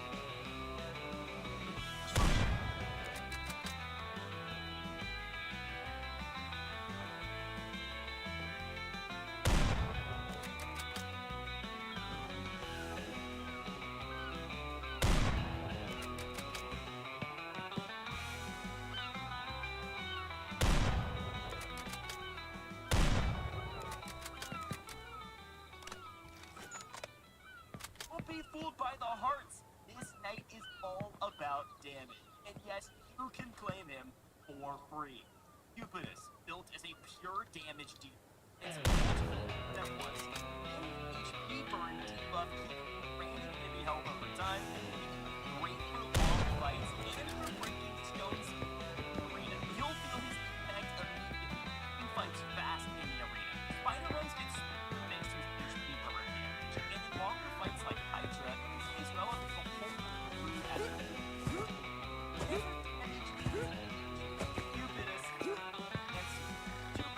the damage dealer is now free. Get ready to break more than just hearts.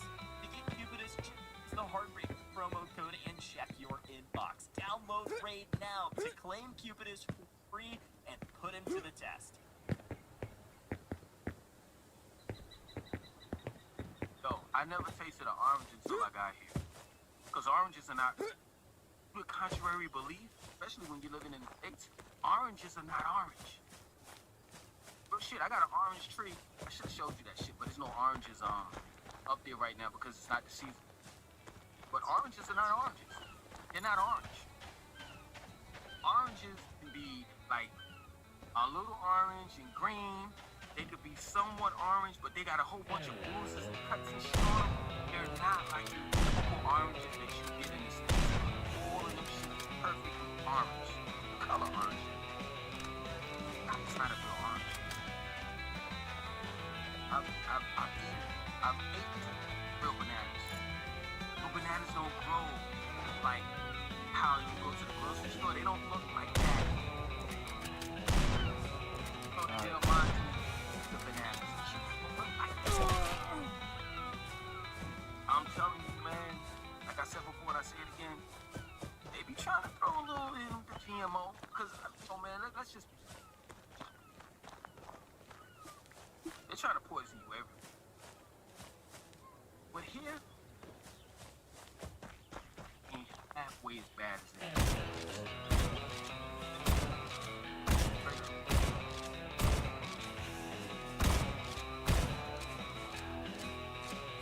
Here, I don't have to buy certain things. My soul from the ocean, we know how to make our own soap. Like using soap. I don't have to buy limes, I don't have to buy mangoes, I don't have to buy coconuts, I don't have to buy soursop, I don't have to buy jackfruit, I don't have to buy watermelons.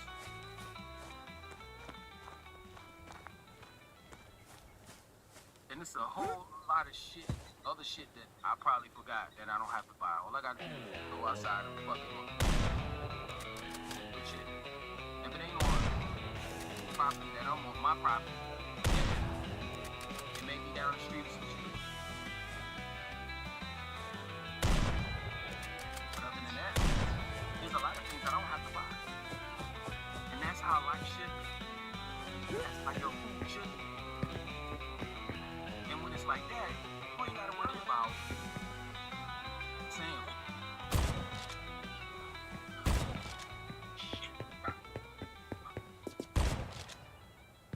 what's wrong with you, man? What's wrong with lazy?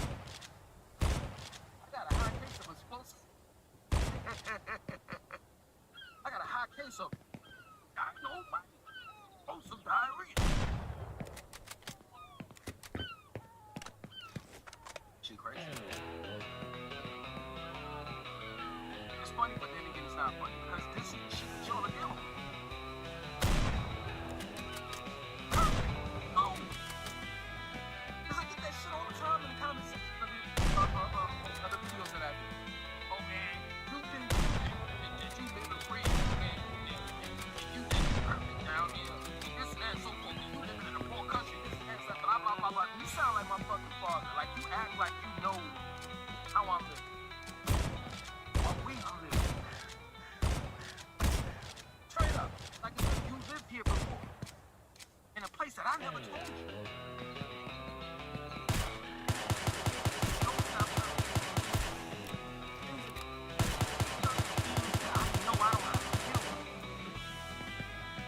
And one of those things is each a fucking banana, or some spinach, or lettuce, or tomato, or an orange, and later on, experiencing TNT, kaboom, dynamite, explosive diarrhea. Hey man, health is wealth. Consciousness is put in your mouth, man. Stay safe out there. Other than that, out.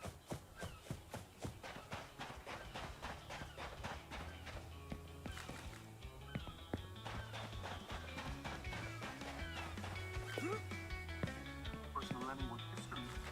For the devices out there. Ow. Yeah, ow. I need a big screen to feel safe. I am. Fucking precise. What? No, one car.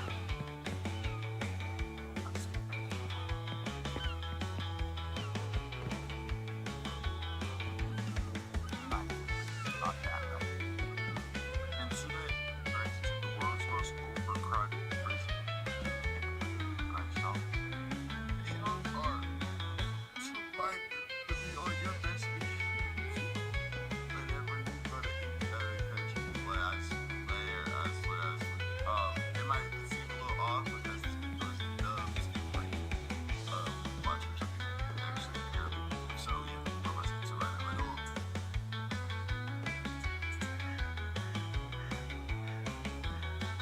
Mother? Oh.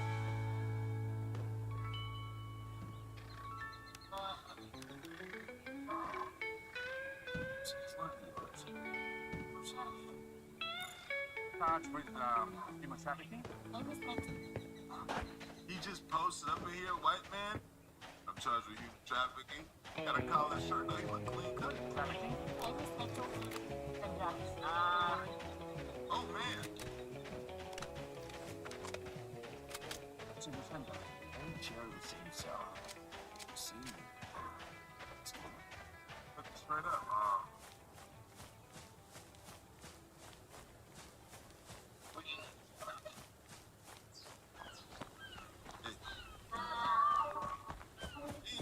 After witnessing the extreme poverty of the streets of Colombia, after witnessing the extreme poverty of the So I guess some of the chicken fell off the bone? That chicken. streets of Colombia, car helmets for Mercedes race. Oh, it's down out there. We're now about to see this story begins. Today, we're going inside two of the most notorious and overcrowded prisons. First is in the far south, in Cotabato. You forgot. You go here. Check this one out. This is Viva Life.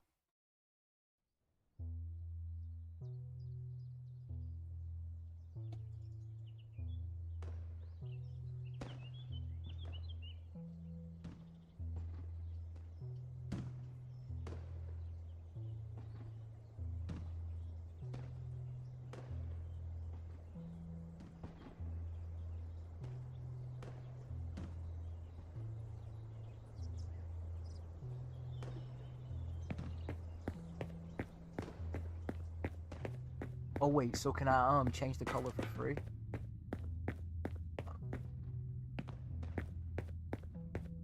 Oh, there we go. Look at that, 29, almost 30,000.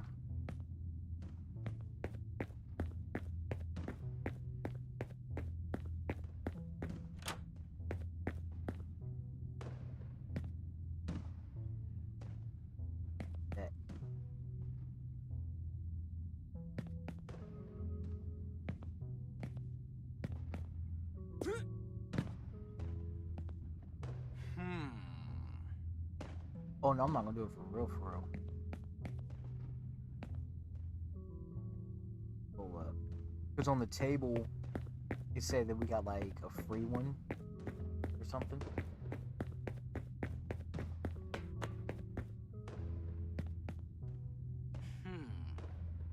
Oh, plain white RV skin. Okay, never mind. Purchase this to change the color of your RV to white.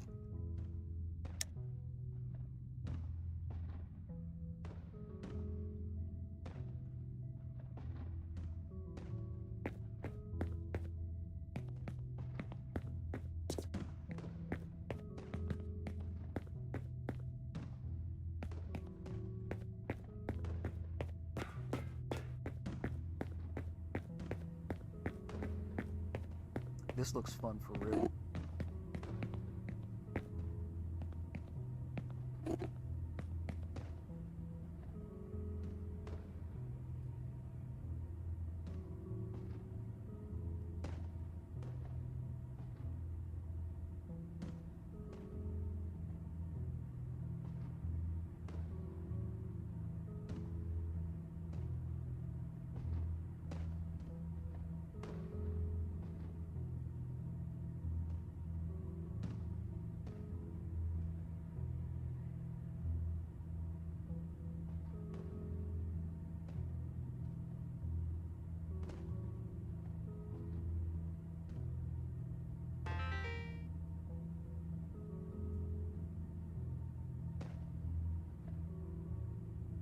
There's a portal.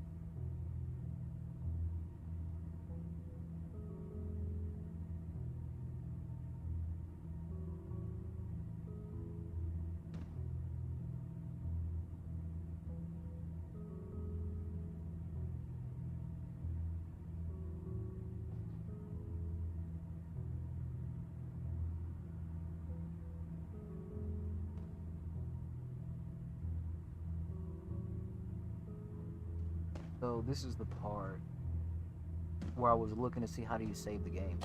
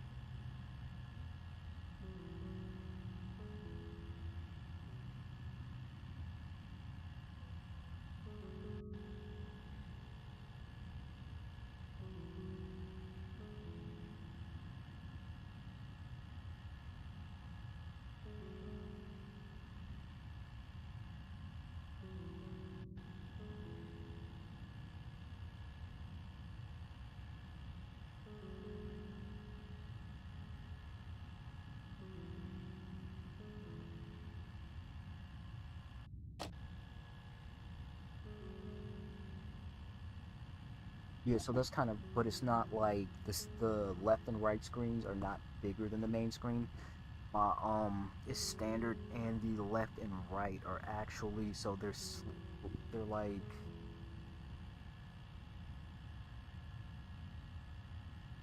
maybe 15% smaller. They might only be like 15% smaller than the middle. And in the middle, I have like Discord set, so I can see all of the chats and everything in the middle screen.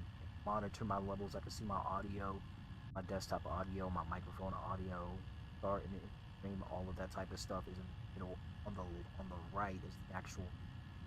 So as I'm looking at the right screen, that's the only thing that's on there. And on the left screen is like TikTok Studio,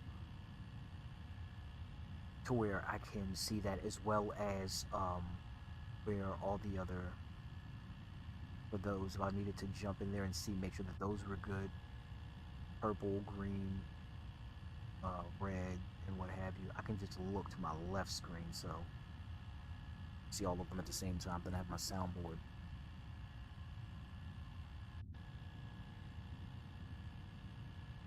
Been forgotten. Cebu? No. Largest.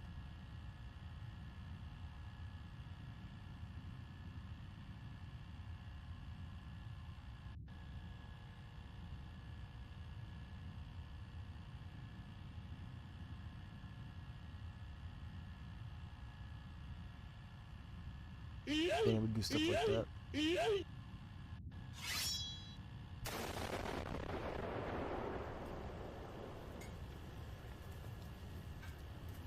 Bruh. Oh my god, bro. Oh, hell no, man. What the fuck, man? Get your ass on, boy. You get your goddamn ugly ass on.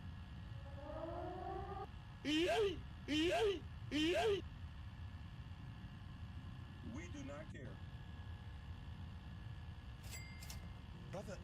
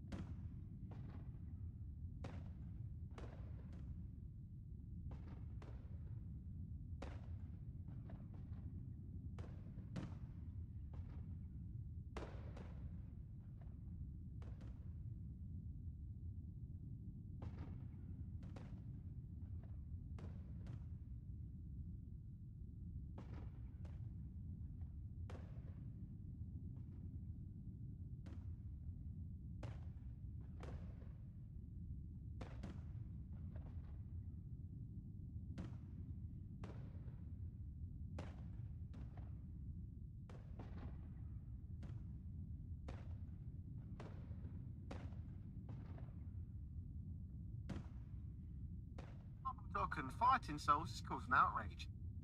What's the difference between lycans and werewolves? I'll only be covering the underworld explanation, not real life lycanthropy or werewolves. If you're into underworld, Van Helsing, or just horror movies in general, go ahead and give your boy a follow because I love talking about these things. Let's get this bread. So the key difference between werewolves and lycans in the Underworld series is pretty simple. Werewolves are the original savage breed from William Corvinus. They're practically mindless raging beasts that cannot change back into human, unfortunately. Even if werewolves ran into their loved ones, they wouldn't stop to try to kill them. They would kill them with no hesitation whatsoever because that beast form just kind of takes over. Being a werewolf would be a very sad existence in the Underworld series. Lycans, on the other hand, are basically the new and improved version of werewolves. They are the second generation, starting with Lucian. Lycans can swap between wolf form and human form at will, keeping their intelligence, their personality, and basically being a better version of a werewolf. Lycans also stand upright, more man than wolf. They usually have less hair than werewolves do. Also, no whiskers whatsoever. Also, shorter snouts, flatter faces. Vampires enslaved them because they were easier to control. Trying to control an actual werewolf would just be hell for them. Either way, the Lycans were so smart that they were able to fight back against enslaved. And that's practically the difference between Lycans and werewolves in the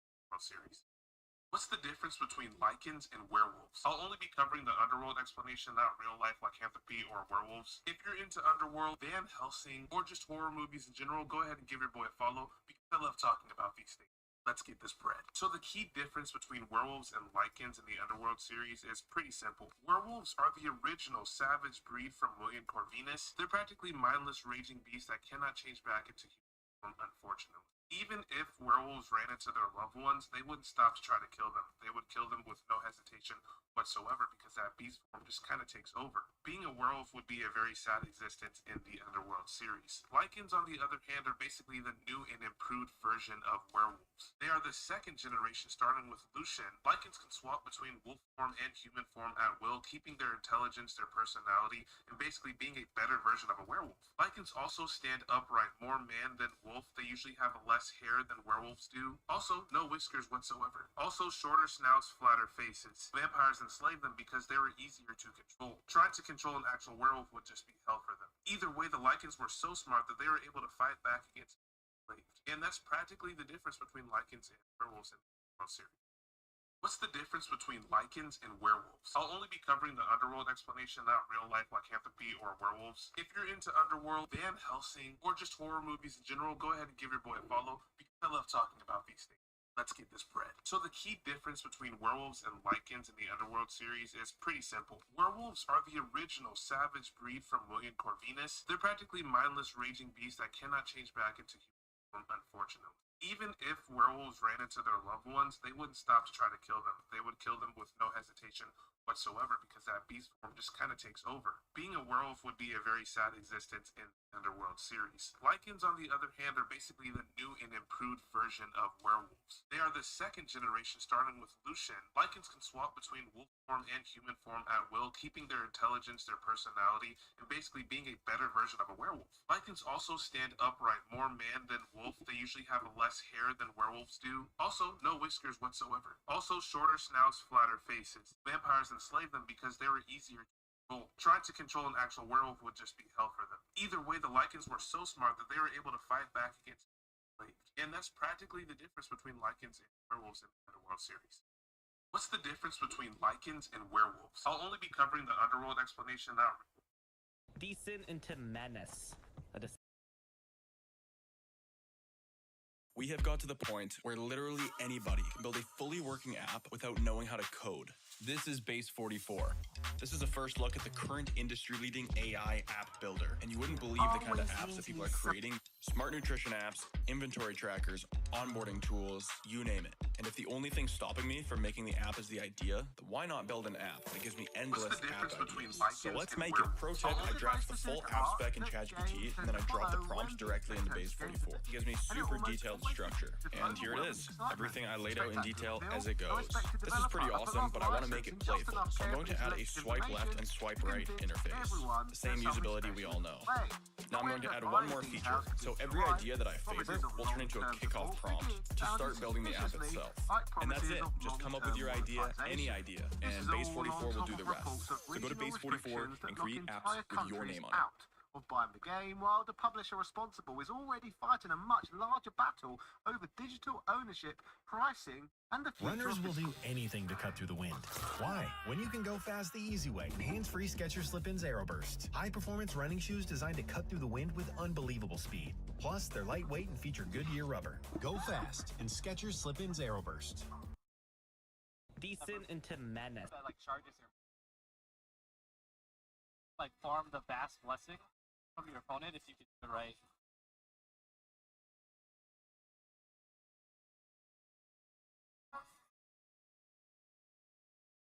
Thing about Magneto's assist too is that it gives him 1 debris, so if you tag him, he's already a little bit powered up. Oh no, clearing a jump. Nice. That's great. You definitely want that wall splat because it gives you more follow-up and it replenishes one of your green tips. There you go. Okay, I'm in the blender now. Okay, nice. Oh, I was blocking Penny for some reason. Even though she was clearly not the point. Hey, that's like the big hitbox advantage. You just don't know what's going on. You just covered what I'm doing. All right, clearly we got to go to a different stage. Oops, that's not what I want. Okay, we're fine. Wanna go to character select? Yeah. I want to play this couple more times. And I'm just having Shuri as Black Panther in this game. It was a twist I wasn't expecting. I'm loving it, actually.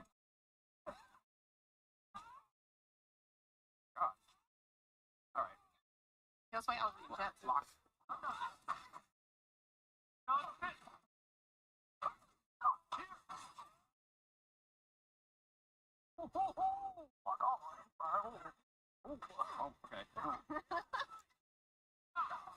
Oh, damn.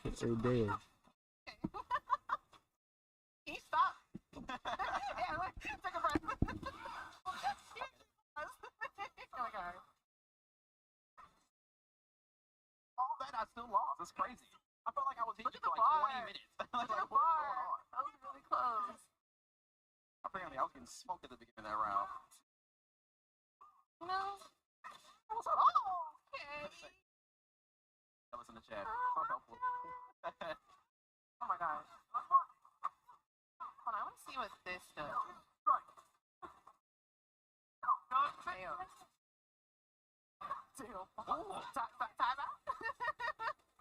Alright, let me touch the ground. I got it. So, did she throw her spear when you do L2? I'm actually not sure. So I think your L2 actually might be your tag. So like whenever you call your thumb button, you can switch to your character with the L2 button. Because when I had Magic was throwing. Oh, okay. So it might be your circle for that fireball button. I think. Magic, yeah. Oh, my chain. All right, I didn't think you was gonna keep doing it. Oh my god. If it works, oh my gosh. Okay.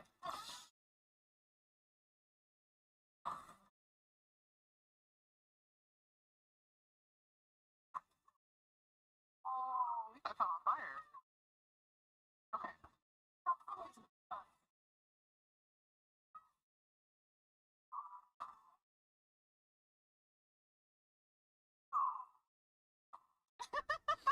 Introducing Voltic Digital Task Control.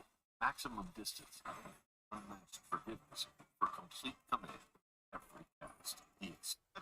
One thing I will say is that the one thing I'm starting to notice is like a lot of these characters kind of flow into each other a little bit more, especially if you're doing like be tagging like some of your characters, your combo and switch. Like I'm noticing if I have you like in the middle of the air.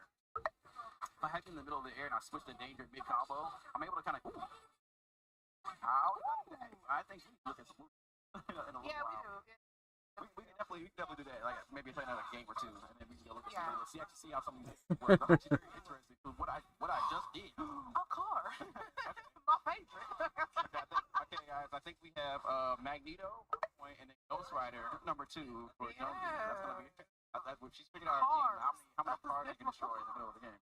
That was cool. Hold on. I like him. I remember playing with him in the beta. Oh, I wanted to play with Miss Marvel too. I can't wait to just lab this game for like ever and play everybody. What do you think is gonna be your name? Right now, Magneto is making it on the team for sure. Yeah. I'm probably gonna play Iron Man. Just like when I was playing the beta, and I got a chance to actually utilize him and start to learn how to kind of keep them zone and then get my rush down whenever I get a chance to. Iron Man seemed like a perfect fit for me. He was really good in the first slot. We were talking about the assist. His long range shooter is actually really helpful.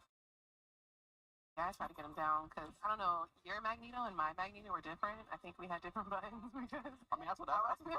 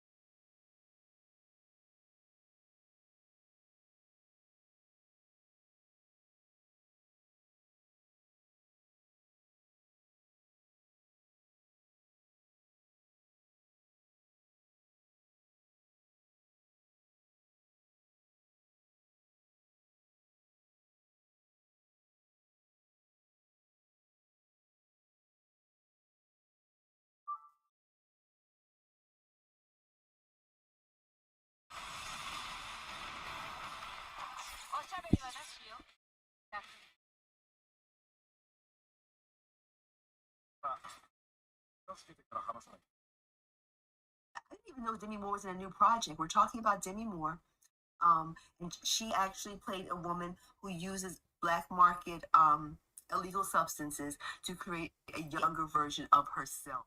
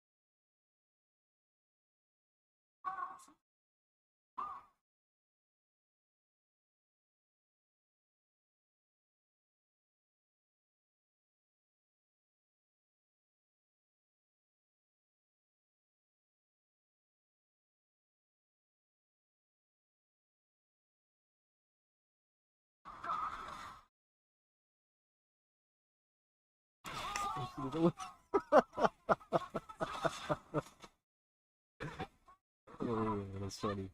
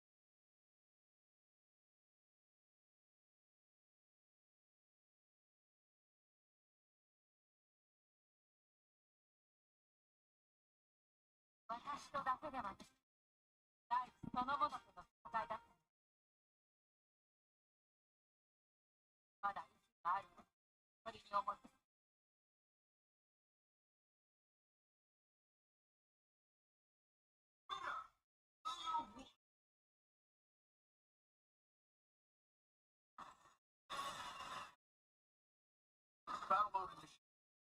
Let's park. Brace yourself.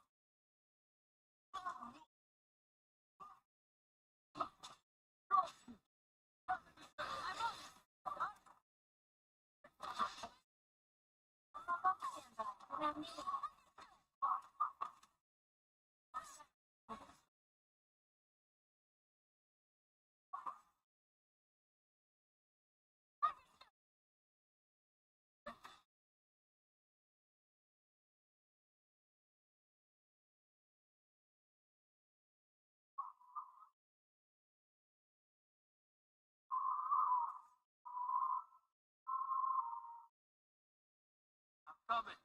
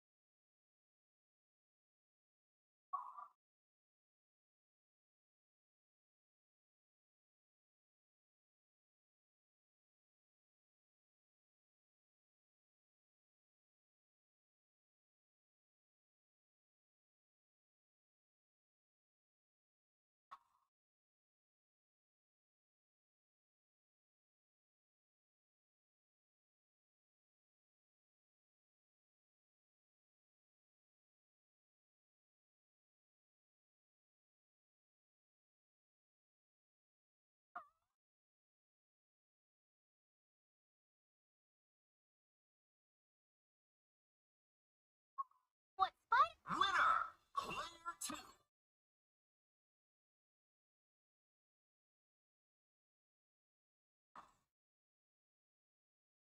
Neighborhood Web Warriors, Wakanda Royalty. I like that name. Magic gets a play, huh? Stagger pressure right now. Let's start things off from Lord 9.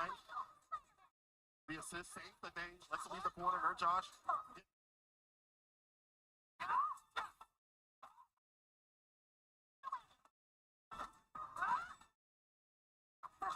Look at the bar at the bottom, the left-hand side. A Lord Nice character. That's a blessing to me. For your extent.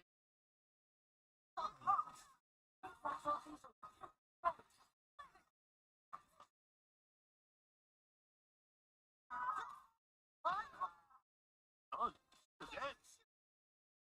There we go. The follow-up. I'm ready. There, Josh is kind of cooking. I'm starting to see the magic. I understand her, Josh. I'll get what you put down, bro. Ooh, the air throw. What a read. The structuring is like, I'm gonna figure out how to throw you, man. Set up for some nasty moments like this. The assist comes through. Well, boy, you missed this. Oh, no. Not like this.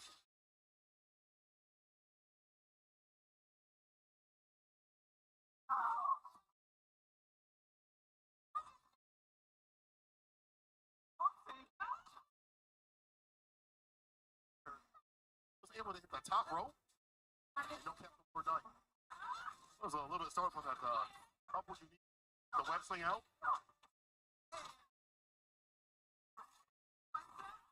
There we go. It's a super.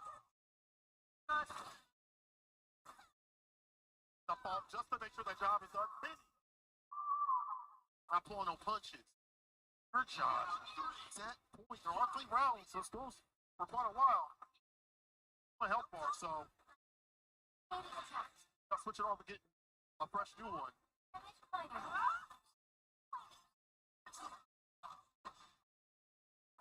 Wrestling just to get close to personal.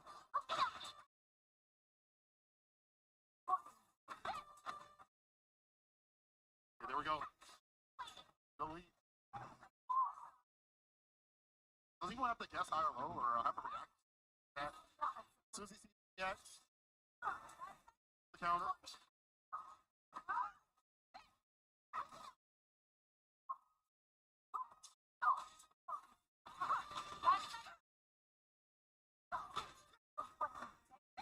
Smashing that body off. Trying to find a home.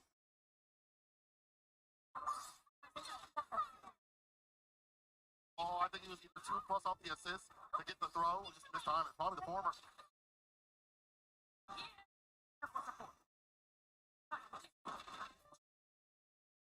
Oh, yeah. Spitfire Audio just dropped 4 brand new originals libraries. Emotional Cello, Intimate Brass, Intimate Woodwinds, and Crystal Key. They do exactly what the originals range does best, which is amazing expressive sounds that sound great out the box. I've been spending some time with the Emotional Cello, which is stunning. It's a solo cello instrument that goes all the way from tender and lyrical to visceral and unsettling. And if you want to explore the wider originals range, all 20 of the libraries are available in Splice Instrument for just $12.99 a month. Link in bio.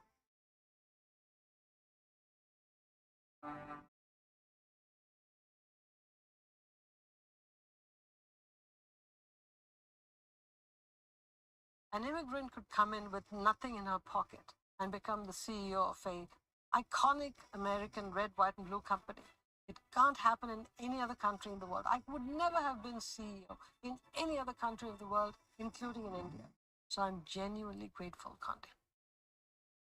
Attracting the very best talent from around the world, those seeking education and opportunity, has been one of America's greatest strengths for over 2 centuries.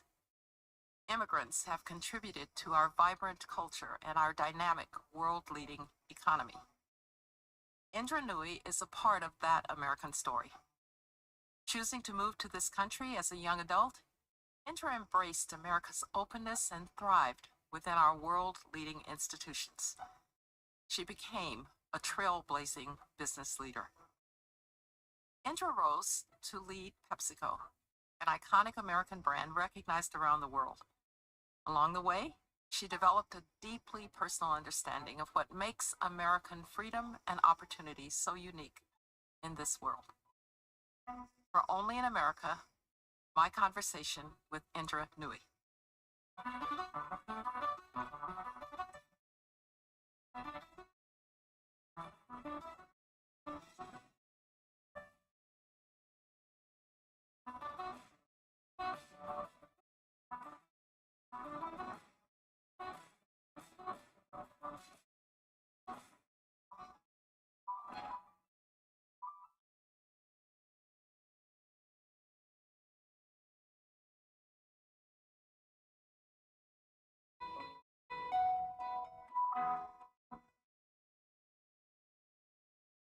Great to see you. Good to see you too. After a long time. A long time, right? Great to see you. Good. How are you? Well, thank you.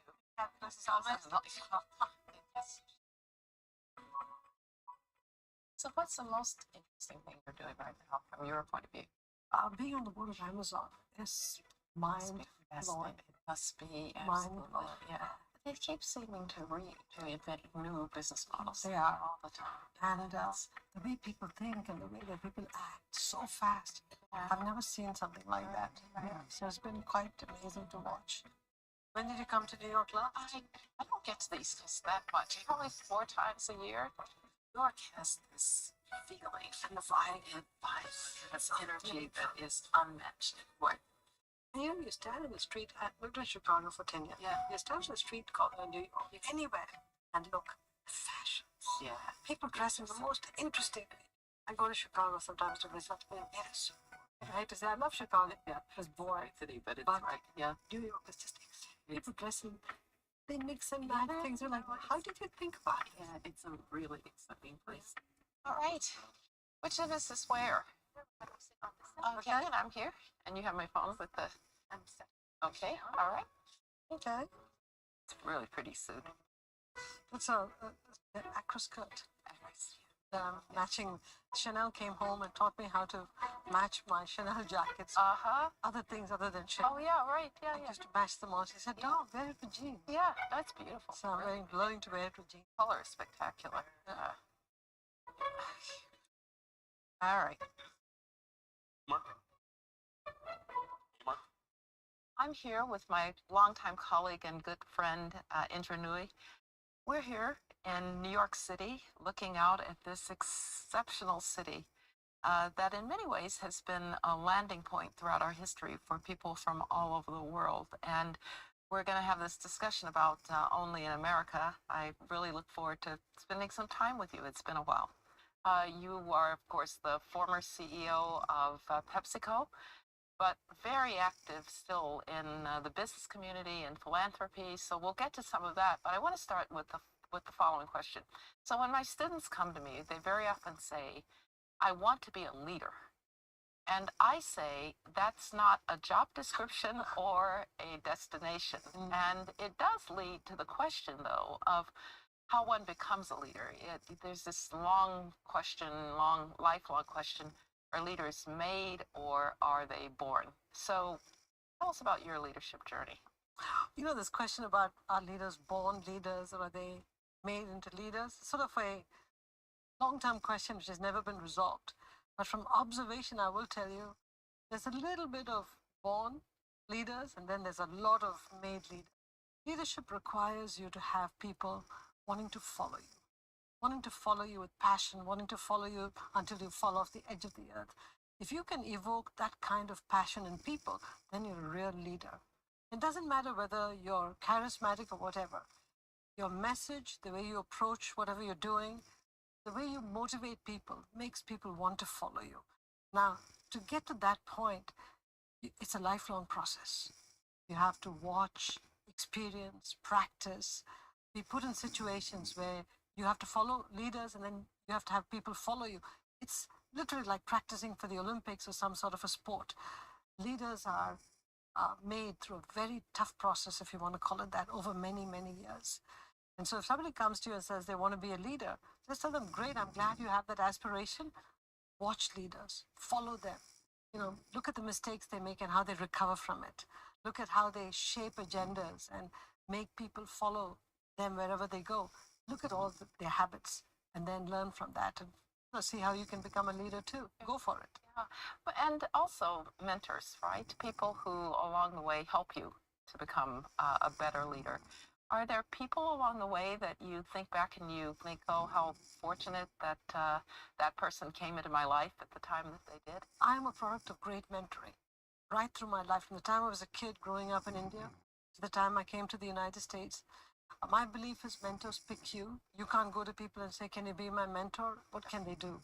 I've been lucky in that mentors I never expected would pick me to be a mentee, pick me. I didn't even know they were mentoring me. They pushed me, they pulled me, they kicked me when I was doing things the wrong way.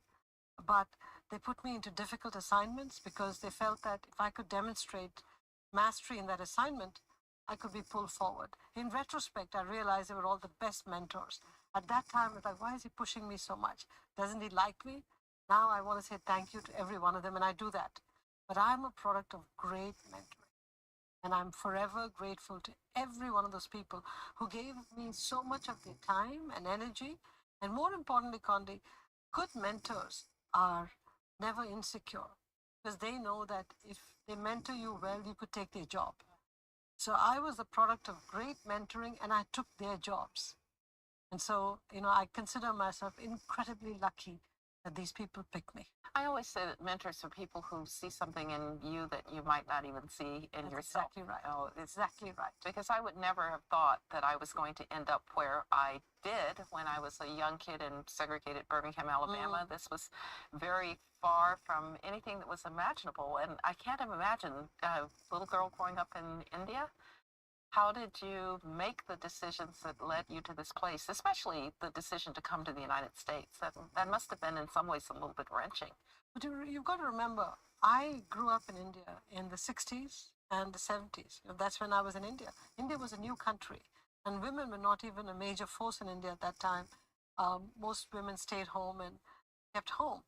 And in that India, my father and my grandfather were now encouraging us as girls to go out and conquer the world and dream big, and, you know, to have men in the family say, you don't have to be held back because of your gender. We're going to give you wings to fly. And we're going to remove all the barriers in your way so that society doesn't stop you from dreaming. So I was lucky enough to be born into such a family. And then as the years went on, all my friends who came to the United States would call me or write me and say, the United States is a seat of innovation, cultural advancement, incredible can-do attitudes. This is the place you want to be. The kind of person you are, you will thrive here. I went to my parents and said, I'd like to go to the United States. They said, dream on. It's nice to dream about the United States, but we're going to get you married. You're my mother. We're going to get you married. That's your job. So surreptitiously, I applied to the Yale School of Management, which had just opened its doors and was a new school that was blending the public and private sector and sounded fascinating. I applied to it and I got in, but no money. So I went to my parents and said, I got into the Yale School of Management. They said, yeah, dream on, put that letter away because we can't afford to send you to the Yale School of Management. 2 weeks later, I got another letter from Yale saying, we're going to give you loans and a work study program to study at Yale and fund yourself. Would you like to come? And I went back to my parents and said, all that you have to do is to buy me a ticket, air ticket, and I'll repay you in spades later on. And I don't know why they agreed. Till today, I consider that a character flaw in them, that they allowed me to sail the seas and go away from them. But they came to the airport, saw me off. I came to Yale, and everything that my friends told me about the United States was understated. This was the most glorious country was and is. It was a seat of innovation, a seat of creativity, culture, a seat of people wanting to change the world. And I found it to be the most exciting place in the world. And one thing led to another. And before I knew it, I was progressing up a corporate ladder. That's really, it was word of mouth at some level with friends who somehow knew something about the United States, knew it was a place that was different. And you say it exceeded expectations about how different it was. But when you arrived, you must have thought, what have I done? Well, it was a lonely place, because there are not enough sounds on the roads here. India is full of sounds, lots of people, lots of colors. Here it was a quiet place. So I landed in JFK and went up to New Haven. And for a moment, I wondered whether I'd done the right thing. How am I going to cope with this loneliness?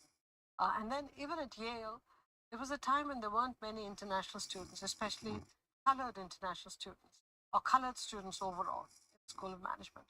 And so I don't think I fit in. On the other hand, I will tell you, our colored students banded together. We worked our tail off because to us, we didn't come there for the social life. We came there to study and to work hard and to move ahead. So the goal we had was very, very clear. Study, work hard, get great grades, somehow land a job. That's all the objective was at that time.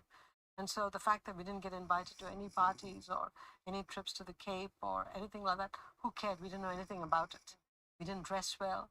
We didn't do anything the right way. And in those days, there weren't any counselors to tell you how to dress or how to talk or how to interact with people, nothing. So we were the misfits. And if I look back at pictures of those days, oh my God, we were the misfits. But somehow we were viewed as academically pretty damn good. So by the time the second year rolled along, people wanted to be in study groups with us. People wanted to be in projects with us. So we went from, oh my God, what has Yale done, to not bad. These people are pretty damn good. So if we are in the group with them, maybe our grades will improve too. Yeah. And so we were desired and wanted. And pretty soon we got integrated. And then when we got consulting jobs or investment banking jobs, people looked at us and said, hey, these are brainiacs. Whether we were or not, different issue. But respect just went up purely because of the hard work and all the efforts we put in, because we also had to work, remember, to make ends meet. So we'd go to school in the morning, work through the night. And I was a receptionist in my dorm from midnight to 5 a.m. So people realized that this was a grueling experience for us, and they've respected us for that. Now, it must then have affected how you looked at people like you as they were coming up as a leader. Now you've made it, so to speak. You've done your degree, your consulting job, and you see young people who are maybe misfits, people who work hard, but don't quite fit. Did it have an effect on your leadership style, on the way that you thought about these people, both the immigrant experience and what came from that immigrant experience, which was not quite fitting in and having to prove yourself? It's interesting. You've got to look at periods because I came to the United States in 1978. By the time the 80s rolled along, I'd say the immigrant, I'm not talking about European students who came here, I'm talking about students who came from developing and developed countries. They were still misfits. By about the 90s, Condi, they started to see videos of what was happening in life in the United States, and people would emulate those habits and clothes and the way of dressing. And the world was becoming more free in terms of exports and imports. When I was in India, it was a very restricted country in many ways, and there weren't too many imports, and you didn't see much. But in the 90s, everything changed. All of a sudden, you had many more students coming here. They were more used to a global environment. They were more seasoned and suave. Everything that I lacked. I had courage. I mean, I could debate, I could hold my own, but I didn't feel good about how I looked or appeared. The kids who came in the 90s, all of a sudden, had courage. They stood tall. They knew what their place was in society, and they weren't as feeling so insecure as I did when I first came here. So I think as the years went by, things got better for them. Yeah.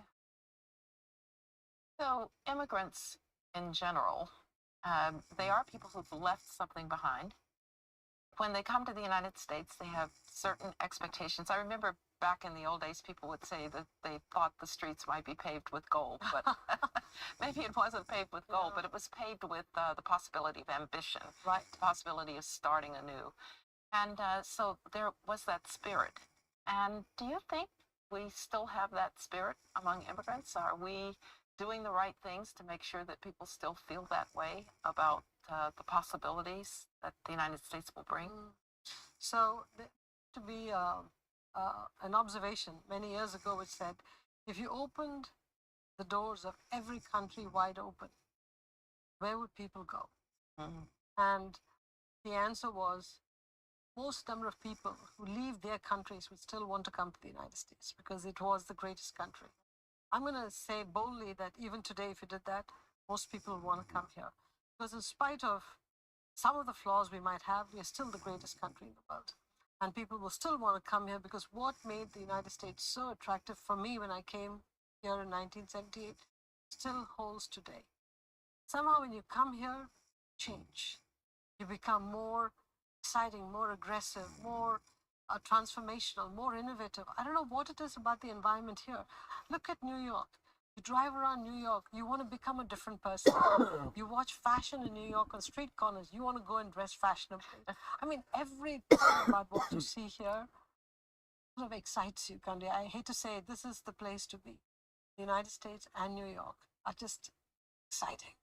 And so I think to immigrants, especially immigrants who want to come here for a degree, this is unbeatable versus any other country in the world. And I'll say that without any hesitation. There is something about this place, and I often am a little bit concerned that people who were born here and perhaps don't see it coming anew don't quite understand it. So you've begun to describe it. So if you were to say to an American citizen, somebody born here in the United States, here's how you should feel if you were an immigrant. Here's why, as an American citizen, you're really lucky. What would you say? I say this to my daughters all the time. I say to them, you have no idea how lucky you are to be born in the greatest country in the world. And they look at me and say, tell us how it's the greatest. And I tell them, let me tell you what life is like when you go to any other country versus what it's like here. I'll start with technology. All the big technological innovations, they may have happened in other parts of the world, but they were commercialized here. When technology developed doesn't make any difference. It's when you commercialize it and make a difference in the world is where the rubber hits the road. So I give them examples of commercialization happens here. This is where an immigrant could come in with nothing in her pocket and become the CEO of a iconic American red, white, and blue company. It can't happen in any other country in the world. I would never have been CEO in any other country of the world, including in India. So I look at them and I say, look at what I could achieve here. It's because the system is a meritocratic system. Mentors don't care whether you're male, female, ethnicity, gender, they don't care. They just want the best brains to rise to the top. So you guys should be happy that you're in this country, and you've got to do everything possible to maintain the spirit of this country, because ultimately the future generations, instead of criticizing what's not working, go fix it and keep this country great, because there isn't another one like this anywhere in the world. And I say that with all sincerity because I'm genuinely grateful to the United States, because I came as a guest and the US welcomed me with open arms. So I'm genuinely grateful, Condi. Let's talk about that career, which is an extraordinary career, and how you moved through from the receptionist at the Yale desk up through to become the CEO of PepsiCo. What were some of the moments along the way that shaped you and then shaped how you thought about leadership and perhaps also about innovation? I think people don't realize the degree to which a consumer brand like PepsiCo also has to innovate constantly. Take us through some of your journey in that way. I think there are many contributors and contributions to my journey. Okay, there's what I did and how that contributed. My mentors. Oh my God, without them, I'd be nobody. Then the institutions I was a part of. I think all these played a part in my life. Let me start with my mentors. My mentors believed in me even more than I believed in myself. They would give me impossible assignments to do, just to prove to the world that I was worth mentoring. They would lift me up at points when I thought I could never be lifted up. And I must say, all my mentors were white men. And I'm grateful to them. And many of them were part of the armed services in the United States before they came to PepsiCo or any other place. And they were just unbelievable mentors. They would tell me, believe in yourself. You're capable of doing this. Let me give you a little push and you'll do way better than you're doing now. So in so many ways, they shaped me. That's one contribution. I worked awfully hard, Condi. As I think back to my life, I worked so hard. I was never happy with my output. I always thought I could do a little better and a little better and a little better. Maybe that's not right, because when you go for perfection, you give up everything else to set your own definition of perfection. And for me, that definition was never ever with an end point. So I kept saying, I could make this better, just a little better. Why didn't I think about this? So I pushed myself so much. It got to a point where my bosses would say, Indra, if you've looked at it, we don't even want to see it, because we know how hard you work at these things. It must be perfect. So I was a hard working person. Then I also was in the right institutions. Because it's not enough to just have a mentor and work hard. Whether it was the Boston Consulting Group when I graduated, to Motorola, another iconic American company, to ASEA Brown Boveri, which was big and European company, big in power and industrial equipment. I learned a lot about different industries. And then my luck, I joined PepsiCo. Great consumer brands. I went from industrial and electronics to consumer. And some people look and say, what the hell are you doing in a consumer company? With BCG and the training you get in consulting, you can go into any industry as long as you understand the value drivers. You can go in and make a difference right away, which is what I did in PepsiCo. I never went in saying I want to be CEO. I said, I'm going to nail this job. So my bosses would say, this is how the work should be done. That's all I wanted to do. And when they promoted me, I'd always say, do you really want me to be promoted now? I'm happy doing what I'm doing. When I became CFO, I'm like, do I really want to be CFO? I'm happy being head of strategy. And Roger Enrico was CEO at that time. Just get your ass into that office and start your CFO on Monday. So if you start saying, I want to be a CEO in 10 years, you get obsessed with that. As opposed to do the job you're doing very, very well. And everything else will take care of itself. And it sounds as if you love to work. I actually enjoy it. Yeah. That brain being challenged to do the impossible. I loved it. Loved learning new industries, new businesses, zooming out, zooming in. I loved that. But there are challenges in any job of that kind? when you're- Massive. And talk about some of those because you were in a very competitive business. I mean, the challenges before consumer businesses in the United States. Again, in the United States, Americans have all kinds of choices. This is another thing that is very American. I remember Too many choices. Too many Everything, choices. yeah. I remember bringing a group of Russian immigrants. I helped the Russian immigrants Uh-huh. relocate in Colorado as a in graduate school. It was one of my jobs because I spoke Russian. And I took some of them one day to the grocery store, and they said, "Well, which one's coffee?" I said, "Well, they're all coffee." Yeah. And they said, "No, but which one is coffee?" Uh-huh. So one of the problems if you're running a consumer brand is there are a lot of choices, and you have to win the audience. You have to win the customer, and that can be challenging. So how did you think about the relationship between what you were doing in the company and this great vast country of consumers and how one attracts them to what you do? Well, I was blessed in that I inherited a portfolio of fabulous brands which had been built and invested over decades. So I was not functioning with one hand tied to my back. So I had this great portfolio of brands. But there's a problem because none of them were in trouble. So I inherited a successful company. And to me, keeping a successful company successful is more difficult than turning around an unsuccessful company. So I had this successful company and I sat back and I said, do I just keep running it the way it was run? When I was president before I became CEO. Or do I have to pivot in some way because the world is changing? And so the first thing I had to do is figure out how is the world changing or going to change over the next 10 or 15 years? And do I have to pivot? And by Jove, I discovered that as you look at the edges of our marketplace, lots of changes were happening. And we were focusing very narrowly on a core and sort of ignoring the edges which were nibbling away at our core. And that's what led to us thinking more future back. How do we change our products? How do we shift the products to a healthier offering? How do we make our business more environmentally palatable? And how do we create an environment in the company where people want to come to work for PepsiCo as opposed to go to work in Silicon Valley or Wall Street or consulting? And so there were lots of things we needed to change about the company. Now, this goes back to the earlier question you asked me. You see, because I was the first colored woman to run a Fortune 50 company, there was way too much focus on me.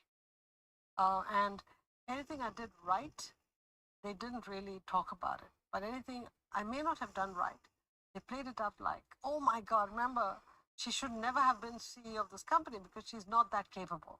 So it would be that undertone that would show up in articles. It's very difficult to be in the public eye and to effect a transformation. This again goes back to mentors. In this case, it was the board of directors. They basically said, we agree with the strategy. The only way to run the company, we have your back. You just keep doing what needs to get done.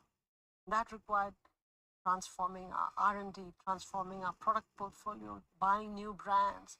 It was constant learning, constant innovating, figuring out how to extract growth when the market was only growing 2 to 3%, how to get another point or two of growth constantly. What I discovered through this process was growth is oxygen and innovation drives growth.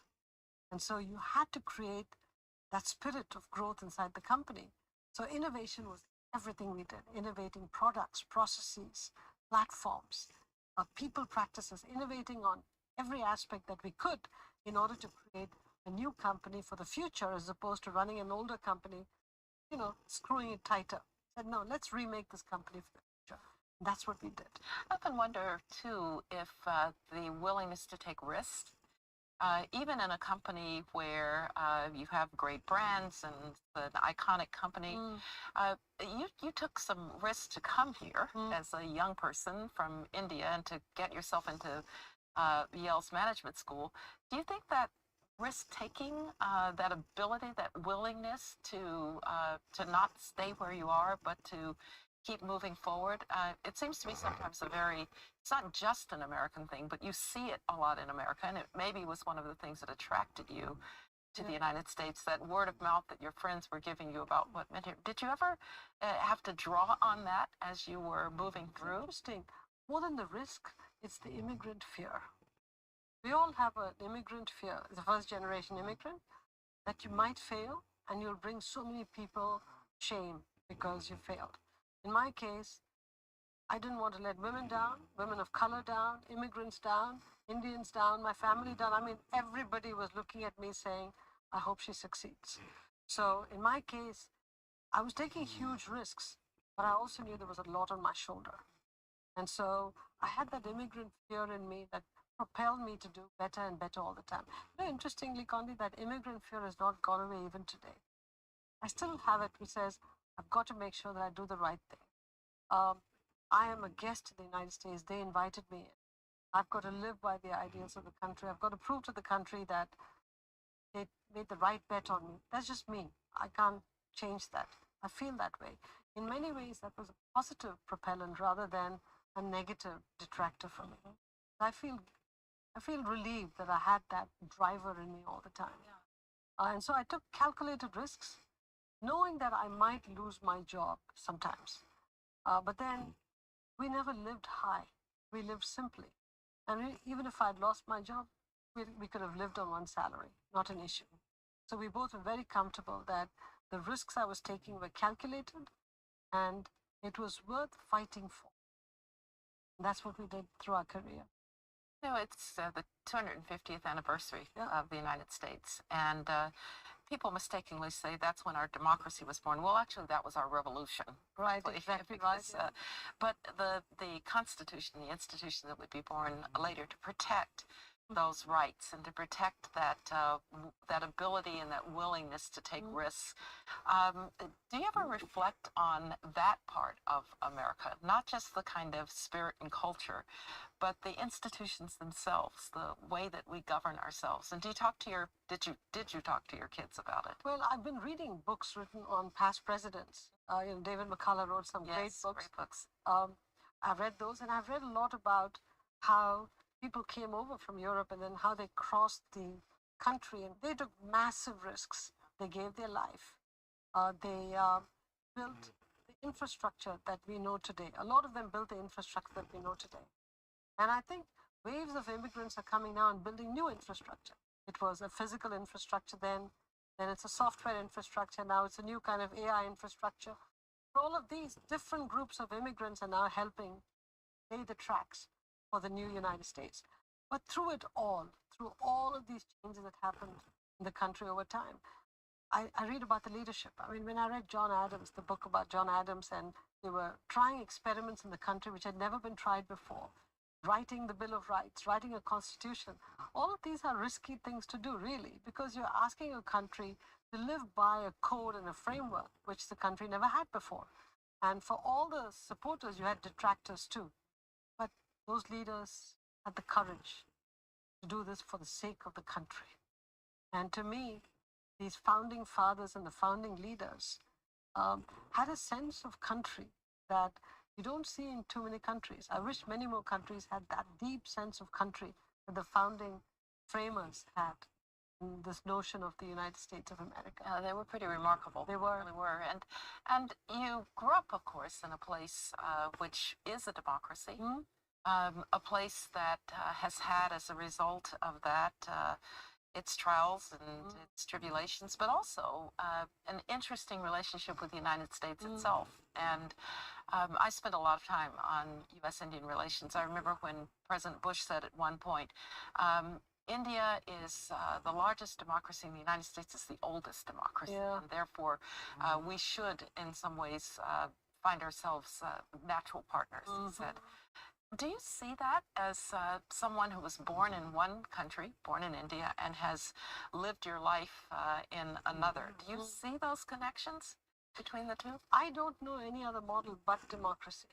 I didn't live in any oppressive regime. I grew up in a young India that was just liberated from colonial rule, 350 years of colonial rule, because I was born 7 or 8 years after independence. So I was born into free India, a democratic India. And that's the only government model that I know, model of governance that I know, which is great.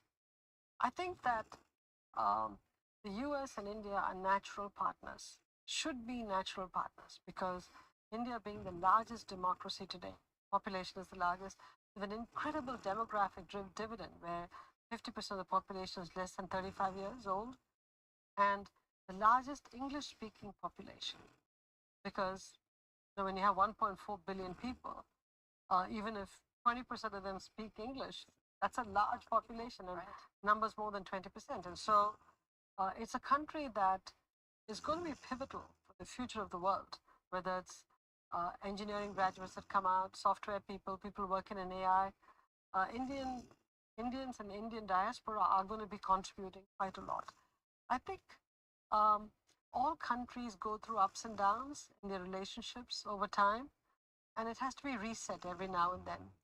I just hope that whoever's in the leadership position in the United States walks a mile in the shoes of the leader of India.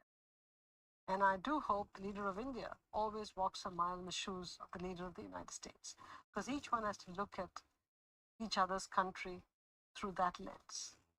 And before any action is taken either way, out of pride or out of economic necessity, just have to understand the other's point of view as opposed to immediately getting hurt, both sides.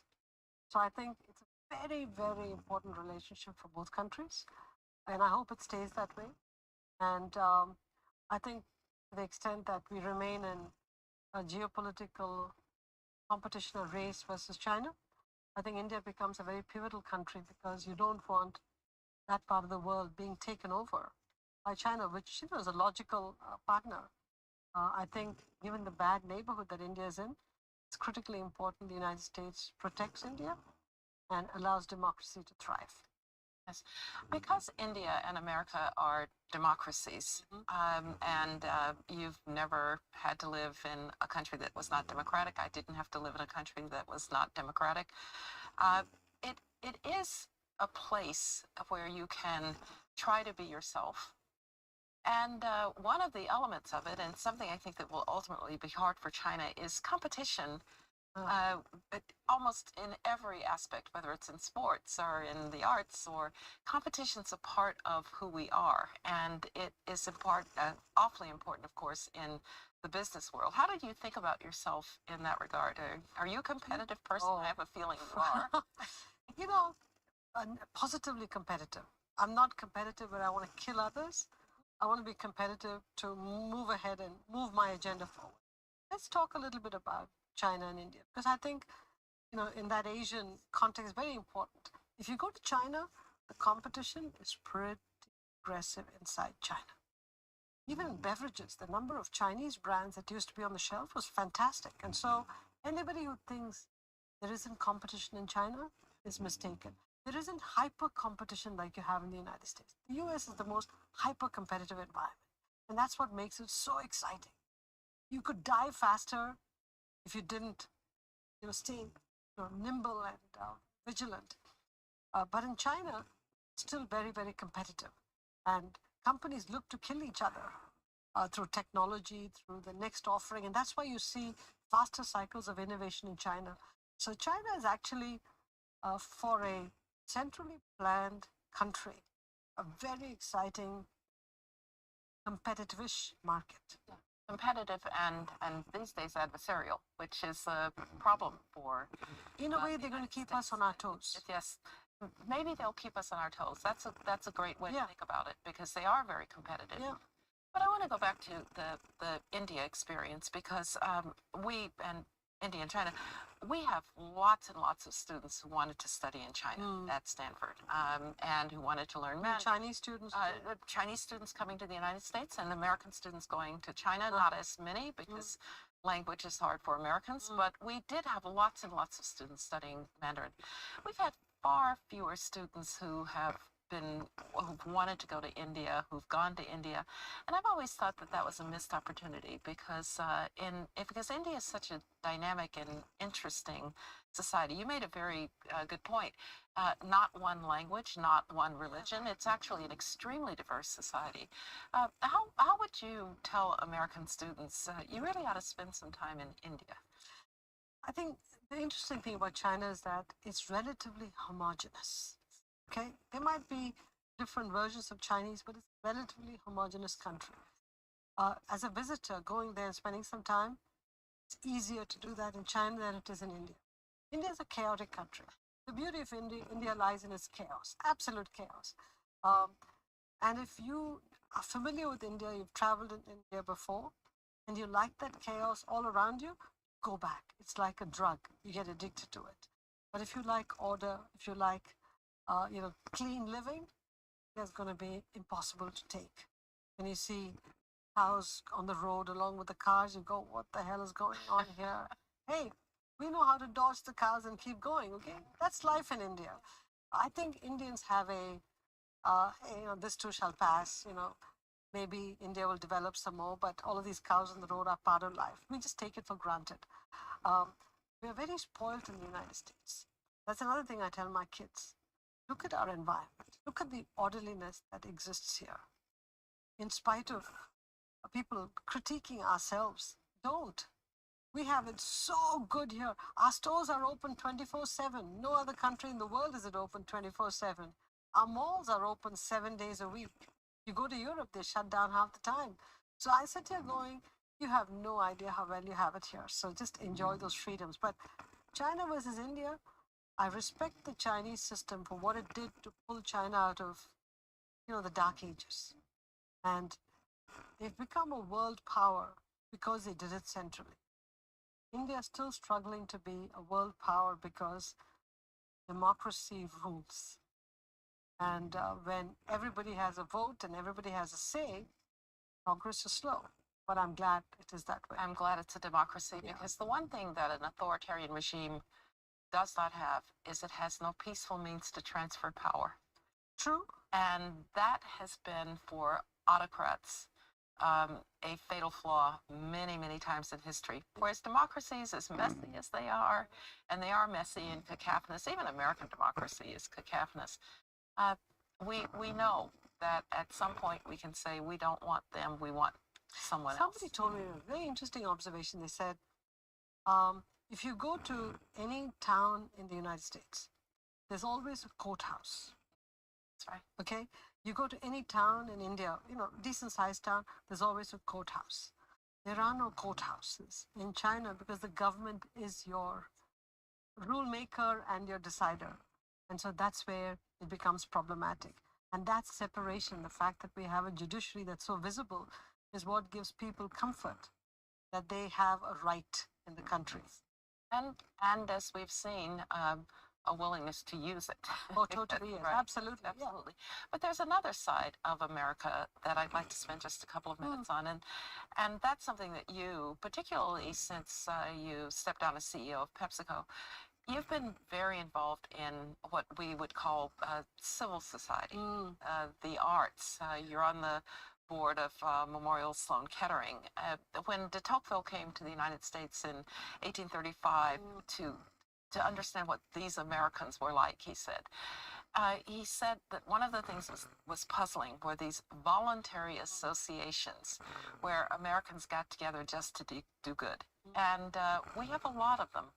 And people give of their time, as you do. How do you think about that part of who we are, the philanthropic side, the willingness to give a hand up to those who don't quite have enough? How do you think about that? My observation from all the towns I've lived in, and I've lived in Illinois, and I've lived here in the East Coast, there's an incredible sense of town, community, your neighborhood, your state, and then the country. There's an incredible pride and ownership. The way people band together to solve a local issue is unbelievable.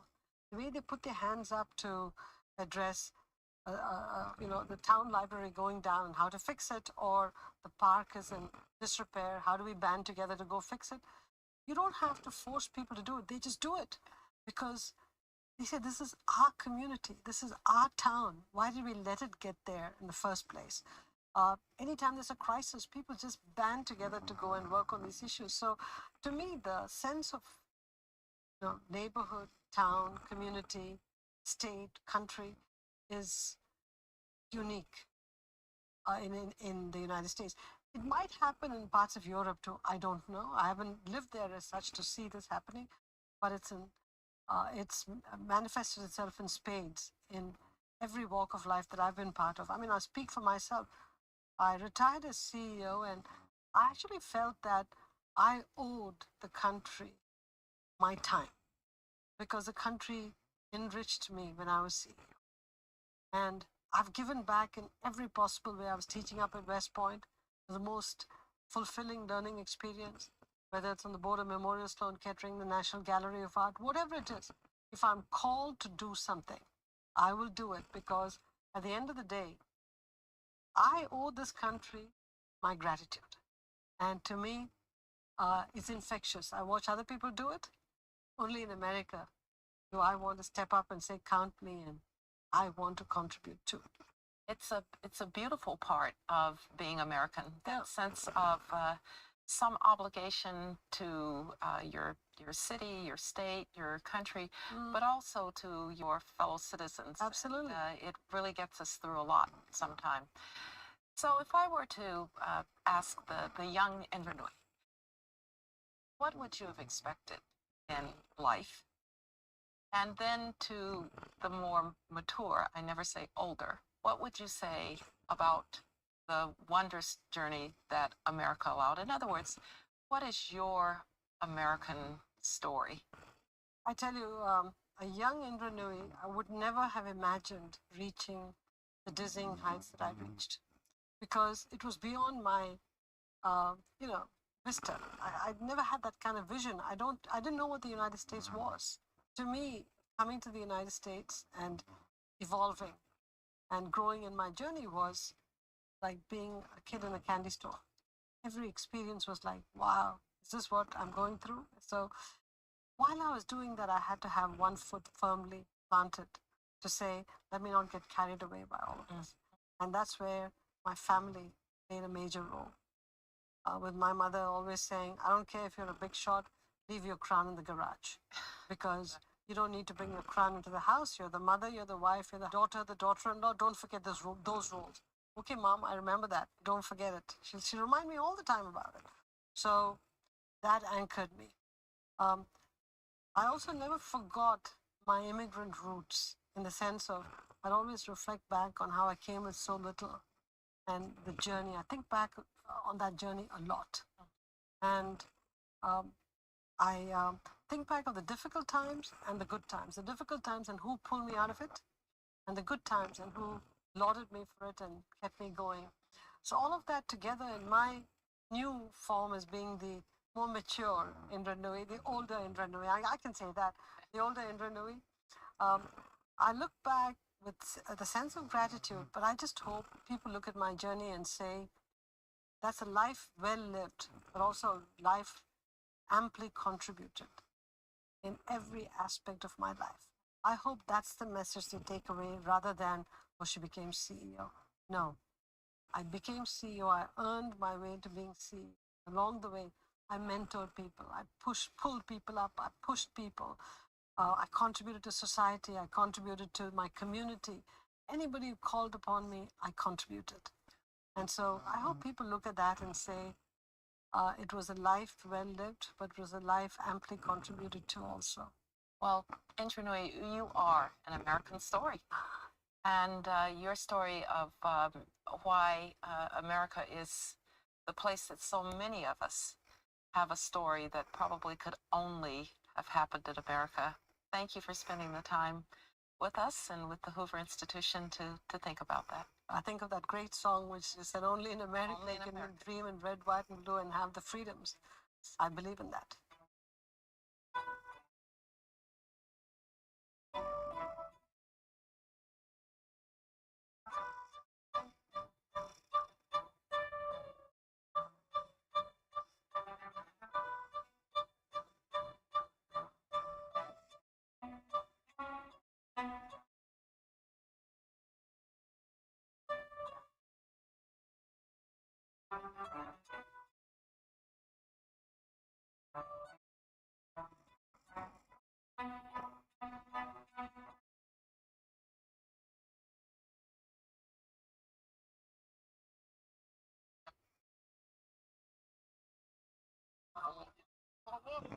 There we go.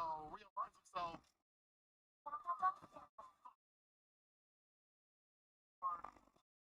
Pro starter. that finish line.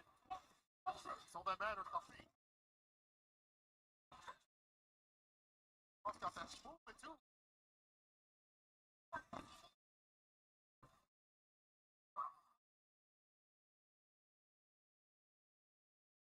There's a huge lead right now. Force get the arc. Run some for him. Ooh, a simple.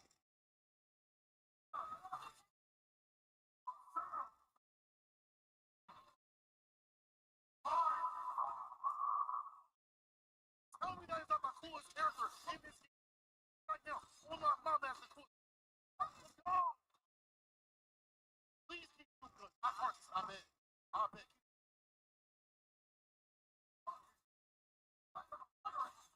Not over those. It's off. Rip. Thanks, dude. Like shaking play next time. Let's go ahead and give this a shot. I'm actually really interested in trying this. I know I haven't. Cybernetic. So are they like team names for like all these different like if you like a certain collaborative character? I'm actually curious about that. I haven't seen that actually. That's a good question. I haven't seen it. We can also look at like commands and stuff because I'm gonna be mashing, just so you know. So you should be scared. I'm about to be. I'm always going trying to dummy. run the buttons. Oh wait, Spider-Man popped out. Ooh. Ooh. Okay, so I did learn yesterday that L2 is the assist button. I asked him that. I was like, how do you hear a person come out? He was like, L2. I am getting Oh, mixed right now. My goodness. oh Spider-Man is fine. Wait. I gotta figure out how to play danger. Fight apparently. I back. need to figure it out. But Just kidding. Strike one. Oh, okay. So it seems that she can a little bit more of like her float kind of like feel mixed with like high lows and stuff. Like that's actually really cool.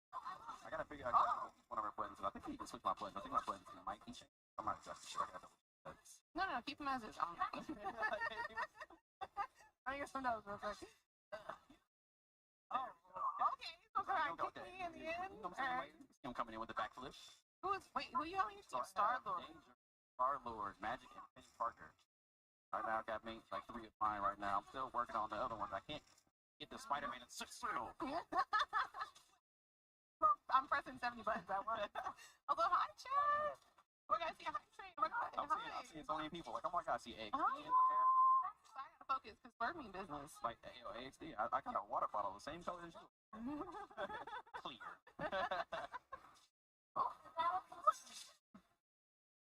I like him. He's very fast. I like fast characters. Okay, Star-Lord. Oh, to lose with a trip is so silly. It's just a quick back. Alright. We can definitely look at those too. Okay. Remember what you're baby. Oh my god. It is so big. Oh my god. It's okay, girl. He's so cool. Okay, I'm getting rhythm. I want to try her too. She looks so Oh my god, like she's pretty cool. She's like, okay, chill. hey, look. The fact that she pops out the robot. Pop out so. Alright. There's somebody else out here. Yeah. Come on.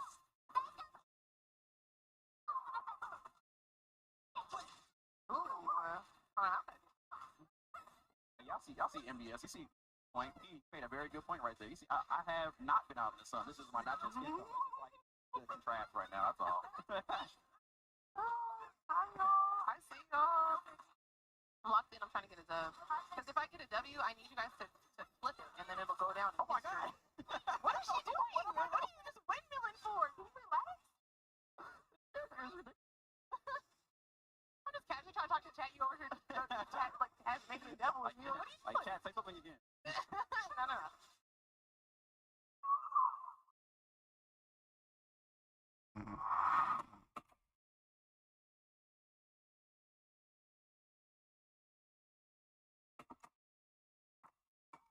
Come together for one goal. With our voice. In Mexico? Sudan, Mozambique, Ukraine, Somália, no Brasil.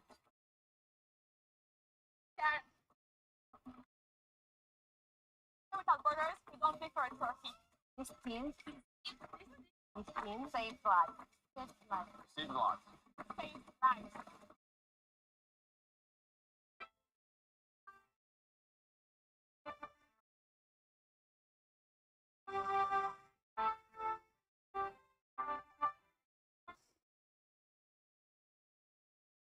Adam Storm. Kimbo is waiting. I'm stuck. No pain.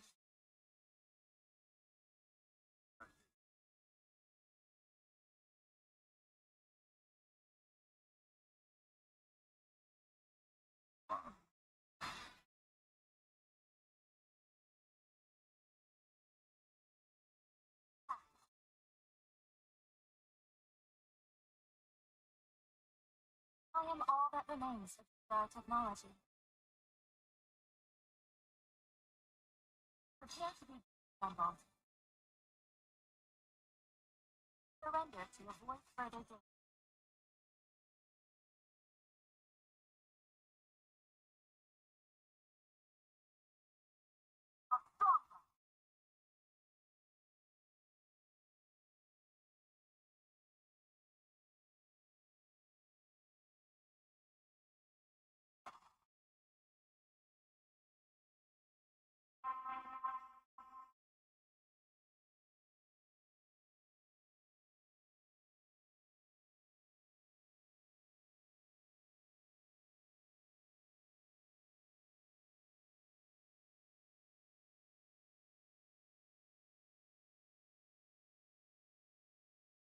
Do like very boss like that. Pretty flexible. I don't know how good she is solo. Though, like right now, the main thing we're trying to figure out is like, kind of, what do you like? Of course, like yeah, play, but it's like, what's the goal? What things should you aim for? What things makes things reliable? Like, how do you make reliable strategy? All those questions.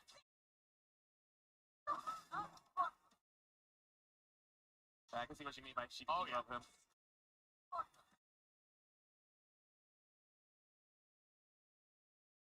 Okay, yeah, I was curious.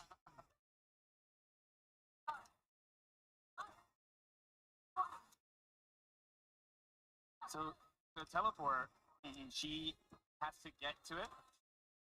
Yeah, she has to be near it. It's actually. Oh, the game tells you. Yes. The game tells you. It gets big when you can do it. Yeah. So it's like yeah. So like yep. I understand. But the fireball, the thing goes straight through, and her pillar move can go through as well. Oh, how do you do that? Yeah, it's down. Right. So you oh, sorry. Go ahead. You can do set the portal and then do pillar, and it's gonna go right to me. Yeah, it's wrong. It's wrong. Her EX1 is really crazy. It does like 3 of them. Yeah. Oh, so you can. And so you said that. It's gonna go 5mm hole. hole. Hit me.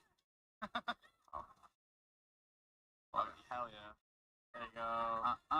Oh. Okay, next round. Sure. Also, meter carries over. It's very unusual it for does. Arceus games. Yes. I kind of can't remember when's the last time that thing was available. Maybe Persona. Yeah, Persona maybe maybe. quite a while. Persona maybe. Yeah. Well. Like that. Yeah. That's pretty sick, actually.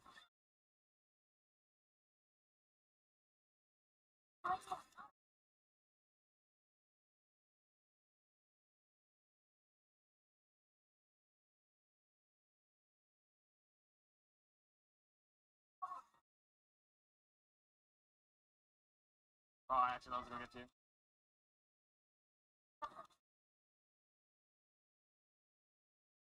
Oh, you just stopped before you land. Yeah, 100%. That was a little unsafe. a little. Just a little.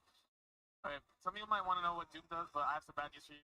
I basically picked them because I'm not playing Penny Parker like I was in the exhibition, and in the exhibition I used her for the assists. Oh, you're up. You are here. You're right. She's here.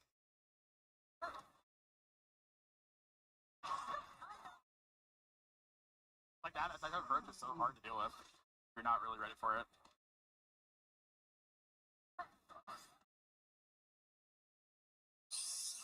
Buttons. But having good buttons, I mean, strong.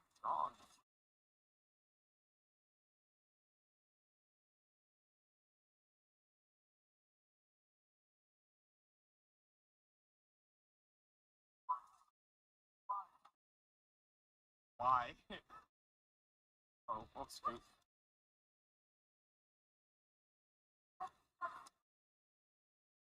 Why'd you get me? I'm working on that combo. I'm not quite there yet at the moment. I think that something did change since the beta that makes that a little harder. Ooh, nice beam.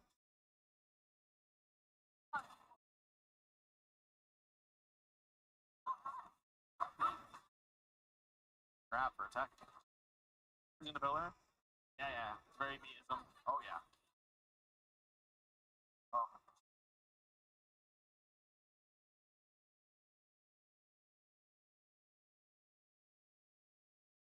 Combos. Oh. It looked like a run. Yeah, I just thought you were running my face. Like I was doing running.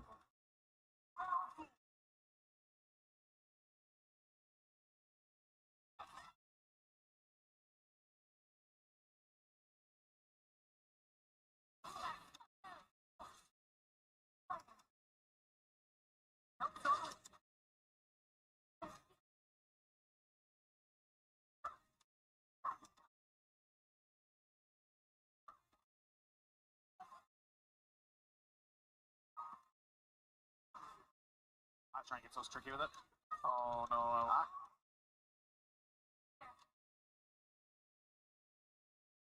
Do you control which way you go out of the portal? She disappears behind you. I think it has to do with the inputs, but I don't really know her well enough to know how to like, really control it. Yeah. Oh, I tried. Oh. I did try. Let me try something. Let me just hit or block. Hit. Wait. Okay, that does work. I thought that might have been something that was really a good combo part for her. So I was like trying to see how to actually get a routing with her.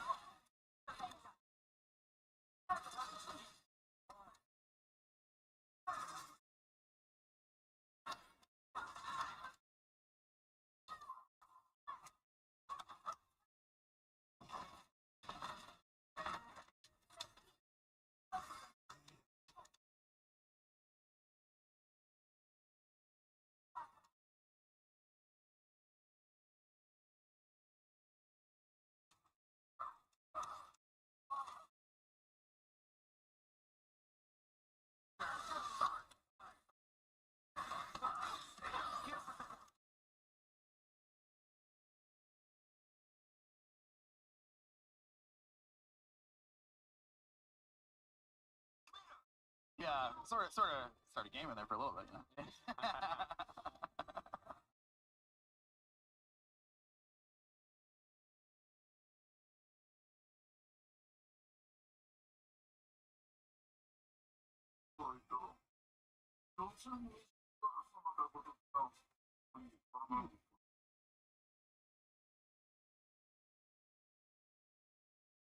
雲ってじゃなくて雲類なんだよね。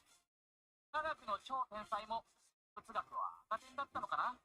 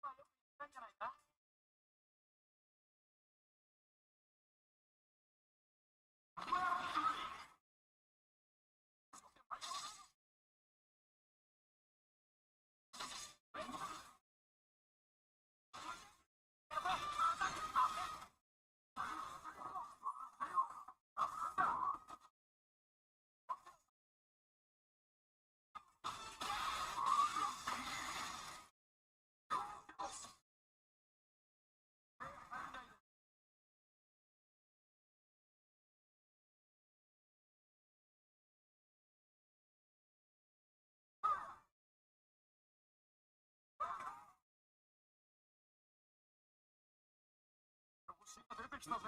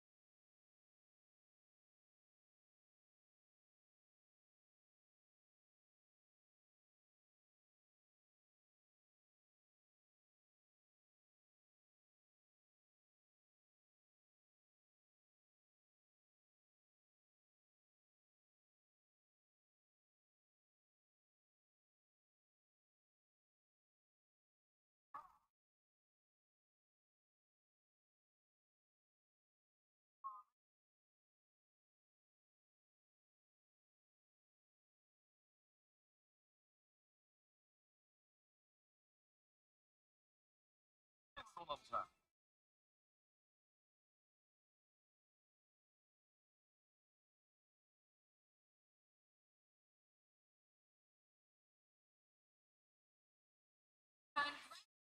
Citizens of planet your bravest, most violent fighters will compete in a tournament. What happens?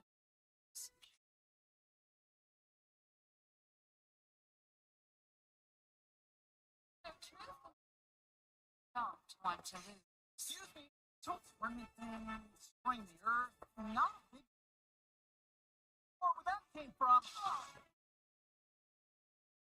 Sorry. Marvel.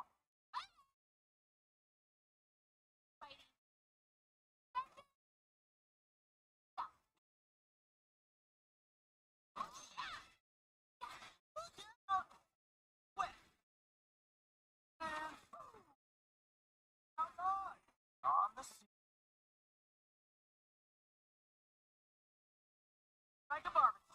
Let's tag team. With the amazing robot? From another universe.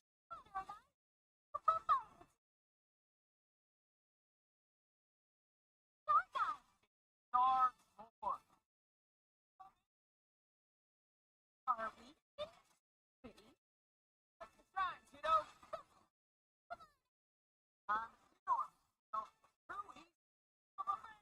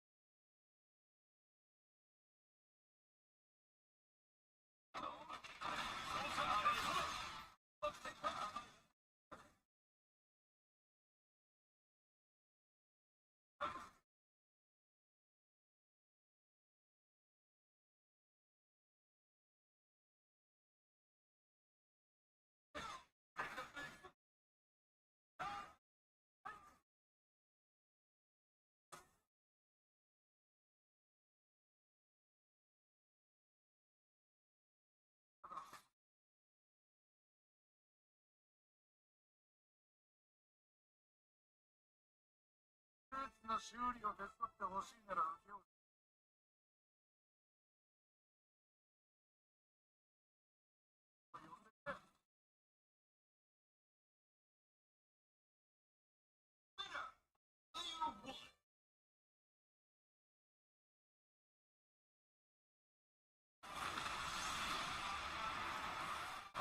母なるガイアの力を宿し、私は必ず勝利をつかむ。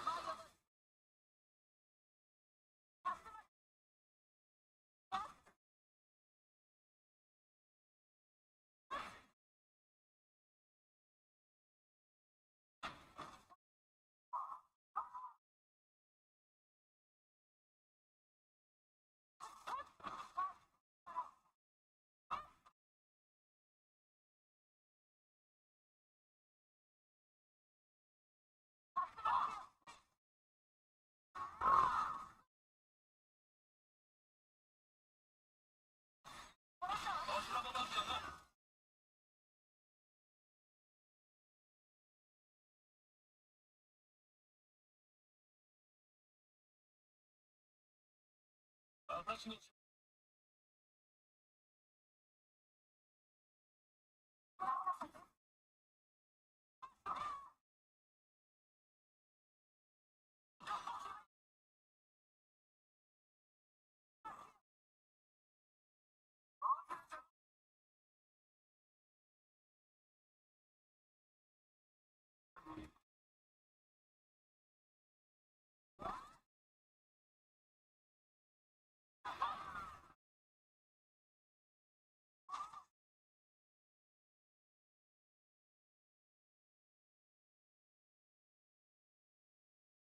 借りは返したわよ。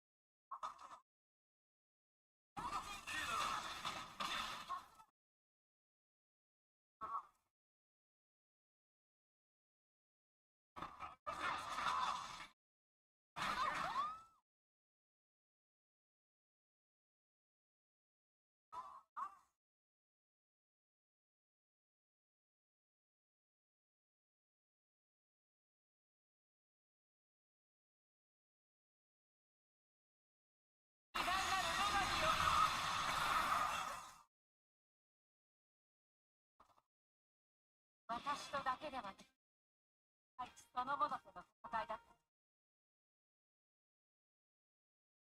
まだ息がある鳥に思いつく。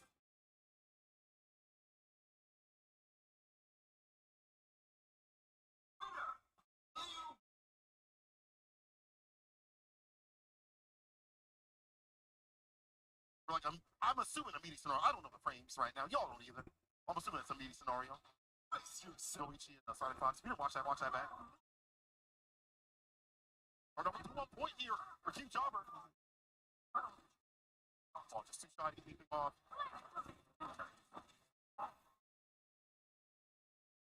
Team Jobber said before, he said, I only know one combo, man. All I know is one thing. One combo, that's it. Alright, jumping 0-2-H. Dive for no anti-air.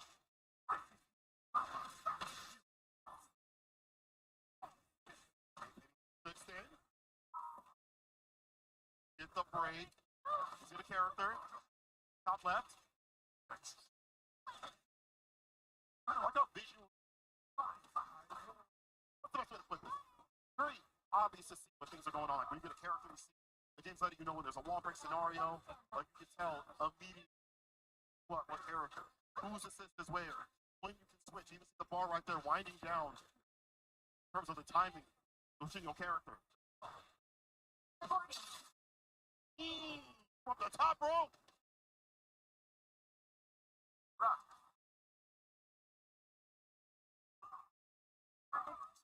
Now looking good for Jobber right now, I can't lie, man.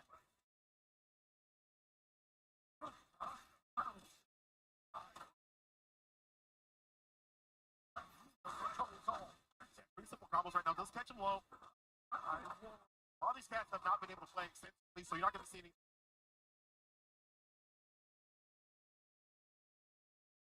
Pulls him close for the mix.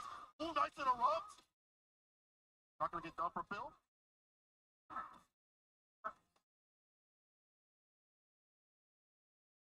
For trying to say somewhat solo with the Doom. I say right now, watching, figure out how you're going to do your team. Are you going to go singles? Are you running multiple characters? I might just do, honestly, like, tag dude, Arn. I'm not going to sit, back all that up. That one's good. The drill might be like one of the best in the city. Oh. Utility gets off the rip, seems like it's amazing. Match doesn't matter. The Jobber. Laser.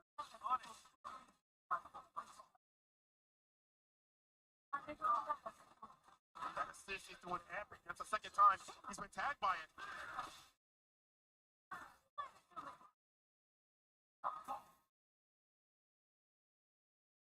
Old switch from Team Jobber. Not gonna be able to attack this yet. Tags and cap. It's a low attack to Toad. And that is Jobber out of here. And Diaphone moving on. I mean,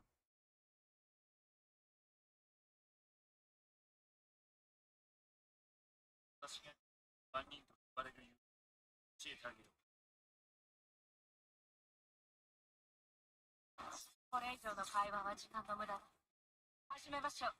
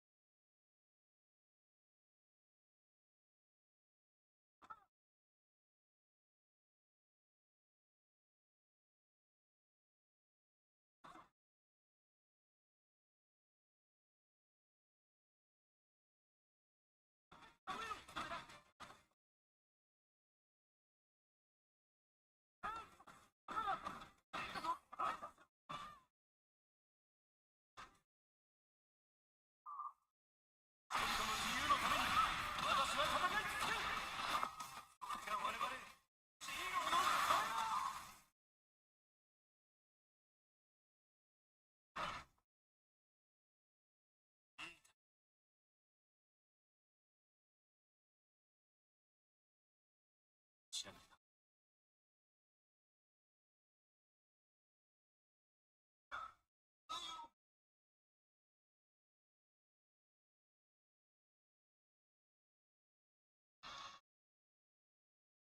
Refrain from versus mutual violence. My brotherhood. I've got a counter. How about you? Anti-Omega Protocol.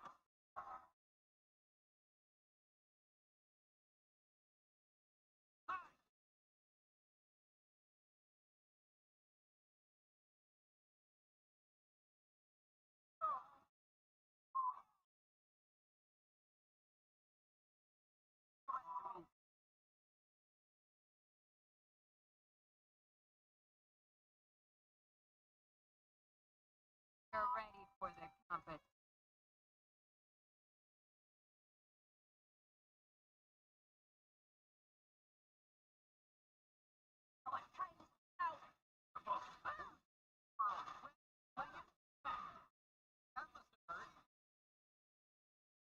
No. Are we? Fine.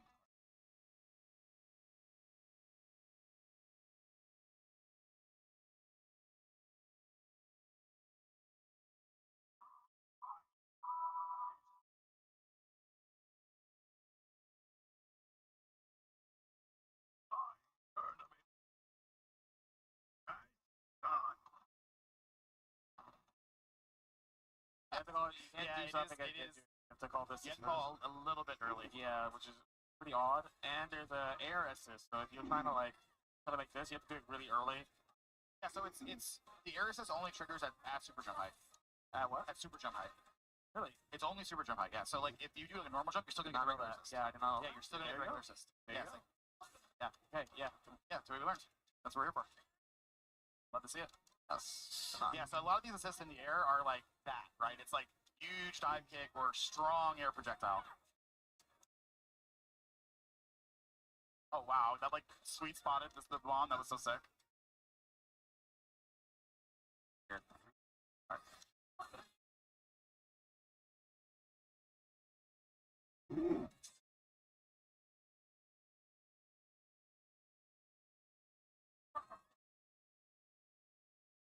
I'm not good at that combo anymore.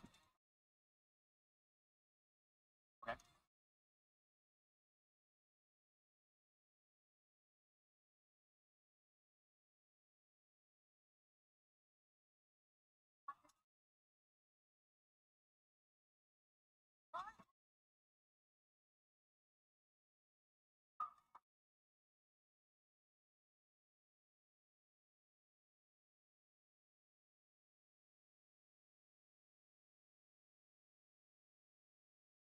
Nice. Go ahead on the almost. See, oh, Heart's pretty good actually. Yeah, her DP is like strong. That's crazy. That was actual conversion. Yeah, like a lot of moves in the air have like very long hit stuns, so you can jump a lot of times and get a combo. I don't think it's just counter hit. I think it's like you can actually do it off of like even a lot of regular air hits, air to airs.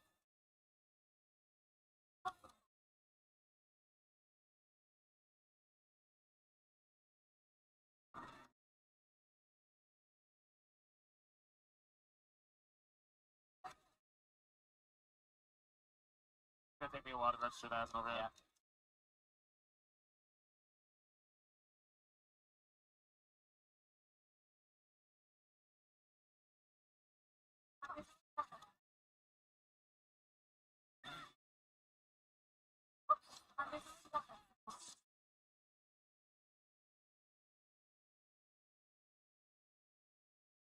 That's the zip, so I can get my Magneto. Fireball.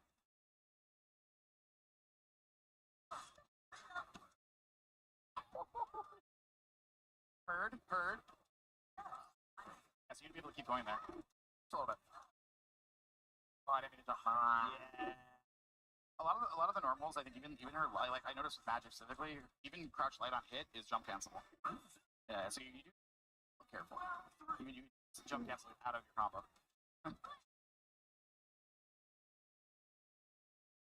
Sorry, I got some of these.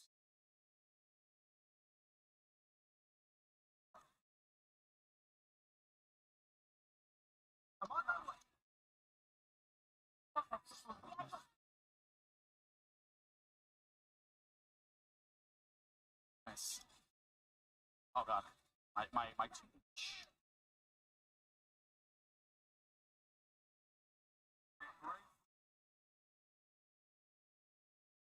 Okay, that's recovering. Good to know. I was like, I'll do this and be safe. Definitely not. This is our install state.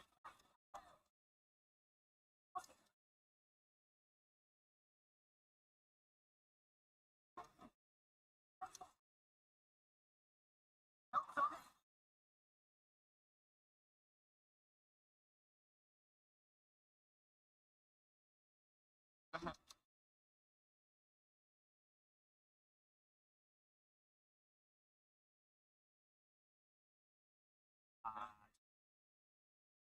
think the tracking on Doom Assist is better than in the trailer. It's strong. Yeah, they made it like a lot better. Yeah.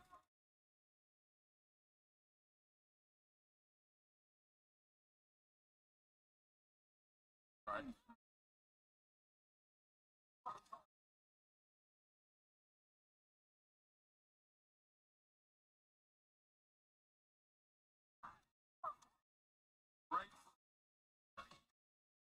Oh yeah, I was trying to get real cheesy with it. Nice.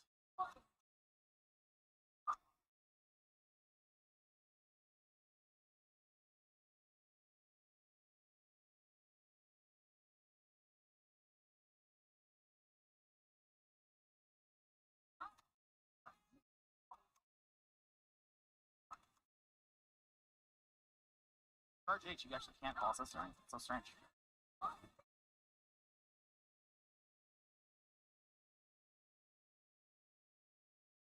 What? Yep. Oh, you gotta be in their group for that.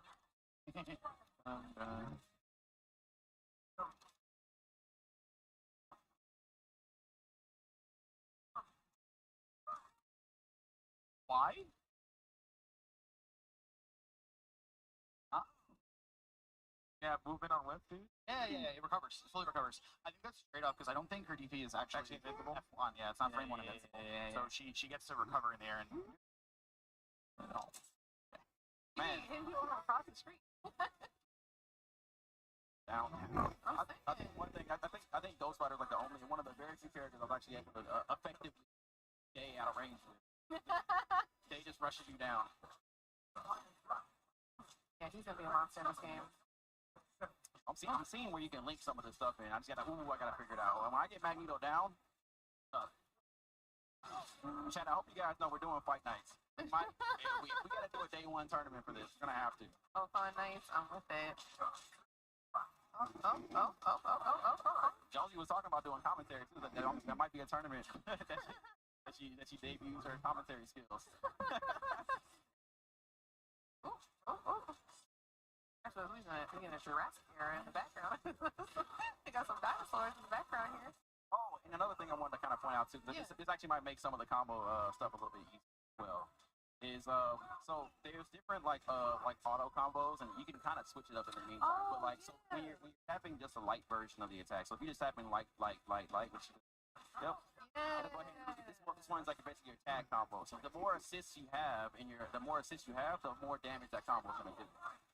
Conversion. So if you keep going medium route right here, you'll end it in a super attack. So this is really good for like doing some big damage when you know you need to finish out a combo to do some big to get a kill, and you're not necessarily confident in your manual combos. Just shit. Really good way to get started with some of your kills. And lastly, you do your heavy attack, which you don't have enough use for right now. But when you have 100, on the gauge, like right now, for example, try doing the heavy route, and you'll actually finish off in a circle. Oh, yeah. Actually finish off in your ultimate. This one's your ultimate one that costs 100 meters. As you see, big damage. So you realize you made a mistake by reminding me, right? Because now that's all I'm about to do. No, and it's also really cool too, because I think the real cool thing about this game, you can actually match some of the routes too. So like for example, I have 60 on my gauge right now. Uh-huh. I can start my combo with my light. Give me a chance. No. You shouldn't have told. You can actually start the combo on your lights, and you can actually Perfect. you can Clip switch. it. Hey, Chat, clip it. Please clip it. we're clipping that. Alright, I'm scared. Whoever clips it's getting banned. Perfect? At Evo? I'm scared. Alright, do you want to change? Yeah. Do you want to try this one again? Yeah, we'll switch it. Okay. Switch characters. Who do you want to go as your main? I'm trying to try all the different, Mercedes. Must refrain from this mission versus violence. My brotherhood. I've got a company. How about you? Anti-Omega Protocol.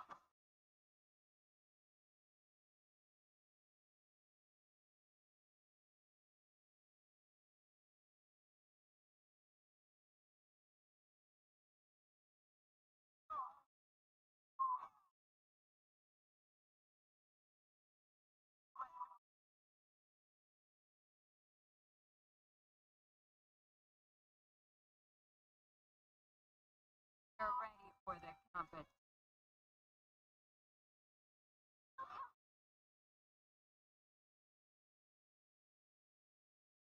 Our time is now.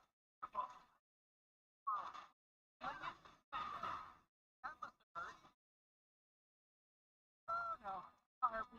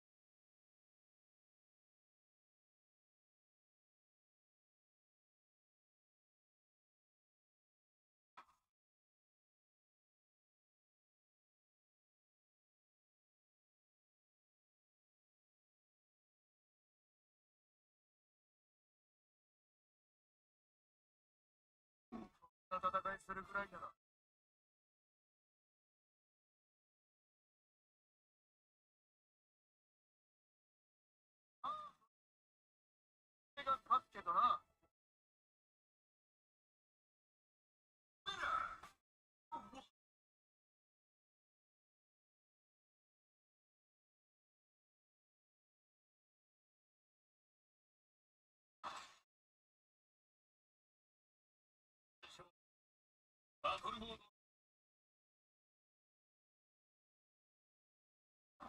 れ以上の会話は時間の無駄だ。やめましょう。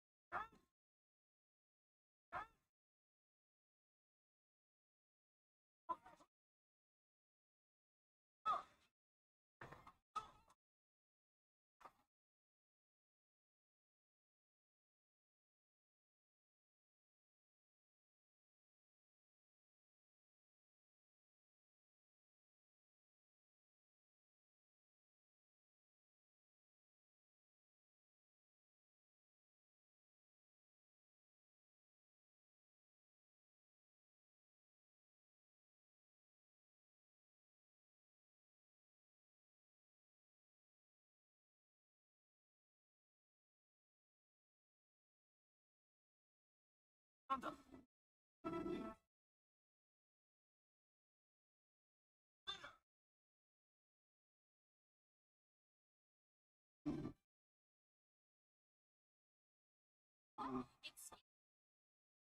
Explain. Series outs, and the winner gets a crack at the big guy. Selected leaders have received fights. What, promoter? This planet is not your playground. Goals, I am. Let's give your suit a workout, saving the world. Load initiative. Part. Hey! Fight the future.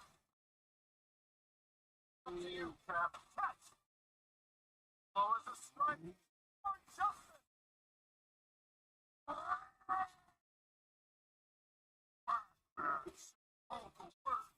Calm down, Hulk!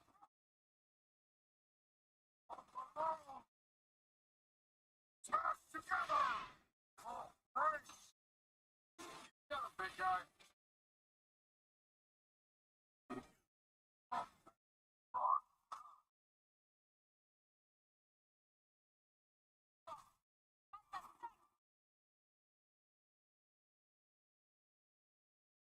Fight the outer world against the champion. As am I. Fight me. Got this, Shuri.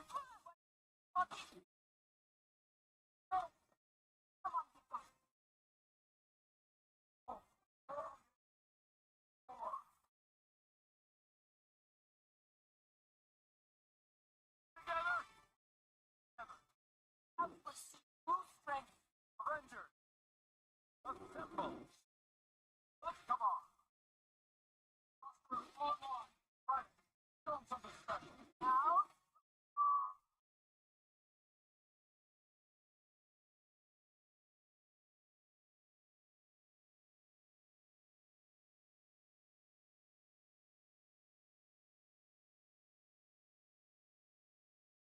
You think he's ever gonna tag out Magneto as point? Be Magneto the whole time. Nah, that's Magneto. Yeah, I still got an Iron Man, but you know what? I'm trying to see some Magnets. This is the first time Magneto is playable to the public. Yeah, Blue Labs has been in the lab with Magnus as well. Yeah, nice. Sly catching him low. Okay. Oh, the assist right there, but drops it a little bit too plate. I like that forward heavy right there. That forward heavy is the button that you want to use. Get the wall splat. It's not the special move, only the ground special move. Wall splat. But for air, you have to use forward heavy button. Ooh, projectile. That's how fast that is. I was gonna say that is so fast, it's like a bullet. Go for that crossover. Oh, into the air throw. Yikes. Says sit down. Yeah, sit down, Star-Lord. Really, the team of flyers. Oh, hold on. We got Iron Guy. Tony Starks. Love me and Tony Starks. Yeah. That's a genius right there. Let's see. Nice. Go for the stand B right there. Go for the Union beam. I like it. It's by Ghost Rider. I don't think we're gonna see the super meteor set here. Yeah, maybe. Yeah, we're gonna get the Star-Lord. I like that the fact that he changed the Star-Lord just to get the ice gun. Right? But for the next opportunity. Oh, drops the standing B right there, but we get the American reset. Okay? Good kill here if we spend all the super. Oh, it doesn't even need to. Optimal right there. Using just EX grenade. Alright, Tony, what you gonna do? Back, that's what. See this assist here? Yeah. I like the projectile. I wonder what the second one is. I'm curious on because I feel like Magneto assist be pretty interesting. Maybe like a beam? Yeah, I mean the first one's always kind of like a beam. Yeah, okay. Yeah. Okay. You're gonna see Magneto back in play here. Huh? But again, yeah, you have to do forward heavy punches again to kind of like the wall splat right there. If he finished a ground combo with quarter circle back light, he would have been able to get the wall splat to bring in Miss Marvel as the available character. So we haven't had a chance to see yet. We haven't seen too much of Miss Marvel. Only her assists, right? Yeah. But the Magnus and Tony Stark's in this little shopping carts are putting it work right now. Shopping cart, nice. Is that a snipe? That was a snipe. Oh wow, good snipe right there from Cloud 805. Wait, what? I was about to say. This chick. Oh, he tried. Jumped right into the. Yeah, I think he tried to air dash the last second to go through, but it was a little bit too far. He does have flight. He hold up like this whole super jump up. Okay. In general, he goes into flight mode. He probably would have just been flying through that super guy, chipped out. Yeah, maybe. Just trying to get the hit there with the jump in. Okay. There we go. Yeah, use that. Oh, Miss Marvel. Almost got it right there. The debris just chilling in the background. Let's see what Yipes can have to go for the throw. Oh, I like the chase down. For the straight. Assist? How dare you press a button? It's my turn. Okay, now it's Magic's turn again. Yeah. There's the assist that you were talking about. Nice defense on the side of Yipes here, but the counter hit's gonna hit. That was such a sneaky tag because I didn't even see the tag happening right there. There's the crossover to get the defense going here for Yipes. Caught again by the Ghost Rider. Yeah, goes for the magic tag. Oh, but misses the spike though, but we get strike throw anyway. One more throw. Oh, press that button. Go for the 50 meter. The 100 meter. Half circle back forward. Storm is thrown again. Not enough yet. Oh, the VT. Excellent. Cloud 805 ties it up 1-1. We're seeing quite a lot of characters on the. Yeah, sit up straight, lean forward, or crack my knuckles. Alright. We're not playing around anymore. My neck's all healed today too. We're good. Alright. Lock in. Oh, I can't wait for this game to come out. It's gonna be so fun. fun. Honestly, the time went by so fast, honestly. I know. Just sitting here, and again, just sitting here with Arc System. Again, thank you guys for the opportunity. An absolute pleasure being able to go ahead and try the game out. Try these new characters out. Magic. Really fun, but Magneto. Magneto's so fun. They got a winner with that character for sure. Absolutely. I'm loving like Magic seems cool. And I was like, oh my god. I'm saying you haven't used her yet, but no, this has been so much fun. So for today, you can actually throw fireballs through that portal. Oh, through the portal? Yeah. Hey, you want to look at commands real quick, or? Oh, okay. Oh. Like, yeah, let me look at that real quick. How do you actually do Like, how did you portal? do that? So let's see. So the portal is R1 and like so different directions. Different directions. I'm assuming is based on a space. So like down, I'm assuming is for you, and then you can stuff up to two total dark portals we place at a time. Magic use teleport when near a dark portal, and they interact with Demon Fire, Demon Flame, and Soul Sword Sacrifice, which is one. So R2, this is your fireball. Okay. Place. Flashes the opponent repeatedly. And then you have Demon Flame. Oh, this is the one. This is what you were doing. Yeah. Okay. That was So that's I- what Ghost Rider does. I was like, oh, it should That- be similar. And then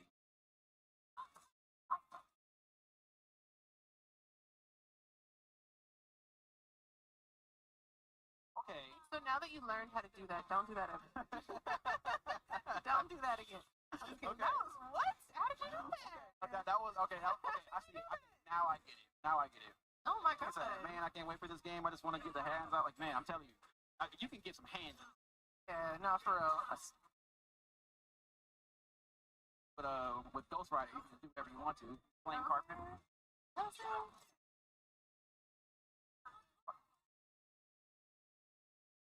Mhm. Okay. Come on now. Oh. Okay. No, this is come on. Stop doing that. What? Hold on, this is I'm so like, do it, no, do it again. So it's just like, oh my god. Okay. So, I'm mad at it, but I'm not mad at it. Like, what? oops.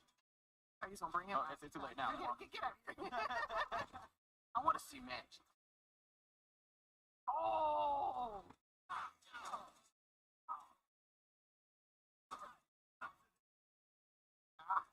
If you would have been just a foot behind, you would have caught that fire. Take a couple steps that way, real quick. Hold on. Yo, sir, can you move real quick? Oh. Oh. Oh my god. I love him. Oh my god. I love him. He's so fun.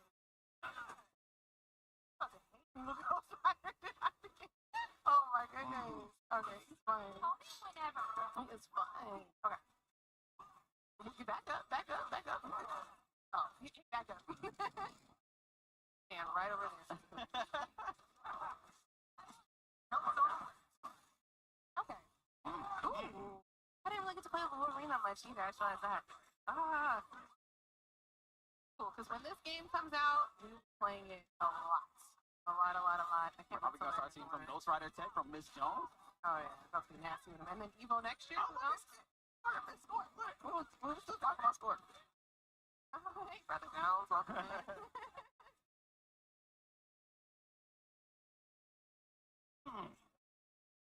Alright, she's pretty cool. How you feeling? Okay. Magneto and Magic. She got some. Okay. She got some cool stuff.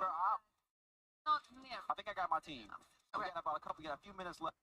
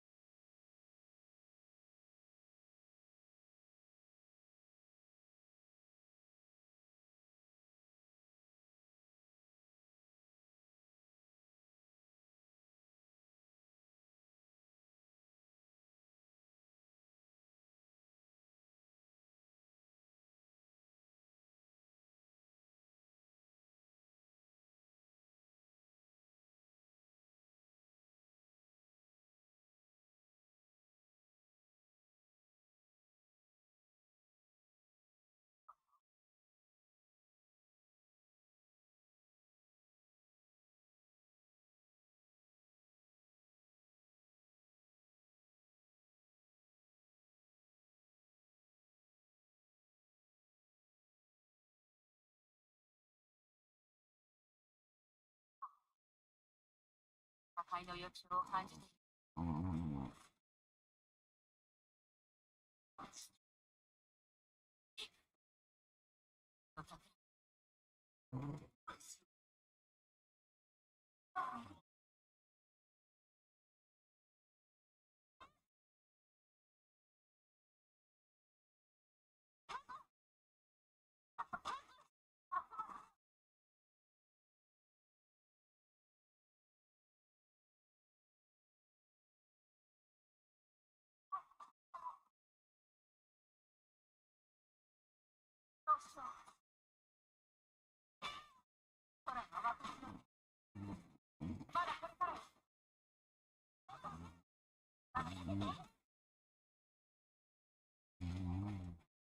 arriva presto.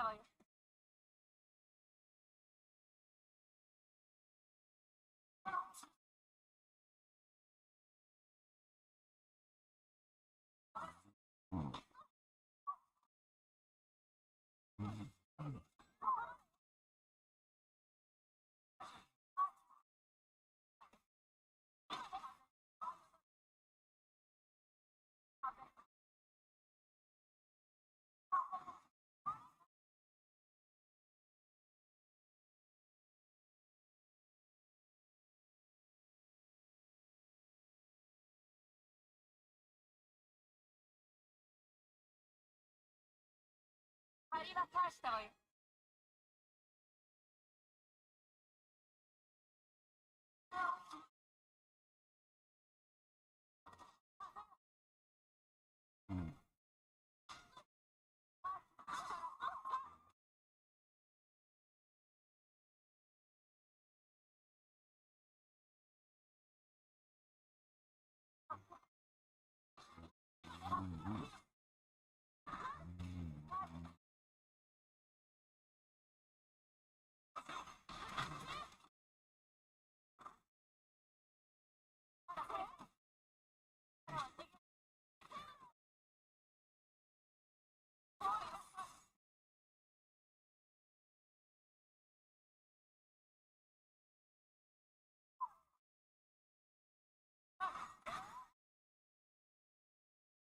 Arriva presto.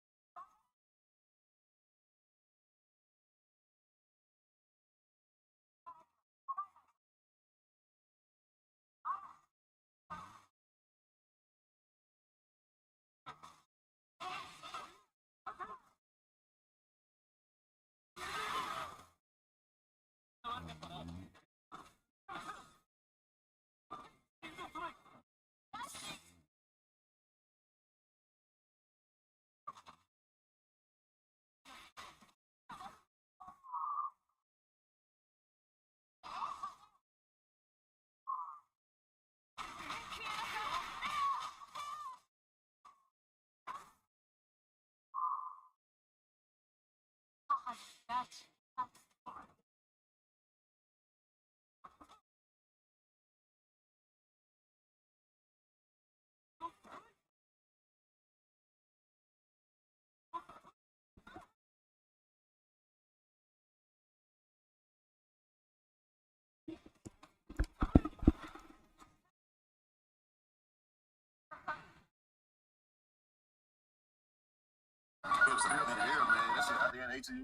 I went up. I was about to walk into Saks Fifth Avenue.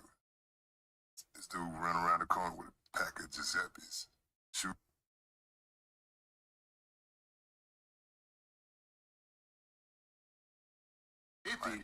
I'm like, bro, that's a box of brand new Giuseppe's. I'm like, bro, like, you wild. You wild. And, like, look, it's Fierce Plaza, Saks Fifth Avenue. spend a little bag in there anyway. I'm like, bro, them shoes not even gonna fit me. Like, how you know? I'm like, what size are they? He like, they size 8. Like, man, get the fuck out my face. Right. Size 8, exactly. Or like somebody 8th grade. I'm like, I ain't about to go to fucking prison. I'm not fucking size 8. You stole a women's size pair of shoes. I ain't lying, right? Bro, hey, I wear a size 15, bro. Right. You don't go behind me with no size 8. Make it out of here.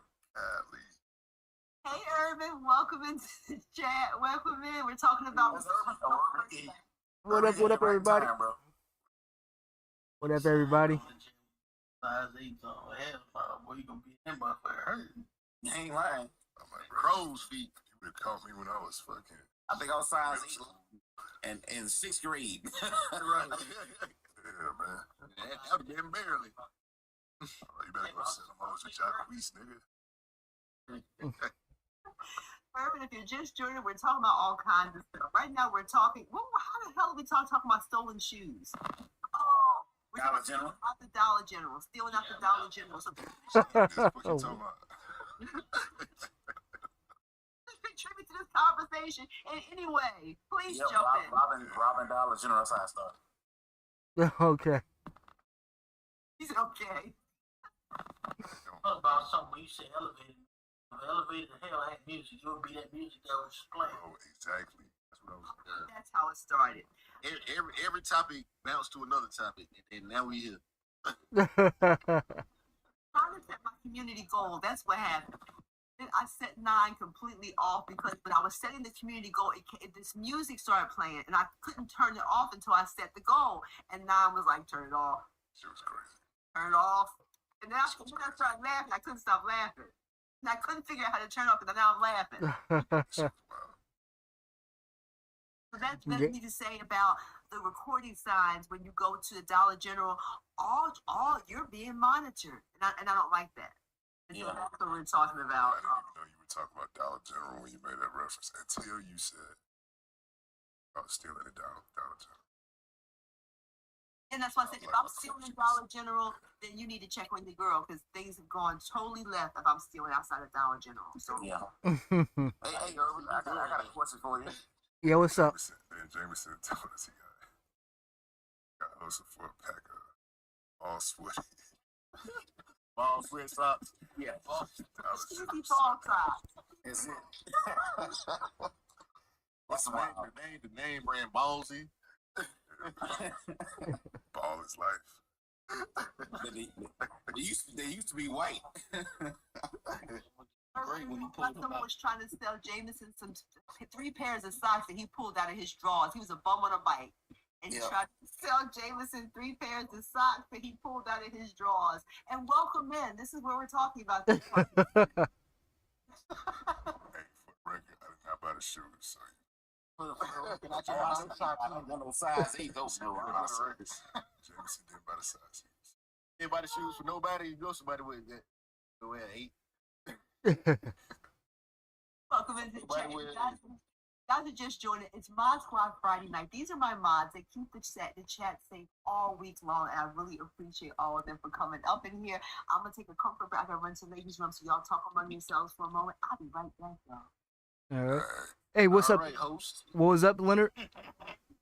Oh yeah, I was gonna say, have you ever went to a water park? Yes. Did you like it? When I was younger, yeah. Okay. That was an early discussion because they said that all the people walking around and chlorine burning. Wait, that's chlorine and hot sun. Either way, you come home burn one way or another. Yeah. I would typically so the water parks were usually kind of like also in the amusement park, but we would always go to the water park, the water park last. Yep. Because you would always get hungry and sleepy after you get out of the water, so we would wait to the very end, so we weren't walking around all wet. Crazy. Damn, even when he was strapped. Nah, man, it made perfect sense though. Yeah, that's how it was in Georgia. Cause you got like Six Flags right here, then you got Whitewater right next to Six Flags. Down here, we either got water park or amusement park. We ain't even got the amusement park no more. All we got is Blue Bayou. Yeah. And they tore down Jazzland years ago, and they tried to rebuild it with Six Flags, and then Trina came, and they said I know somebody bought the land, and they was working on it, but they went broke, so.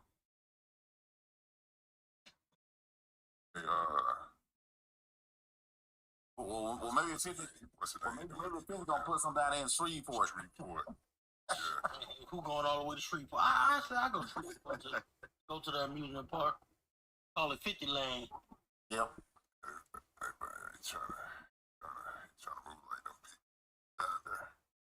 Name every ride in that bitch after one of their songs. Ride through whoever in a random seat get hit with 9 blanks when they come around the curve. Yeah. You use that money you got from July 4th concert he did. Yeah, he made up some money. At the July 4th concert. Oh, he did it at some private club. What's the president's son? Oh, to my Trump son? Uh-huh. Oh, in New Orleans? No, they in DC. Oh, I don't know. I'm all out of the loop with all that stuff. Yeah, it's part of, the 250th celebration. Somebody had the UFC fight. No, for July the 4th. Happy 250th, the birthday. They had a UFC fight at the White House. That's all I remember. Yeah, that was before. That was before. That was in June. I'm talking about for the 4th. July the 4th. Oh, bro, that was on July the 4th. Conor McGregor. Right. 250th. The America's birthday. Yeah, they did that at the White House. They had a big thing at the White House. Yeah, but they also had at a private club. They also had, that's where 50 performed. It's called executive branch or executive something. I don't know. I don't remember all that. They were tripping because they're like, what are you doing performing for them jokers? Yeah. Anyway. They say that about anybody who get their little bag though. It's like, man, look, you ain't gotta respect politics, but hey, get your They can have all that money. I think they can have all that money. You always talking shit about Atlanta, so yeah, 50, you do. Yeah, Outkast, I always get them straight. All them old head New Yorkers. I got something to say. Outkast went up there to Source, the South got something to say. Right. Been all them cracking since then. Welcome back, Bryce. Thank you. Yes. Welcome in, y'all. Welcome to the chat.